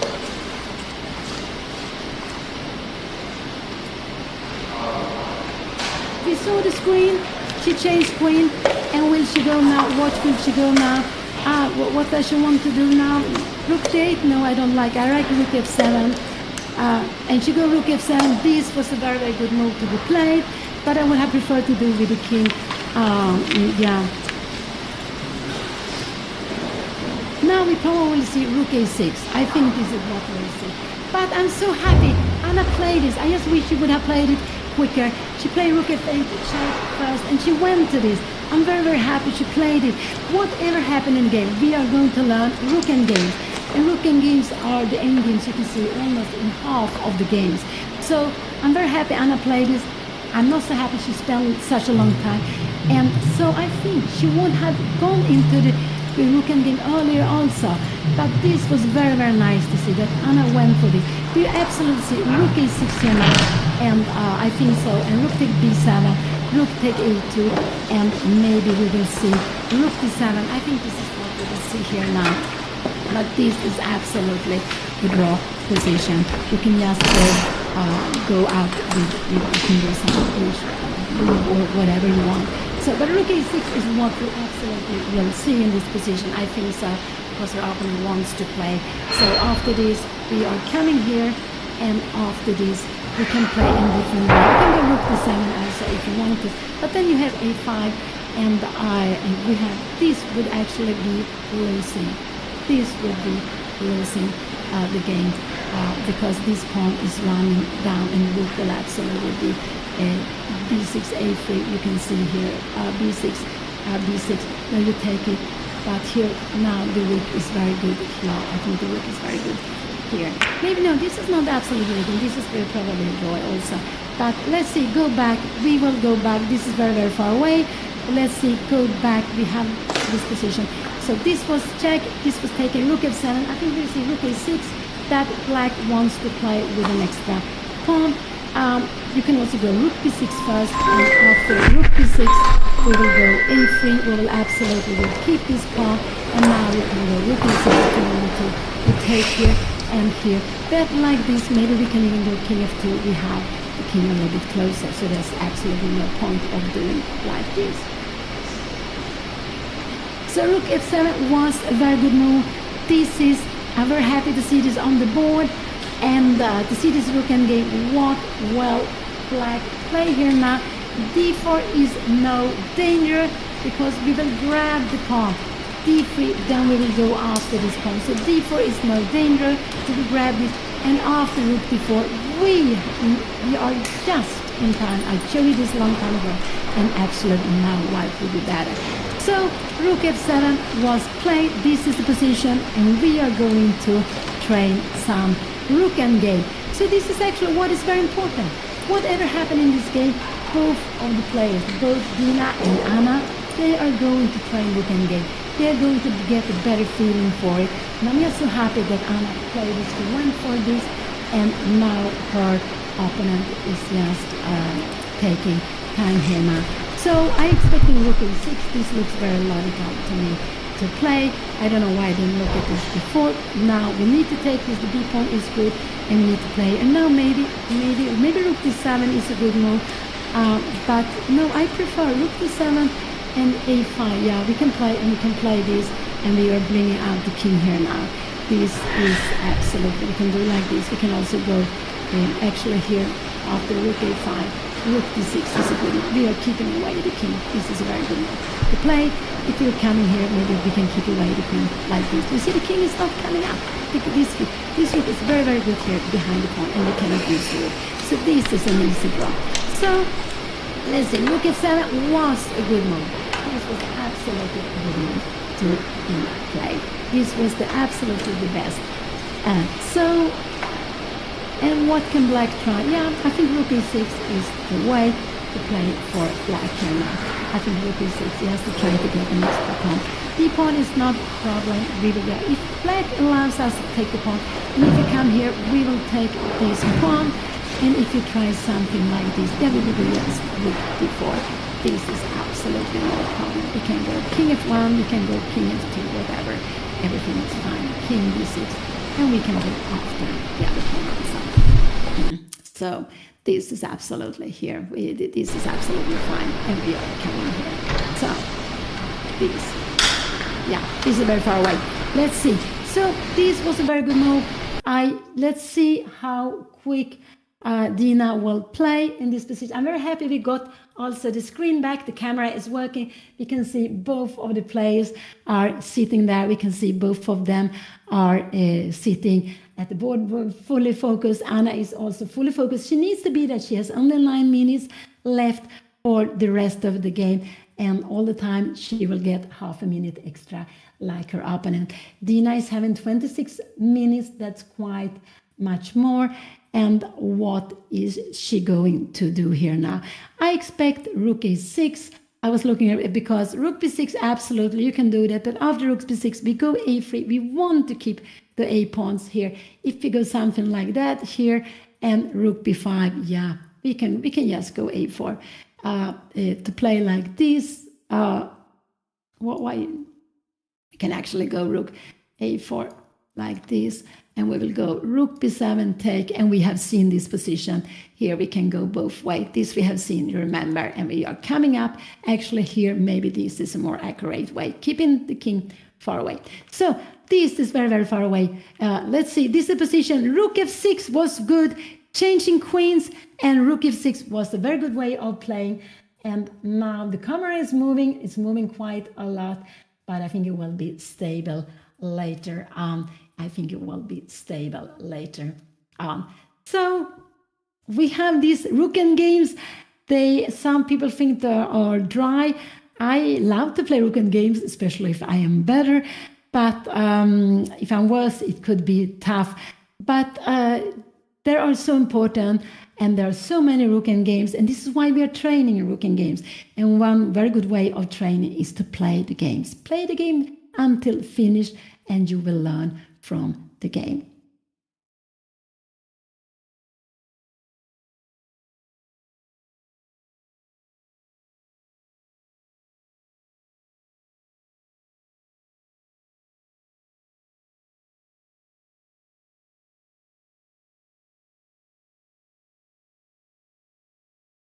So rook f7, so beautiful. I'm so happy to see Anna playing this, and she has 9 minutes.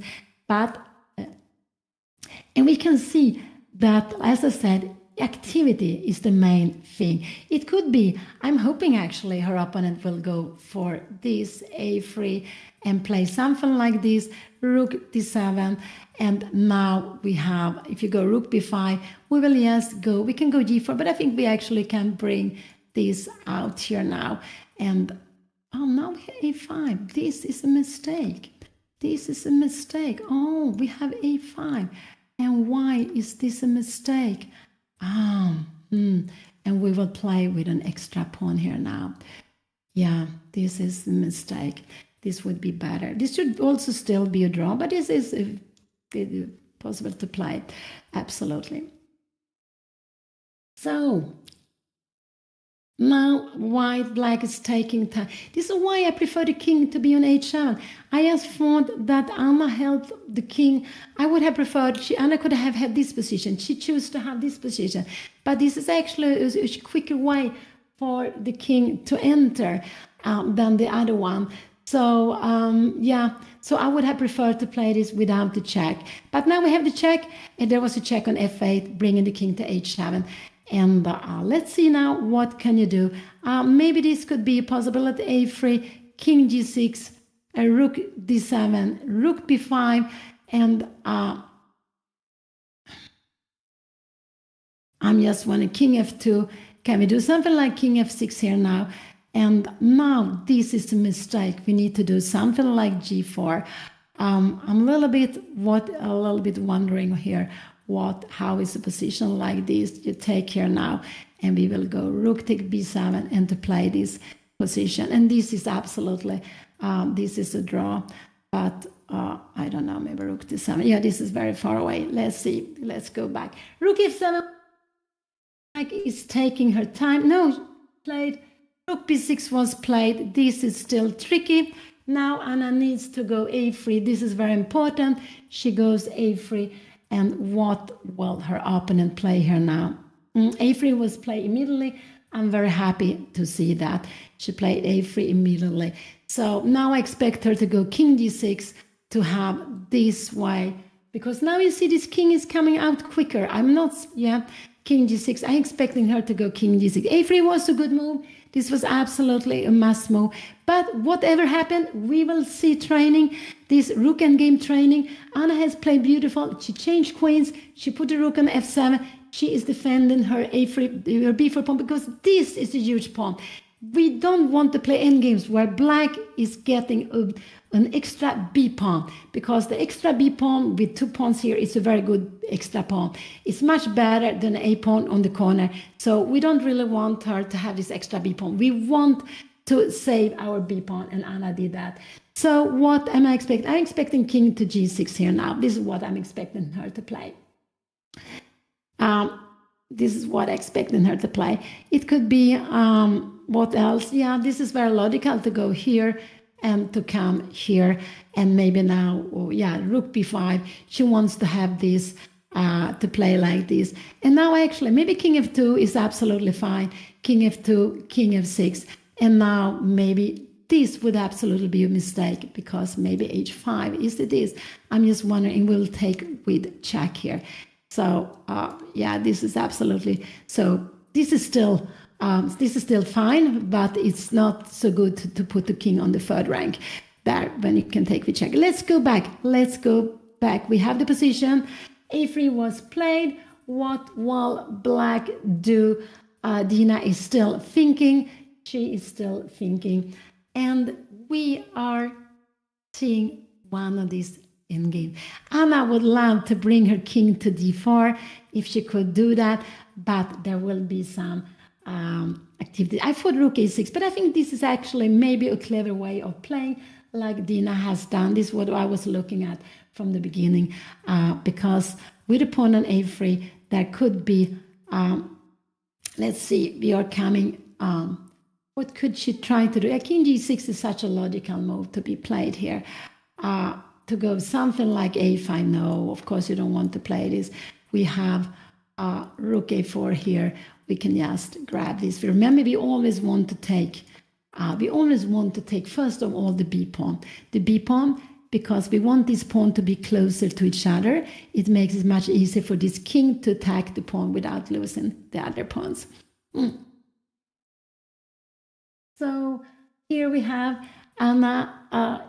She is sitting there. I would just wish she took, I don't know if she has taken something to drink, because you need to have energy. They have been playing for 4.5 hours. That's very, very long time.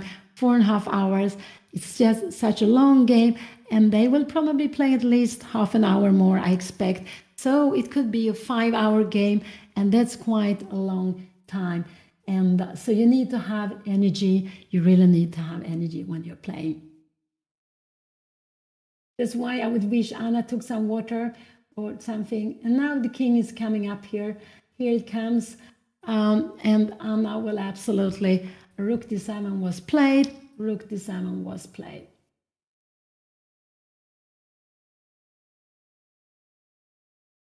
And Anna played it quickly also. And now I think we will see king to f6. And then this looks very logical. King f2. And maybe moving the pawn somewhere.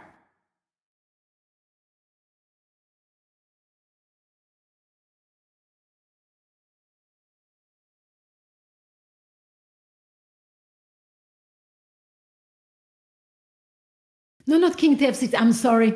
This pawn is hanging. I'm not awakened. So rook b5, we will absolutely see. She will absolutely go rook b5. Could it be that she go rook a6 now?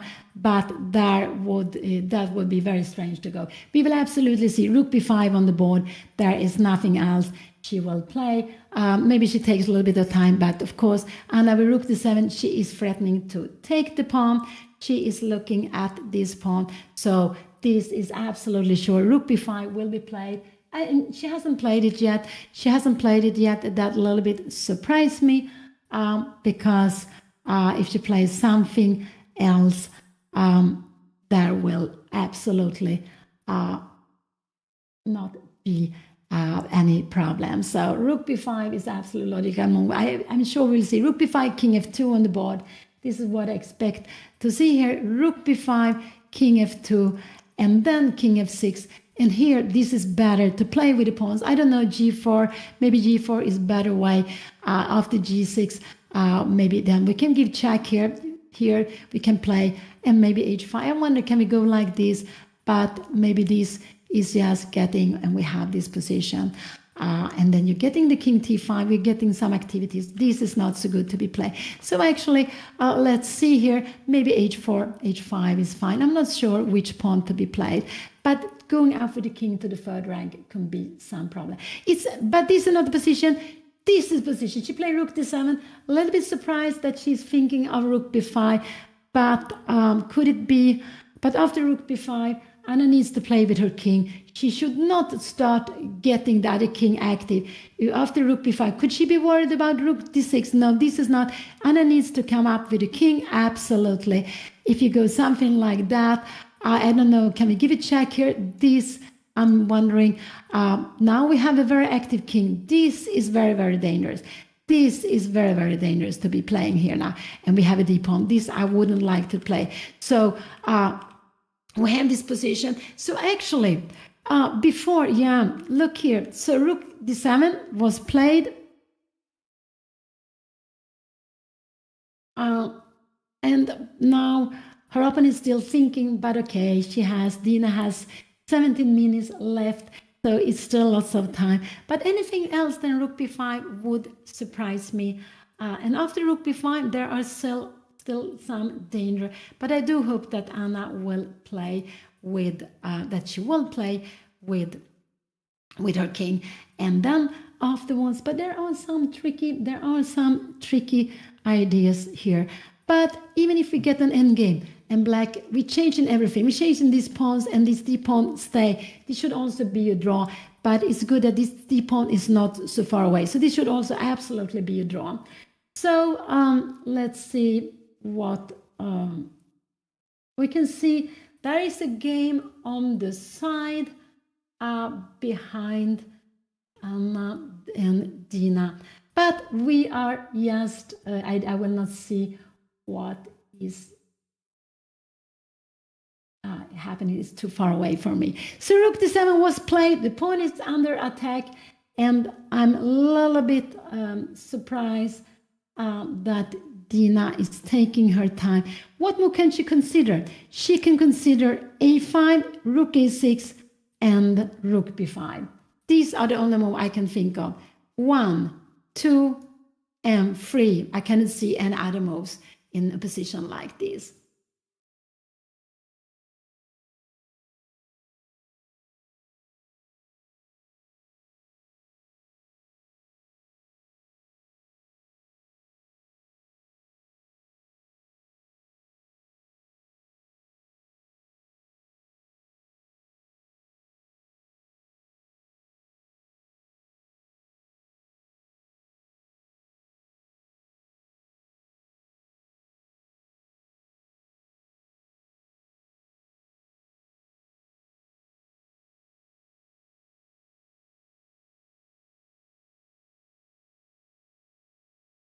Yeah, I'm a little bit surprised. Rook b5 looks like such a logical move, but she can go rook a6 also. These are the only move I could expect her to play here. So, yeah, rook b5 or rook a6. This looks very, very logical to go for one of these moves.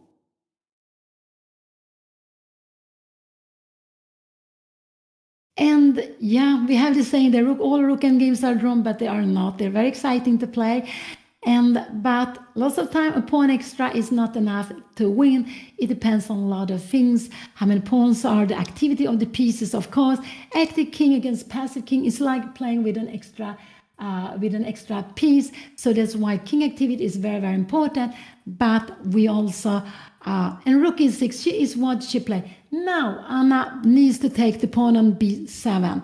The pawn on b7 is very important that Anna takes. She played rook a6. And just to take the pawn on b7, this is absolutely the most important pawn to take, not to take the one on d7. So let's see what Anna will do. I just feel that this rook d7, a5, rook d6, king f7, and now this is a very tricky line. So this is very tricky line. Here now actually maybe this is actually a little bit a tricky line here now to play. But Anna needs to take on b7 because if she takes the other one, she will absolutely be worse. She will be worse if she goes for the other one. She needs to take the pawn on b7, I would say. She can play like, but because this, and check here now, king h7, rook d7, b6. This will absolutely, it's possible to play, but it's possible to play. But in general, you will have, let's see, we will have this endgame, and this pawn is more far away. This is better for black to play. This is absolutely better for black to play. Let's see what Anna will play. She will, I prefer her just to take on b7 here. She can also go rook b5 here if she wants to, but maybe this is mistake actually. So here, now rook d7 and a5. This could absolutely be what she wants to play. But here, this is absolutely the best way of playing. Actually giving you a check first, king f7, and playing this way. This is, and now coming with the king. This is absolutely fine to play. This is equal. But it's not always so easy to understand. But Anna needs to take on b7, and this is what she would have done before. Will she do it now also? So maybe this was a little bit tricky to go like this, to give Anna two options. Take on d5 or take on b7. But the b7 pawn is absolutely the big pawn. This is the one we want to have. If we have to play some endgames with an extra pawn for black, we prefer it to be an A or d5 pawn, but not to be a b pawn. The b pawn is the best pawn for black. So we really want to get away with that one.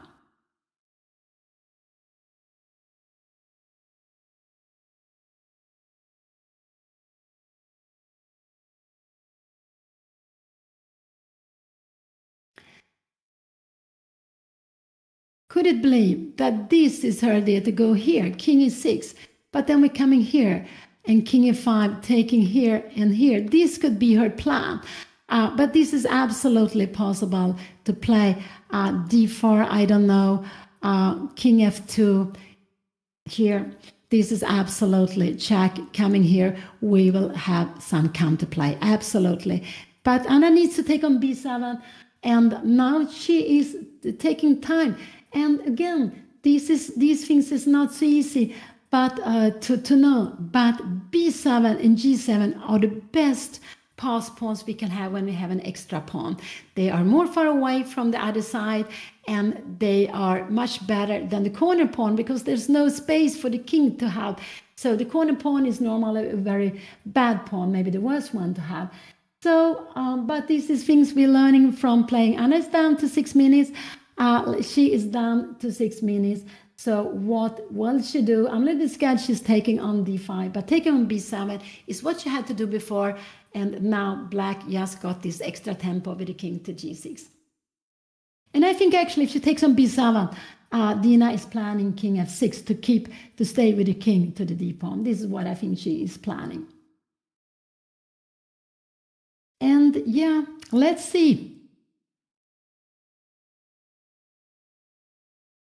What will Anna play? Yeah, I'm getting now nervous with time. But anyway, whatever happened, I'm so happy she went in for this rook and gate, that she has played this very nicely. And this I'm very happy she did. And it will be to learn. Chess is like this. We have to try to take things with us. Mistakes are coming. We have to try to make as little mistakes as possible, but they are there. And and when our opponent gives chances, to take the chances. But sometimes we do, sometimes not. And yes, so this was actually quite an interesting way of playing. She is making it difficult for Anna with, she has to make a choice. But the B pawn is the best pawn. And this is, the B pawn is absolutely the best pawn. So let's see the E pawn to be playing with. So let's see what Anna will, what will happen here now. And I'm getting a little bit worried. She took the B pawn, and this was also played. And rook take e3 was played directly. And now I think Anna will go rook d7. I think absolutely she will go rook d7. And after a5, Anna can give a check here. So this was played. This was very good. Rook take e3 was played. It was nothing like I was thinking of. Now rook d7 is a very logical move to be played.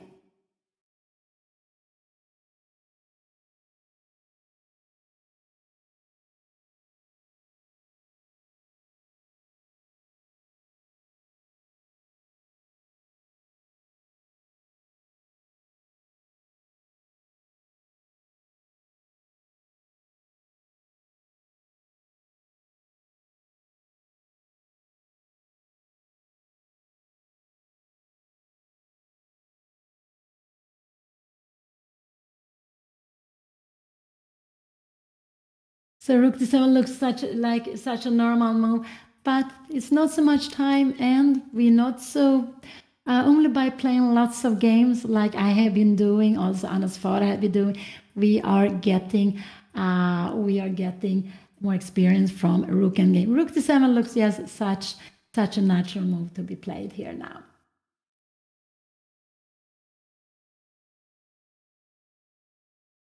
Yes, to attack the pawn.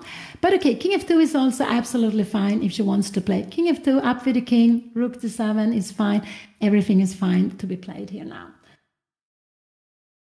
Now Anna is down to 3 minutes, but we shouldn't forget they will get half minute extra. But playing rook endgame with half minute extra might not be so easy, but it will be for learning, for remembering, and how to handle the rook endgames. So king f2, rook d7, both of them are very good moves to be played. I would say she played rook d7. This was very, very logical. And now let's see what her opponent can play. I'm a little bit scared that her opponent will go a5.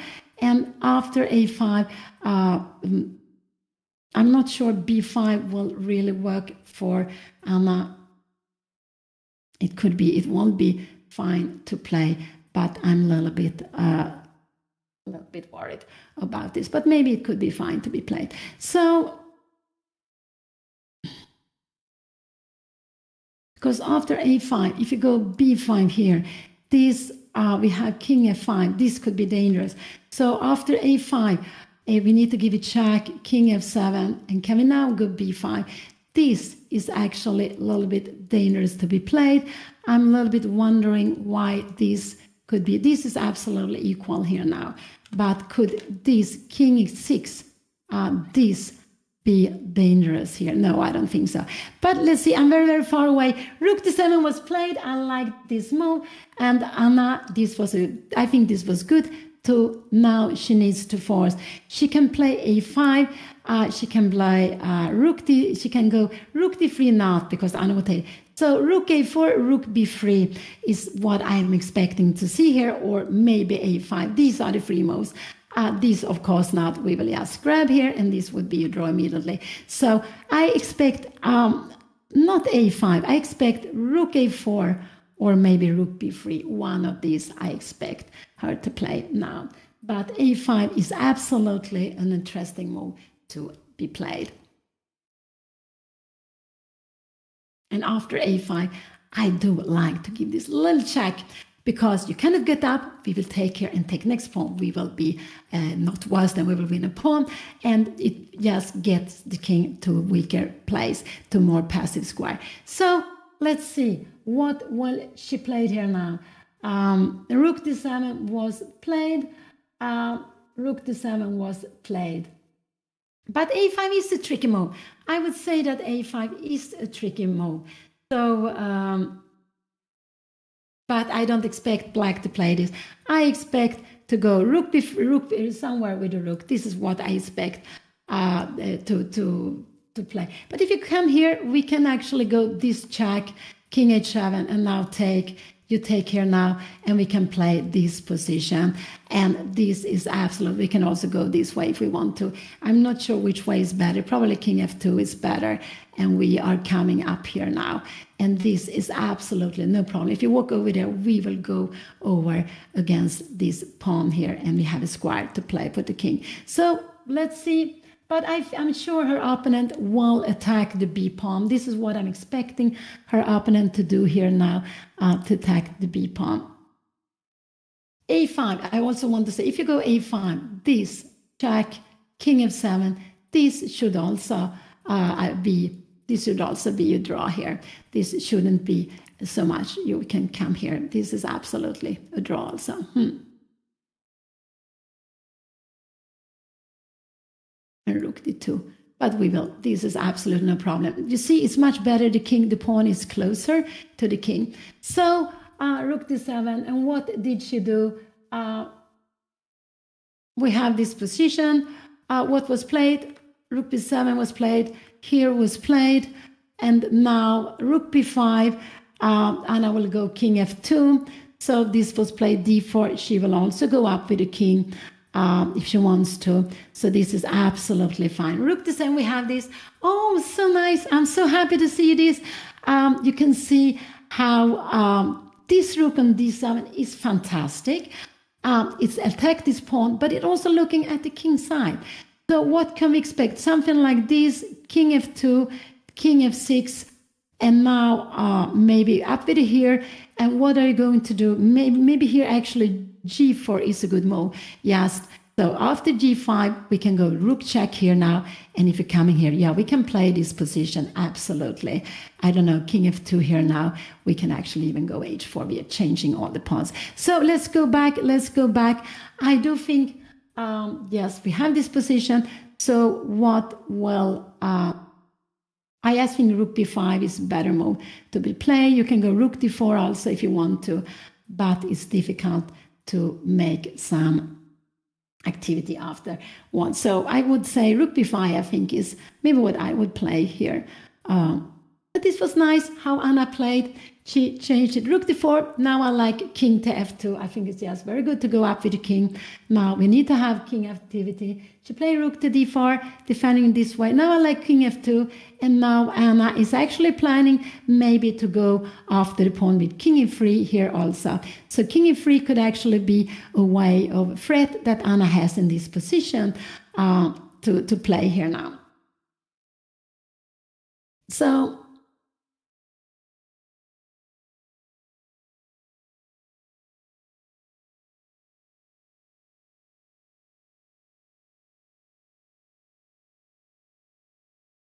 yeah, let's see what. Well, Anna has 4 minutes. Her opponent has 11 minutes. They have been playing for 4 hours and 30, 4.5 hours, for almost 4.5 hours. They started like 8:30 and 8:30. Yeah, they have been playing for 4.5 hours. They will still keep on playing, but will there be? I do think this game will end in a draw, and I do hope it will end in a draw, but we will absolutely see. Could h5 be a move? Because now Anna is actually just planning to go after the rook here now. Just planning to put some threats on the rook. So, so maybe king e3. Yeah, maybe h5. Maybe h5 is a good move you can play.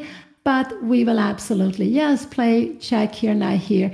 You can come here, and now we go something like h4. It's very difficult to do anything here for black. Yeah, you're coming up here, and we can even go g4. We are changing pawns. Remember this, with the pawnless, we want to change pawns, but we don't want to change pieces. White needs to stay with the rook on board. White really needs to play with the rook. And because without the rook, this would be easily winning for black. With the rooks on the board, it should be a draw.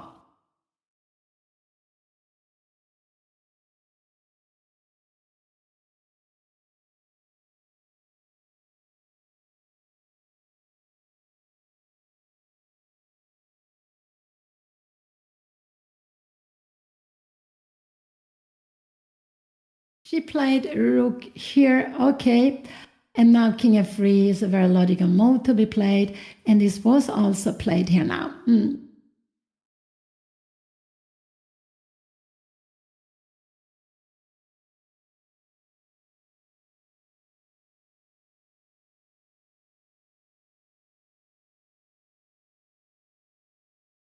So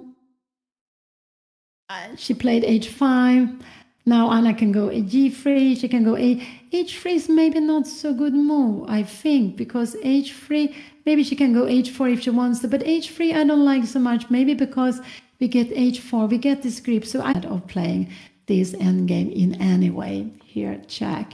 You're coming back here now. This is absolutely go g4 also. This is absolutely draw immediately. So g3 is a good move. I would say that g3 is a very good move to be played here now. g3 is a good move. h4 is also absolutely fine. h4 or but not h4. h4 or g3 are the moves I like to play here now. So not h3 because you will get h4 with the grip. So this is important. And Anna is down to 335. Yeah. I do hope it will be a draw, but she will still have to showing that she knows how to play this. And so what can we say? I like h4, king f6. I like g3, g6, and now we go king f4. This is what I wanted to play, but maybe king f4 is mistake. Why would king f4 be a mistake? I am not sure. Here, king, here, and you're getting up with the king. So maybe could this be some danger? Could this be? Yes, you have rook g4. This is a danger. So there's still dangers here. This is absolutely still dangerous. So I think Dina played well here now. Maybe, yes. So h4. This is good. King f6. We give a check here now. This is a good move. And you, after king f3, no, I don't want to give the check here now. I'm not so sure, actually, how we should do this. But we should just a little bit be careful still. So yeah, I think she played well when she put the rook here on d2.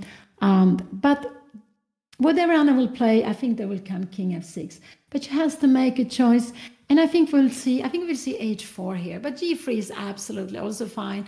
Then black will absolutely play like this. And now we can go king e3. This is a good way of playing. This is absolutely a good way of playing here.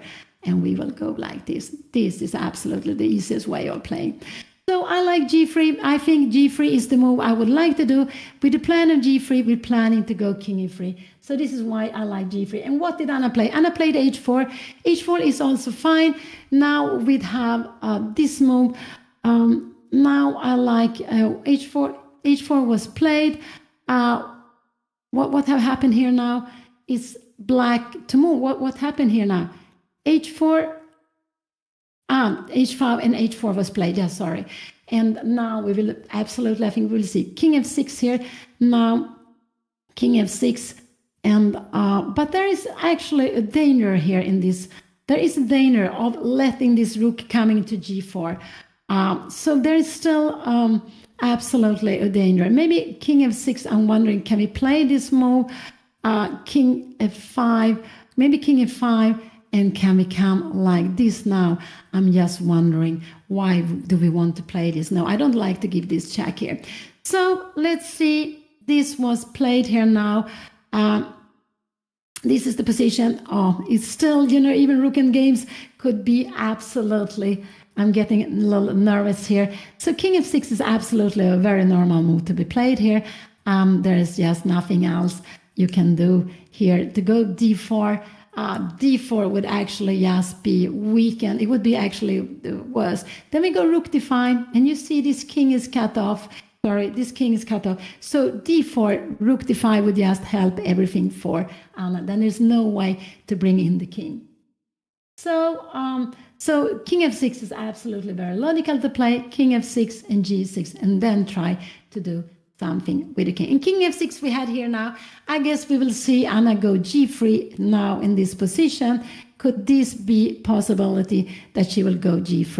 It could be that she goes g3 here now, but she can also go. I'm just wondering if you go g3, if you go g6, can we go king e3 here now? Where is this going? Yeah, we have king e6. What is happening? Rook g3 here now. And we are coming back here. This is absolutely, I'm just wondering, this is absolutely fine. This is a draw immediately. So I like g3. I do like Anna to play g3 in this position. King f6 was played. I like g3, planning to go king e3. This is what I like Anna to play.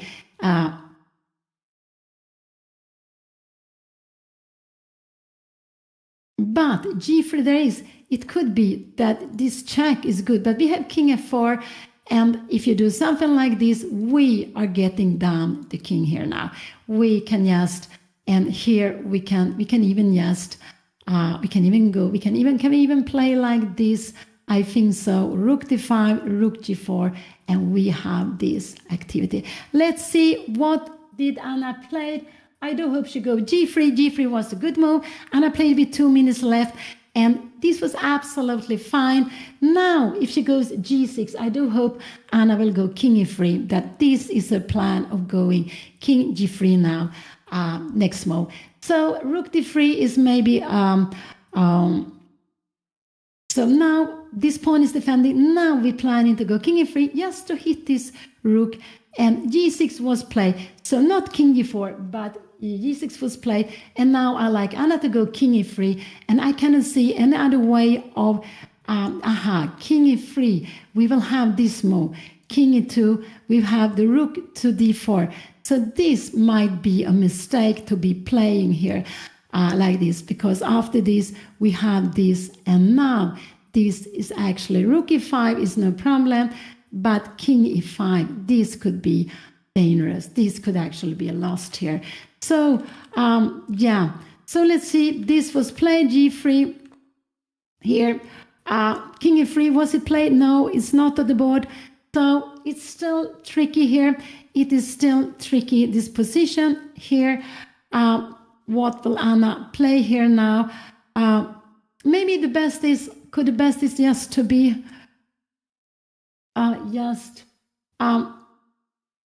Anna play rook d1, I think Anna will go, and now probably she will go rook king e2, but king e2, I'm not sure. King e2 is still, I think we will absolutely see this here, and maybe this is a good check. I'm not sure. King f5, no, I don't think this is a good check. We're getting very passive with the king, and we have d4 here now. How will the position be like this? This is absolutely possible to play. This is about equal, but Anna will have to keep on fighting. So here we have the position. Anna is down to 1 minute. Rook d1 was played. I expect Anna to go rook e2. She can also go like she can just play maybe a move like rook e2. Yeah, maybe this is also possible. Just to come here, and maybe can we go something like king f3 here? No, this is dangerous. This is actually dangerous to let the king up here. This is, we have rook g4. I always forget this. So there are dangers in this position, absolutely. It might be a draw if you're playing the best, but Anna has only half minute, and I think we will see king e2 on the board, and then we have rook d4. So this is a plan where you have a plan here now. So king e2, rook d4 was played. I think we will see king e3, rook e4 check, king f3, and what will her opponent then play? Rook d4 was played. So rook d6 is maybe the best move here, but this is not. I think we will see king e3 here now. Maybe king f3 is also fine to be played, but it is king f3 could be fine to be played. King f7, rook g7, but then we have rook g4. This is the danger. This is the danger. So this is absolute. This is the position. Played, rook d4 was played. Rook d6 is a good move, but it's very, very difficult to play this. Rook d6 is the best move. It's actually the only move to have it equal. But Anna, what did she play? She played rook d6. She played this fantastic good move. Wow. She played this fantastic good move, because if you go king f5 now, can we go king e3? I'm just wondering, can we go king e3 now? Rook e4 check, and here, can we play this? And you go rook e5. How is a position like this? I think we can go king f2. This is absolutely possible to be played here. g5 take, and we go king f3. This is absolutely a draw. So Anna played this beautiful rook d6. So happy. This was absolutely the best move. Absolutely the best move, because the king can only go to f5 if you want to. It can only go to f5, but then Anna will be able to, if king f5 comes, I'm just wondering, can we go king e3 here now? Is this a move or not? Check here, king e6, but we can always play these rook end games, and we are not worried about this rook end game. This is actually a very easy draw to be played. So let's go back. This position, rook d6 was such a good move. Oh, I'm so happy to see that. Her opponent can only do one thing. There is only one move to play, king f5. There's nothing else to be played, because you need some activities. So of course, there is only one move to be played, king f5. Anna will grab the pawn on g6. So if you go down, then this will absolutely be an easy draw immediately. So king f5 is absolutely the only way to keep on going, After king f5, yeah, could we go king e3? Maybe king f2 is better. King e3, yeah, king e3, yeah, yes, king e3, check here, rook e5, and we can absolutely play this. There's no way to improve this position. Absolutely, this is absolutely a draw. So let's see, she gave the check. Anna has only 1 minute left. It's actually exciting. The game is not finished at all. Even if this should be absolutely equal, it's not finished at all. So let's see what is going to happen here. I'm still concerned here. Let's see what black will play here now. But I always would prefer Anna to be the one with the pawn extra. Now she is defending with the pawn less, but she played this very beautiful rook d6 check. Was such a good move. This was such a nice move that Anna played here now. And but I want to see if king f1, this could be a mistake. Check here. No, not king f5. We have this. So I'm sorry. I'm also getting tired. This is a position she hasn't played. Rook d6, and she played king f7. But after king f7, I don't see any way of improving, because this rook is fantastically paced. Now Anna can do whatever she wants. Just move the king. There's no way. King f3 was a good move. There is no way that her opponent can make any improvements here. There is no way of improving the position in this here. So,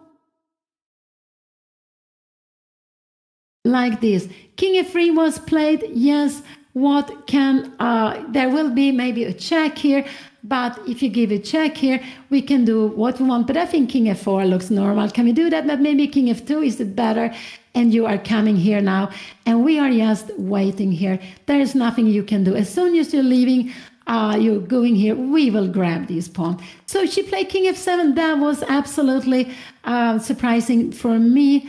This is the position. Anna played king f3. She can just be waiting here now. Check, king f4.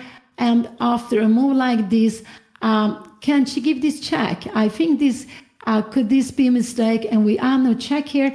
We have king f6, but we give the check again, and we have king f7.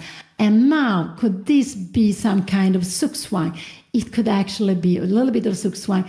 But this position, check here, very important to play. And we go here. This is an easy draw. Oh, it's not. What happened? Oh, sorry. I was just getting this should have been an easy draw. I don't know what wrong. So king f3 was played. Anna has 1 minute left. And I guess we will see rook d3 check. I can't see anything else than rook d3 check. Rook d3 check, and then actually Anna can just wait. She doesn't have to do anything here. So, because this king, I think after rook d3 check, I think king f2 is actually the best move. Yes, to go down here. And rook d3 check, I think Anna will go up, but king f2 is actually a better move to play. It's actually better to go backwards and just to stay, because this here the king has 1-2 moves to defend the pawn. So it's actually better to go backwards, just to move the king on g2, f2. There is nothing black can do without the king, nothing at all. So this is what I would like to do. But I think king f4 is just such a logical move. So king f4 is absolutely very logical move to go upwards, but it's better to go the other way.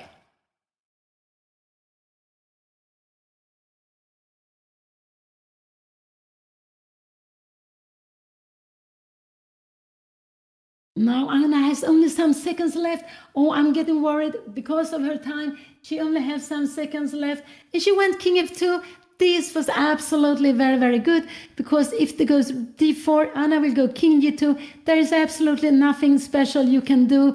And this here, there's absolutely nothing special you can do without the king, because black is playing without the king. I like this king f2 very, very much. If black push this pawn, we are going king g2. We will just go here back. If you give a check, we will come here. If you go here, yeah, we will come here. If you come here, yeah. So we have this. And if you go here, yeah, we will actually grab this and we will play the endgame. So king f2 was a very good move. I'm very happy Anna played this. This was just one of the, sometimes it's better to be passive, but the reason was not to get into Zugzwang. This is actually, this rook is perfectly placed here, behind the pawn. Here, it attacks d5, it attacks g6. This king cannot move towards the pawn. We're going to take it. So after d6, we are coming here, and if you go king e7, we will absolutely grab here. If you're going something like this, we will go rook g5, king e6 here now. I'm wondering, are we worried about this? No, I don't think so. I think we can come back here. You're doing something like this, and we will start running with the pawn. This is absolutely fine to be played. But this is, so king f2 was played. So I think we will see d4, and then I just hope Anna will go. After d4, Anna can also go maybe king e2. No, not king e2. That would be absolutely be a mistake. King e2 would be a mistake. So I think we will see d4 and king g2.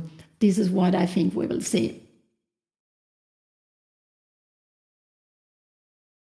She can also wait like this, and we are waiting like this. And now d4, we are coming here, coming back with the king, and check here, we are coming up here, and this is absolutely fine. King f3 now, we can even go king e4, and we will go and grab the pawn.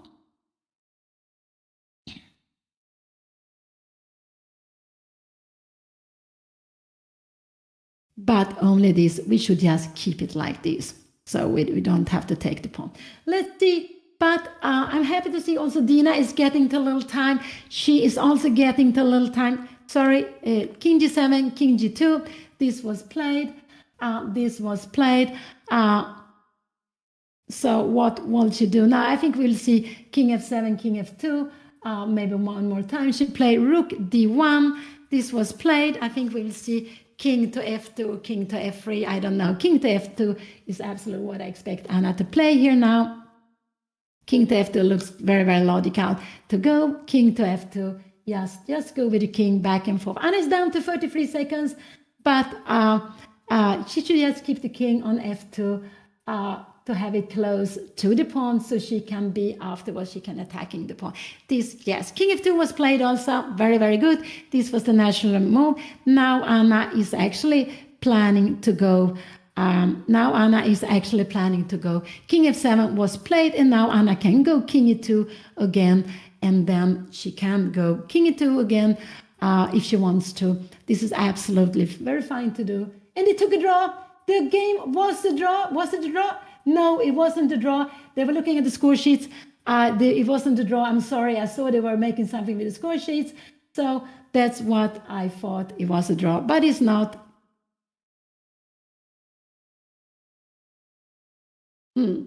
Now we will see rook to d4, and now I just hope Anna will move her back, her king to the rook to d4. We will see rook to d4. She has a plan of getting a check, and now Anna just need to go away from the e line. Not allow rook e5. This is very important. Not allow rook e5. Actually, she could allow rook e5 also, but I think actually she can also go even king e3. But I think it's better king f2. Whatever, just to keep the keep. King f3 was also played, and we have had this before. Rook d3, king f2, we will have this we had before. So I don't know, they have made 62 moves. Maybe, yeah, they got a new score sheet. There were only 60 moves on the score sheets. And let's see what is she doing to do. We have this check here. Now this is second time we have this position. If Anna plays king f2, this is second time. She had it before. And let's see if Anna will go back. But I do hope she goes back. The king was better on f2. It has been there before. So let's see if Anna will do that. She did last time. This is second time we have the position here. So let's see if she will do that. Oh, so nervous to watch. Always so nervous to watch. And it looks like she's coming back here with the king to f2. And now this we have had already one time. So this position we already had second time. Now she go d4. So now Anna, Anna can go, yes, king g2 is very logical to play. King g2 to play this position. And I do hope Anna will go king g2 here now. Again, it would be king e2 would be a big mistake. So this would be, so king e2 is absolutely the best way of playing. Yes, keeping the king. And I think this is what Anna will do now, that she will go with the king to g2. And this is what she played. So this is very good of playing like this. And what will her opponent, maybe her opponent will make these moves also. By moving the pawn, there are not 3 times and along it. This is the first time we have the positions. All these positions are the first time because the pawn was moved further, so it's a new position. And so what can she do? She can give a check, and I will get up with the king. But it's very difficult to see how she is going to do anything here. Maybe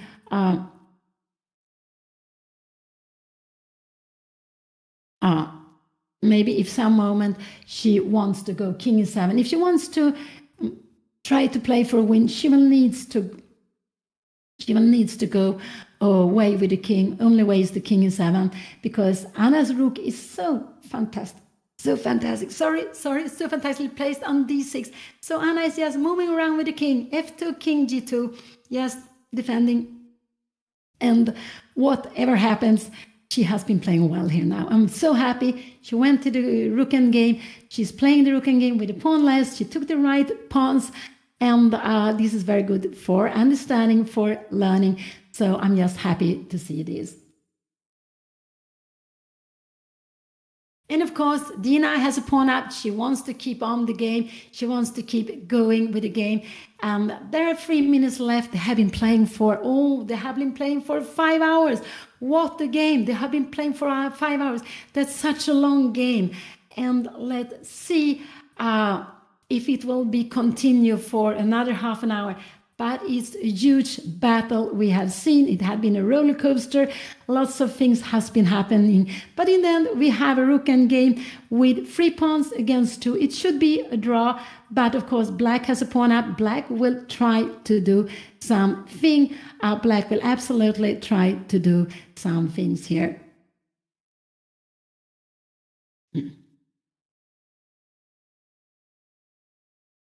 But without the king, it's very, very difficult. So if you want to do something, sooner or later, you will need to bring in the king. This is the only way to absolutely be able to do something here.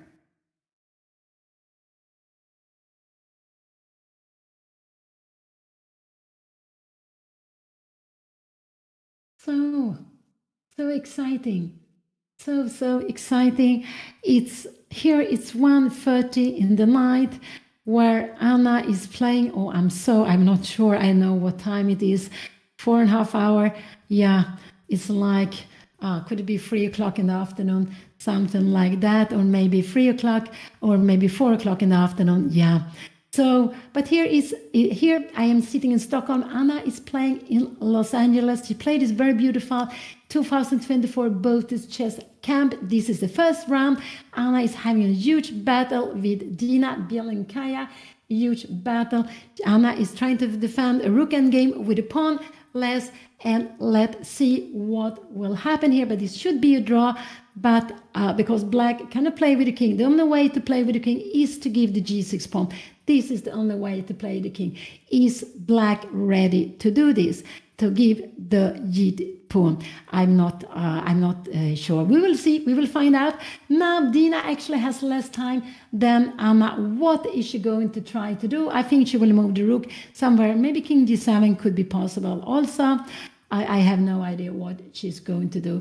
But she has 30 seconds to make up her mind. So it could be that she will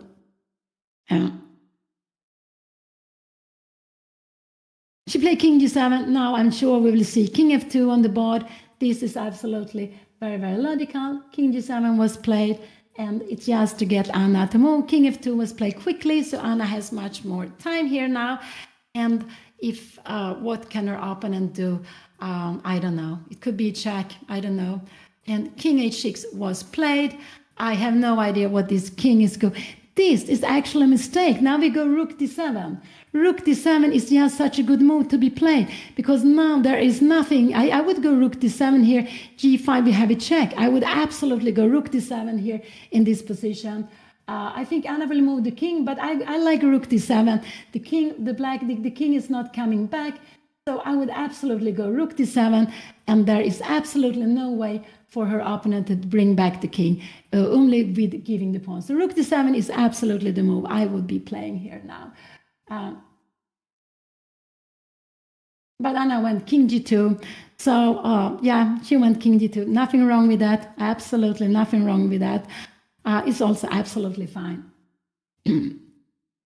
Because this king on h6 is not going anywhere. But I would have gone rook d7 just to say, what are you going to do with your king? You have no way of getting your king into the game.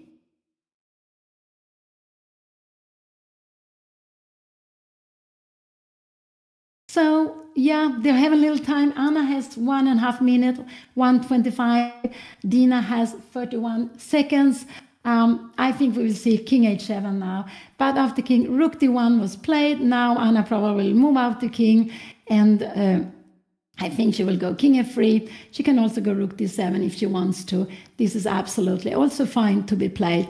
Everything is fine. King f3, rook d7 is actually what I would have been playing here, and then just wait with the king. There is nothing, absolutely nothing you can do here in this position for black. So I would have gone rook d7 here, just to keep the king away. But I would have done it a move early. But I think Anna will go king f2, and if they're at d3, so now actually Anna is planning the king to e2. I don't know, d3, I have no idea. After d3, king e3, check, we will just... I have no idea how you're going to try anything here now. So I think we will see king g7 now. But after king g7, we go king e2. I don't know, we will just go... She gave a check here now, so I would just go king f3 here. I would absolutely play king f3, check, and here...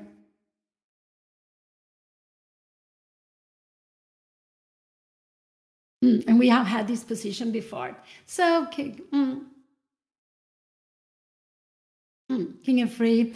Now I guess there will be another check, and they will start over again, here again. So we have had this rook d3, Anna goes down, king g7, and the king to g2. This is actually more or less what we had before.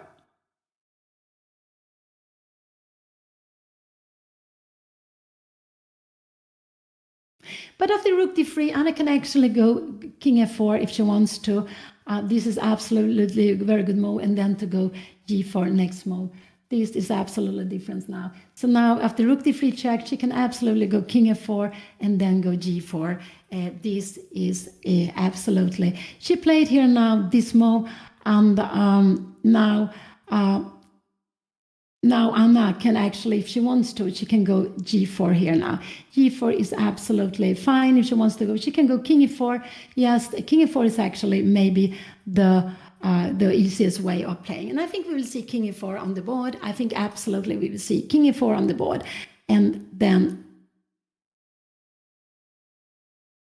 a check. And then Anna needs to come back with the king to f4.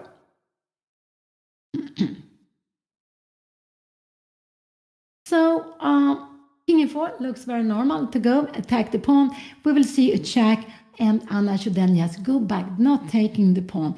This could be a danger of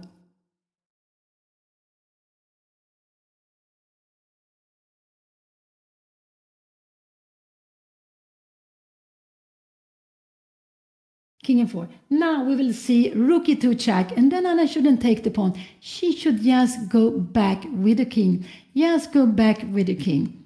Yes, and now not take the pawn. Just go king f4, king f3 could also be possible, but king f4 is a good move. I like king f4. After king f4, only way to defend the pawn is with rook d2 back. So king f4 is just absolutely the best way of playing here.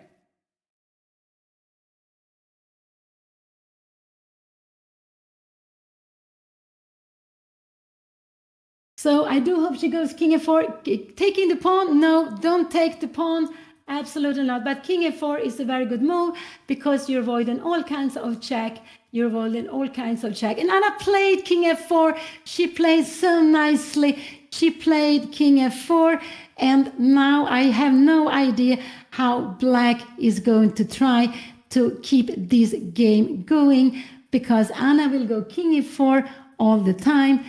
If a check now, she goes back with the king to f4, and yes, she's coming back with the king to f4. King f4, of course. She can also not, she cannot go. I will just want you to see that this is not possible because of mate here. So we always have to be careful. King to e4 looks very normal, and this is what Anna also did. She went with the king to e4. And you see, this is why to having a passed d pawn, it's not so good, because this king is very close to attack the pawn, but also very close to defend g3 pawn. So this now again, Anna is threatening to take the pawn, and she's absolutely threatening to take the pawn here now. So rook g2, Anna can go king f3 again. She is just forcing everything. King f3 looks very normal. And then rook d2 and king f4 will just go back and forth. This is just forcing matters, and I think this is very logical that Anna will play that.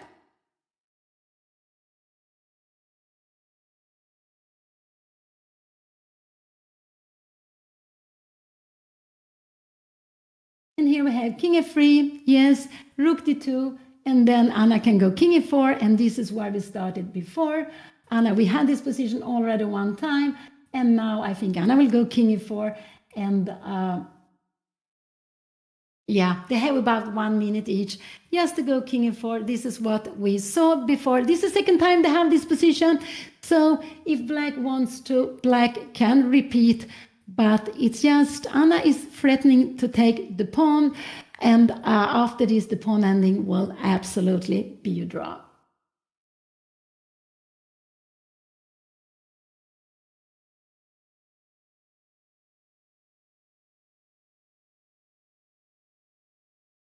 So yeah, but what a long game. They will almost, they have been playing for, I'm so tired, I really don't know. They've been playing for 5 hours, 5 hours and 15 minutes, something like that. I'm not sure exactly what time they started, but what, and they have been doing, they have made 73 moves for Anna. Black is on her way to make her 73 moves. Anna is planning to take the pawn on d4. And now, remember this, when you have an extra pass pawn, the best extra pass pawn is to have a b pawn. After that would be a c pawn. This d pawn was too close for the white king. It was too close for the white king. So Anna could play this maneuver, but to have an a pawn would also be an easy draw, an extra a pawn, because the a pawn, the corner pawn, is not a good pawn to play with. So here we have it, rook e2 check. There is second time we play this. I just think that I do hope Anna will go king f4, that she will not be too tired for to make this again, because we already had this position at the board just some moments ago. So, but it's always nervous to see what she will do here. But king f4, of course, not is the perfect move. Just, and here we have it. King f4 was played, and yeah, we have exactly have it. Will there be a check again? That, and we will have the same position, another one, and we see there is no way this pawn when it went to d4. There is no way for black to defend the pawn because Anna can attack it with her rook. She's attacking it also with the king. And black is just having very little time, and we have this check here now. This was played, rook f2 check was played here now. Let's see, here we have the check here, and king e4 was played. This is absolutely the second time we have this, and here we have king e4. I guess we will see rook e2, rook e2 and king f3 again, and or maybe check again, and so, and now Anna is having almost 2 minutes. She's just making the same moves once again because it's the same rook, and there's no way for black to try it. We have the check. Now Anna could stop the clock and say if I go king f4 is a draw, but she can also play king f4. She can also play king f4. This is because it's such a, there is nothing our opponent can do here. We already had this position 3 times, already 3 times.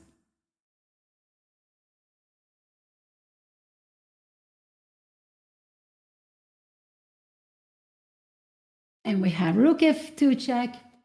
And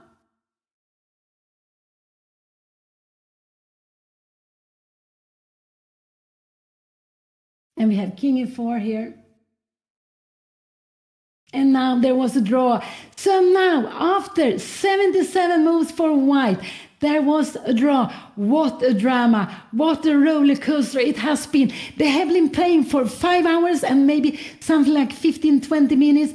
It has been a huge, long game. And in the end, it was a draw. In the beginning, Dina got a very nice position. She got squares for her knight, but she went wrong. Anna came into the game. And then Anna went wrong, and Dina again had a huge advantage, but she went wrong. It was about equal, and then came a blunder of a piece.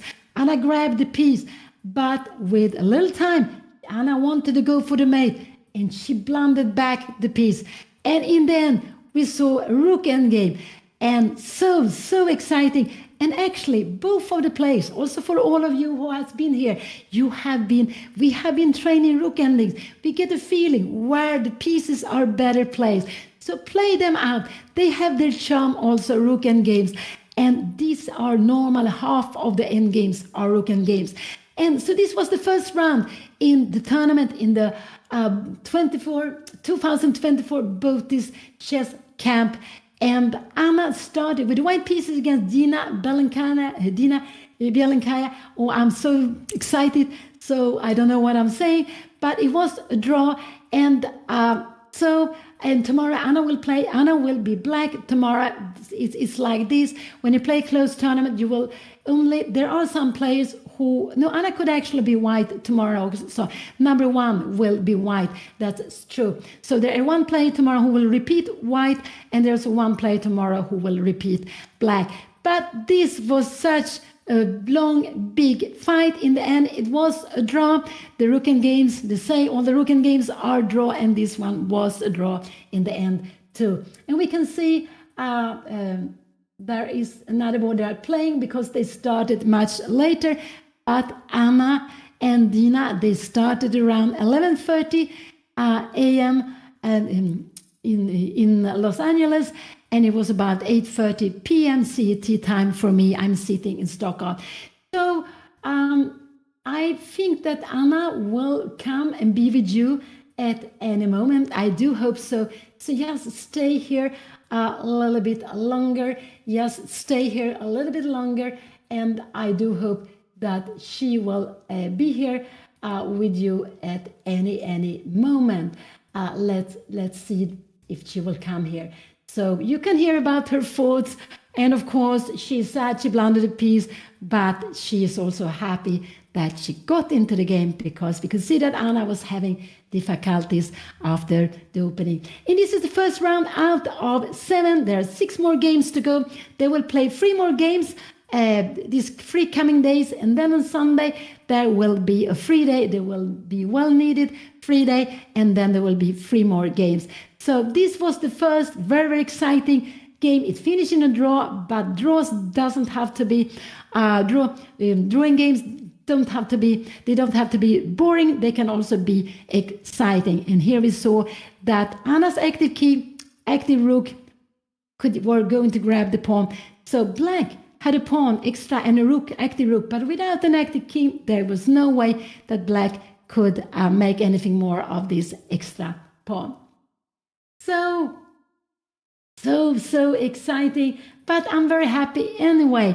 If we, after the opening, I would be told that Anna was making a draw, I would be very happy. When she had a piece more, no, of course not. But chess is like this. We can make lots of good moves, but we make a huge blunder or we make a mistake, and then all of a sudden, everything is gone. So this was, it was a Queen's Gambit declined in the opening exchange variation, and black played an unusual maneuver, put the knight on d6. Remember, the knights are very good in the center. And Anna played ambitiously, but then after changed plans, and it became not so good for her. But in the end, after 77 moves and 5 hours, and I don't know how much time, this game ended in a draw. And Dina, she is seeded number 2 after Jennifer Yu. And Dina, Jennifer Yu, and Nemo, they are the 3 women grandmasters in the tournament. Dina also, if I am not wrong, she also has made all the norms for international masters. And here now we can see they put up the game here between Nemo.